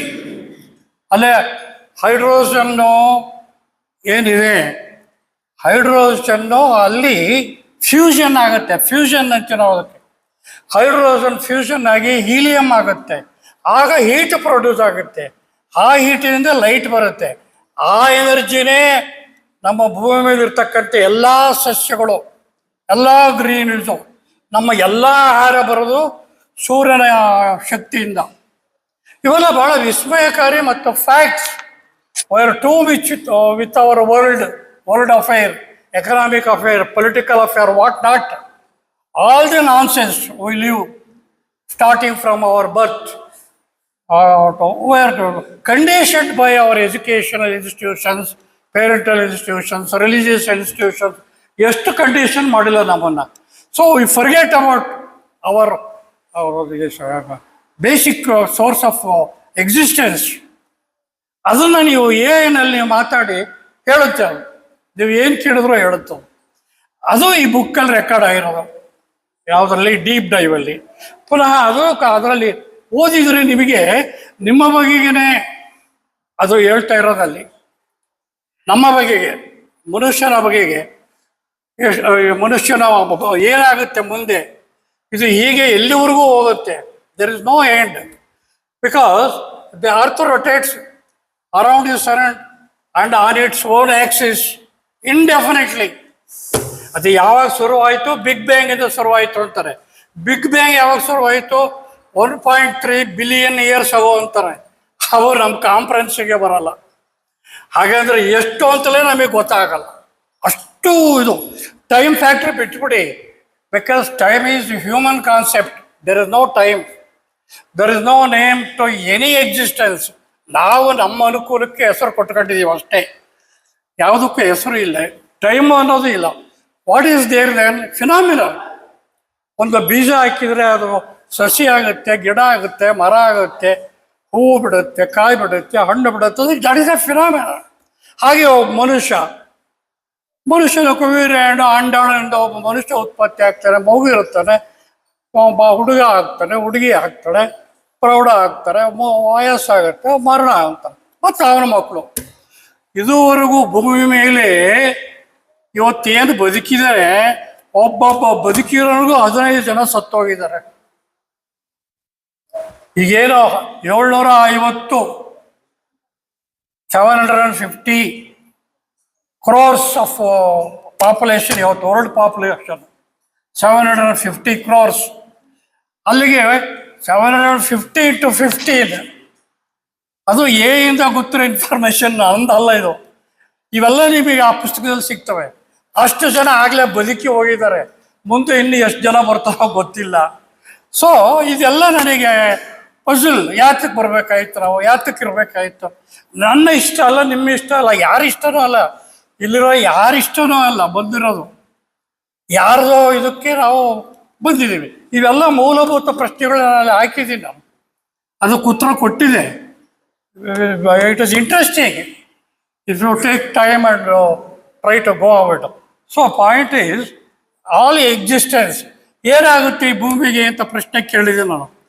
ಅದು ಕೇಳುತ್ತದೋ ಭೂಮಿ ಅಲ್ಲ, ಎಲ್ಲ ಸ್ಟಾರ್ಗಳು ಕೂಡ they exhaust their energy and the become cold bodies ಅಂತ ಹೇಳ್ತಾರೆ. ಯೂನಿವರ್ಸಲ್ಲಿ ಎಲ್ಲವೂ ನಾಶವಾಗುತ್ತಂತೆ. ಪ್ಲಾನೆಟು, ಸ್ಟಾರ್ಸು, ಗ್ಯಾಲಕ್ಸಿಗಳು ಎಲ್ಲವೂ ಕೂಡ. ಅದು ಭಾಳ ವಿಸ್ಮಯಕಾರಿ. ಅದು ಬ್ಲ್ಯಾಕ್ ಹೋಲ್ಸ್ ಅಂತ. ಬ್ಲ್ಯಾಕ್ ಹೋಲ್ ಆಗುತ್ತೆ, ಕಾನ್ಸಂಟ್ರೇಟ್ ಆಗುತ್ತೆ, it loses all it's hydrogen, all its producing capacity. Point is, sun is one of the billions of stars in our galaxy. There are such crores of galaxies. Ado because it is an energy source, the life cannot be there. It is not possible. But the planets idavalla, ಆ planets ಅಲ್ಲಿ possibility of water and air is there. So ಪೊಯೆಟಿಕ್ಕಾಗಿ ಹೇಳಬೇಕು ಅಂತಂದರೆ, sun is our kitchen and star is our home. ಸನ್ನಿಂದ energy ಬರ್ತಕ್ಕಂಥದ್ದು, ಎಲ್ಲ ಪ್ರಾಣಿಗಳಿಗೂ ನಮಗೆ ಎನರ್ಜಿ ಬರ್ತಕ್ಕಂಥದ್ದು ಸೂರ್ಯ. ಅಲ್ಟಿಮೇಟ್, ಅದು ಅಲ್ಟಿಮೇಟ್ ಟ್ರೂತು. ಪಶುಗಳು, ಪ್ರಾಣಿಗಳು ಎಲ್ಲ ಹುಲ್ಲುಗಿಲ್ಲ ಅಂತ ತಿಂತಾವಲ್ಲ, ಅದೆಲ್ಲ ಸೋಲಾರ್ ಎನರ್ಜಿ. ಸೊ ಈ ಥರ ಪ್ರಶ್ನೆಗಳು ಬಹಳ ಇದು interesting questions I have asked and it is given very perfect. And ಇನ್ನೂ ಮತ್ತೆ ಪ್ರಶ್ನೆ ಕೇಳಬೇಕು ಅನ್ನೋ ರೀತಿ ಉತ್ತರಗಳನ್ನ ಕೊಟ್ಟಿದೆ. It is a sort of meditation. Reading it is a sort of mini meditation. So I hope you buy the book. Buy ಅಂದ ತಕ್ಷಣ ಎಲ್ಲರೂ ಅಲರ್ಟ್ ಆಗ್ಬಿಡ್ತಾರೆ. ಏನಾಗುತ್ತೆ ಅಂದರೆ, ಕನ್ನಡದ ಅಭಿಮಾನ ಏನು ಅಭಿಮಾನ? ಕಂಪ್ಯೂಟರ್ ಬಂದು, ಲ್ಯಾಪ್ಟಾಪ್ ಬಂದು, ಪುಸ್ತಕ ಕೊಂಡ್ಕೊಂಡು ಓದೋರಿಲ್ಲ. ಕಾಲೇಜ್ ಸ್ಟೂಡೆಂಟ್ಸೇ ಪುಸ್ತಕ ಓದೋದು ಕಡಿಮೆ. ಅವರು ಏನಲ್ಲಿ ಓಪನ್ ಮಾಡ್ಕೊಂತಾರೆ, ಇನ್ನೊರು ಮಾಡ್ಕೊಂತಾರೆ. Unfortunate, we are losing our culture, our tradition, good traditions. Bad ಹೋಗ್ಲಿ ಬಿಡಿ, but good traditions we are missing. ರೀಡಿಂಗಿಂದ ಸಿಕ್ಕಂಥ ಖುಷಿ ಯಾವುದರಿಂದಲೂ ಸಿಕ್ಕಲ್ಲ. ಆಟ ಆಡೋದ್ರಿಂದ ಸಿಕ್ಕುತ್ತೆ, ರೀಡಿಂಗಲ್ಲಿ ಸಿಗುತ್ತೆ. We are losing that.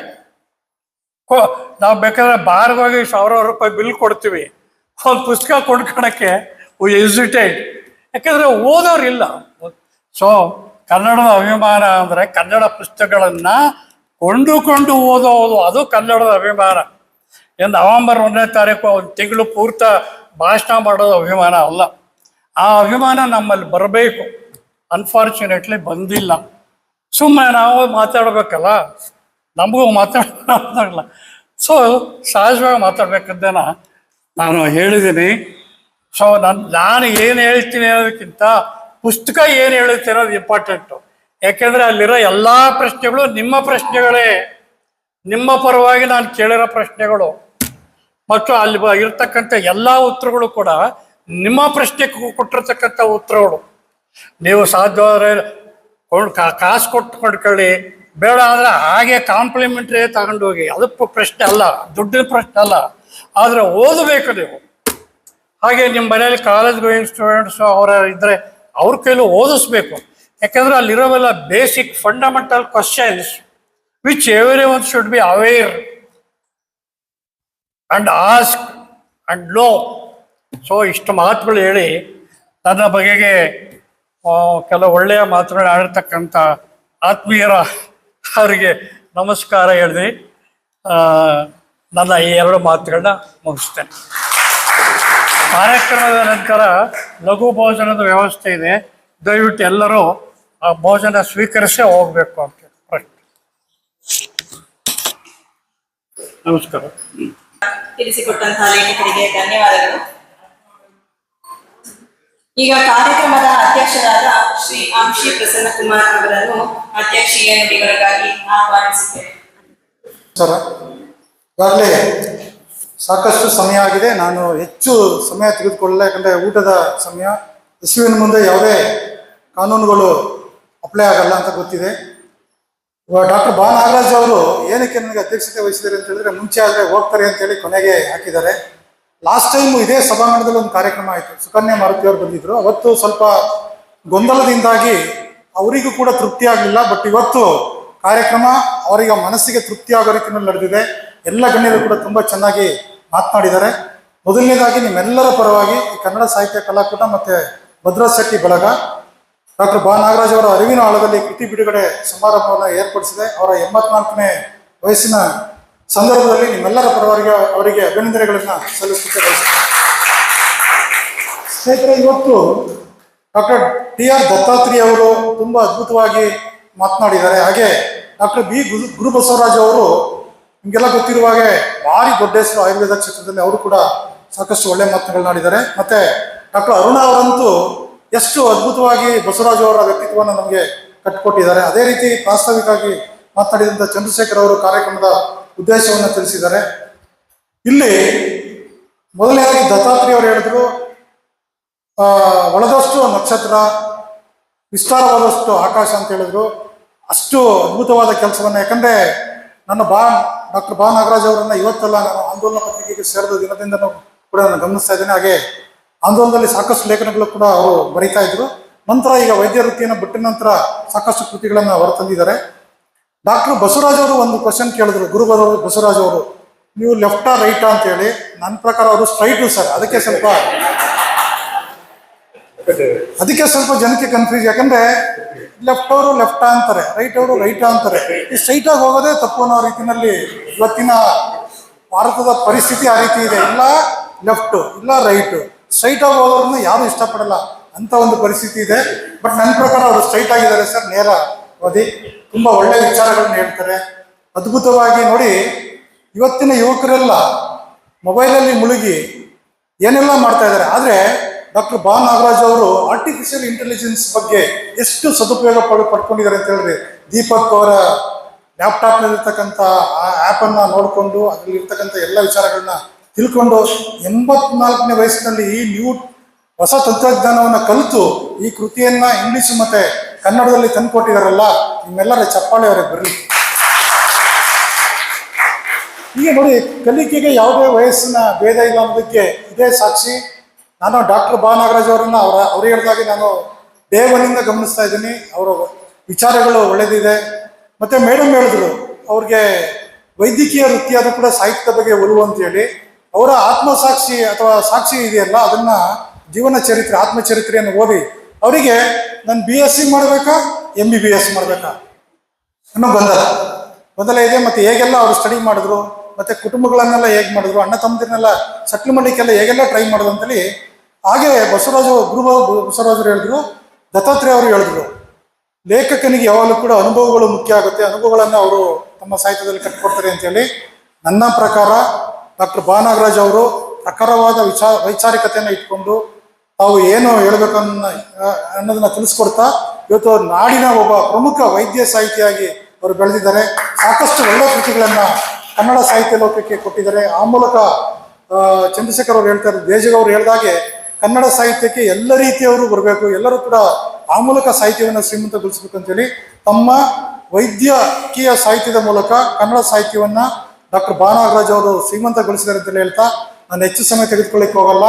ಇವತ್ತು ನನಗೂ ತೃಪ್ತಿಯಾಗಿದೆ, ಡಾಕ್ಟರ್ ನಾಗರಾಜ್ ಅವ್ರಿಗೂ ತೃಪ್ತಿಯಾಗಿದೆ. ಯಾಕಂದರೆ ಕಳೆದ ಕಾರ್ಯಕ್ರಮ ಸ್ವಲ್ಪ ಗೊಂದಲ ಆಯಿತು, ಟೈಮಿಂಗಿಂದ ಗೊಂದಲ ಆಗಿ.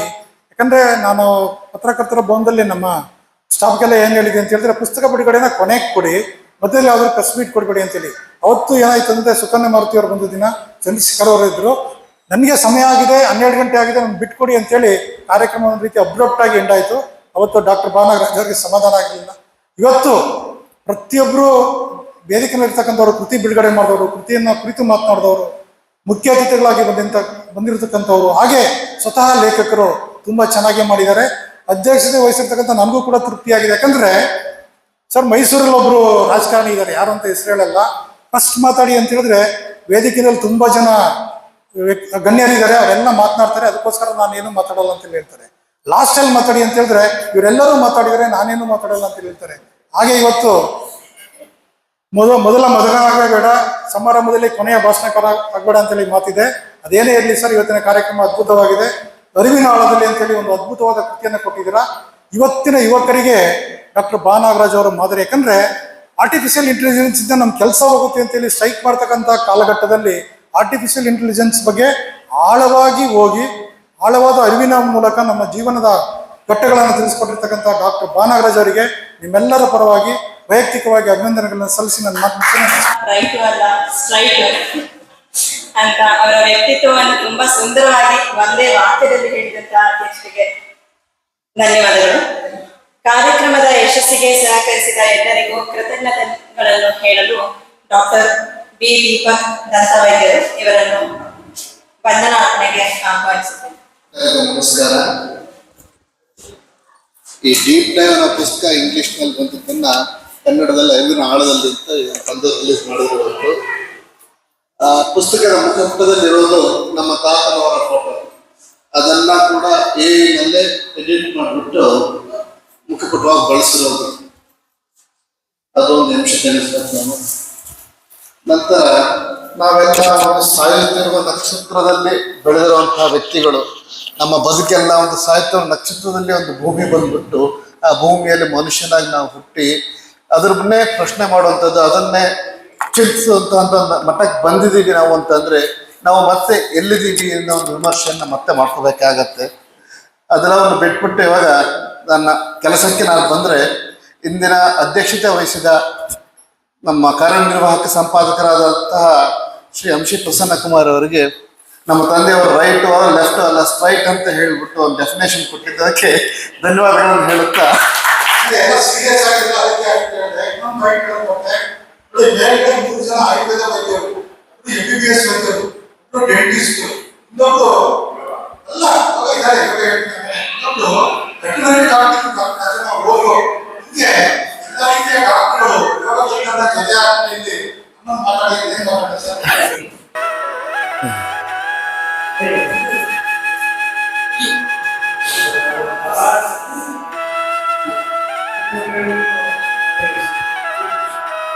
ಬಿಡುಗಡೆ ಮಾಡಿ ಕೃತಿಯನ್ನು ಕುರಿತು ಮಾತಾಡಿದ ಡಾಕ್ಟರ್ TR ದತ್ತಾತ್ರೇಯ ಅವರಿಗೆ ಧನ್ಯವಾದಗಳು. ಅವರು ಈಗ ಸಭೆಯಲ್ಲಿ ಇಲ್ಲ. ಅವರು ಕಣ್ಣಿಗೆ ಕಂಡಿದ್ದು ನಕ್ಷತ್ರ, ಉಳಿದದ್ದೆಲ್ಲ ಆಕಾಶ ಎಂದು ಹೇಳಿ ಹೊಸ ಡೆಫಿನೇಷನ್ ಕೊಟ್ಟಿದ್ದಾರೆ. ಅದ್ರ ಬಗ್ಗೆ ಯೋಚಿಸಬೇಕು. ಹಾಗೆ ನನ್ನನ್ನು ಚಿಕ್ಕಂದಿನಿಂದ ನೋಡಿ ನಾನು 51 ವರ್ಷದಲ್ಲಿ ನಮ್ಮ ಒಂದೇ ಒಂದು ಮಾತು ಕೇಳಿರೋದು, ನಾನು ನೋಡಿದಾಗಿಂದ ಹುಟ್ಟಿದಾಗಿಂದ ಇಷ್ಟಿದ್ದೆ ನಾನು ಫಸ್ಟ್ ನೋಡಿದಾಗ ಅಂತ ಹೇಳ್ತಾ ಇದ್ದ ಡಾಕ್ಟರ್ ಗುರು ಬಸವರಾಜ್ ಅವರು ನಮ್ಮ ತಂದೆಯ ಕುರಿತಾಗಿ ಆಶಯದ ನುಡಿಗಳನ್ನು ಆಡಿದ್ದಾರೆ, ಅಭಿನಂದನ ನುಡಿಗಳನ್ನು ಆಡಿದ್ದಾರೆ. ಅವರಿಗೆ ಕೂಡ ಎಲ್ಲರ ಪರವಾಗಿ ಧನ್ಯವಾದಗಳು.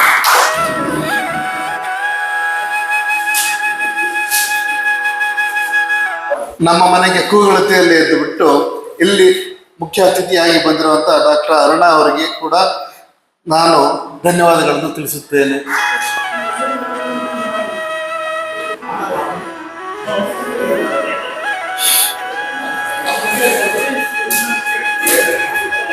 ತಂದೆಯವರ ಪುಸ್ತಕ ಬಿಡುಗಡೆ ಇದೆ ಅಂತ ಅಂದ ತಕ್ಷಣ ನನ್ನ ಮೈಲಿ ದೂರ ಓಡೋಗ್ತೀನಿ. ಯಾವ ಪುಸ್ತಕ ಏನು ಅಂತ ಕೇಳೋದಿಲ್ಲ. ಆದರೆ ಎಲ್ಲಿಂದನೋ ಫಂಕ್ಷನ್ ನಡೆದು ಬಿಡುತ್ತೆ. ಮೊದಲು 1-2 ಸಲ ಗೊತ್ತಾಗಲಿಲ್ಲ ಹೇಗೆ ನಡೀತು ಅಂತ ಹೇಳ್ಬಿಟ್ಟು, ಆಮೇಲೆ ನಿಧಾನ ಗೊತ್ತಾಯಿತು. ಅವರಿಗೆ ನಮ್ಮ ಕನ್ನಡ ಸಾಹಿತ್ಯ ಕಲಾಕೂಟದ ಚಂದ್ರಶೇಖರ್ ಅವರು ಪರಿಚಯ ಆಗಿದ್ದಾರೆ. ಅವರು ಪುಸ್ತಕ ಬಿಡುಗಡೆ ಅಂದಾಗ ಪ್ರತಿಯೊಂದನ್ನು ವ್ಯವಸ್ಥಿತವಾಗಿ ನಡೆಸ್ಕೊಡ್ತಾರೆ ಫಾದರ್ಗೆ. ಹಾಗಾಗಿ ಇವ್ರ ಪುಸ್ತಕ ಬಿಡುಗಡೆಯನ್ನ ನೆಮ್ಮದಿಯಾಗಿ ಮಾಡ್ತಾರೆ, ನಮ್ಗೆ ಯಾರಿಗೂ ತಲೆ ಬಿಸಿ ಮಾಡೋದಿಲ್ಲ ಅಂತೇಳಿ ನನಗೆ ಗೊತ್ತಾಯಿತು. ಹೀಗೆ ನಮ್ಮ ಮಗನಾಗಿರೋ ನನ್ನ ತಲೆಬಿಸಿಯನ್ನು ಕಮ್ಮಿ ಮಾಡಿ ಅವರು ಎಲ್ಲ ಕಾರ್ಯಗಳನ್ನು ನಡೆಸಿಕೊಟ್ಟು ಕಾರ್ಯಕ್ರಮವನ್ನು ಯಶಸ್ವಿಯಾಗಿ ನಡೆಸಲು ಬೇಕಾದಂಥ ಎಲ್ಲವನ್ನೂ ವ್ಯವಸ್ಥೆ ಮಾಡಿರುವಂತಹ ಚಂದ್ರಶೇಖರ್ ಅವರಿಗೆ ಧನ್ಯವಾದಗಳನ್ನು ತಿಳಿಸುತ್ತೇನೆ.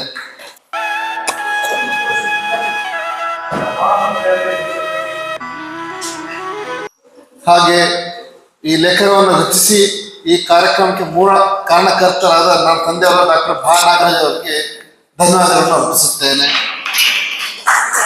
ಹಾಗೂ ಈ ಕಾರ್ಯಕ್ರಮದ ಆರಂಭದಲ್ಲಿ ಒಂದು ಪ್ರಾರ್ಥನೆಯನ್ನು ಮಾಡಿ ಈ ಸಮಾರಂಭಕ್ಕೆ ಉತ್ತಮ ಚಾಲನೆಯನ್ನು ನೀಡಿದ ಶ್ರೀ ಪರಿಣೇಕರ್ ಅವರಿಗೆ ಧನ್ಯವಾದಗಳನ್ನು ಅರ್ಪಿಸುತ್ತೇನೆ.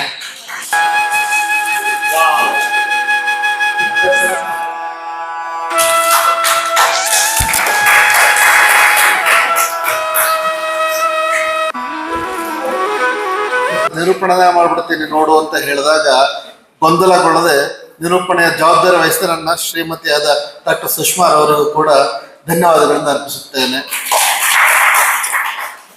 ಹಾಗೂ ಇಲ್ಲಿಯವರೆಗೂ ತಾಳ್ಮೆಯಿಂದ ಕುಳಿತು ಎಲ್ಲ ಮಾತುಗಳನ್ನು ಕೇಳಿದ ಎಲ್ಲ ಸಭಿಕರಿಗೂ ಹಾಗೂ ನನ್ನ ಮಿತ್ರರಿಗೂ ಎಲ್ಲ ಧನ್ಯವಾದಗಳನ್ನು ಅರ್ಪಿಸುತ್ತೇನೆ.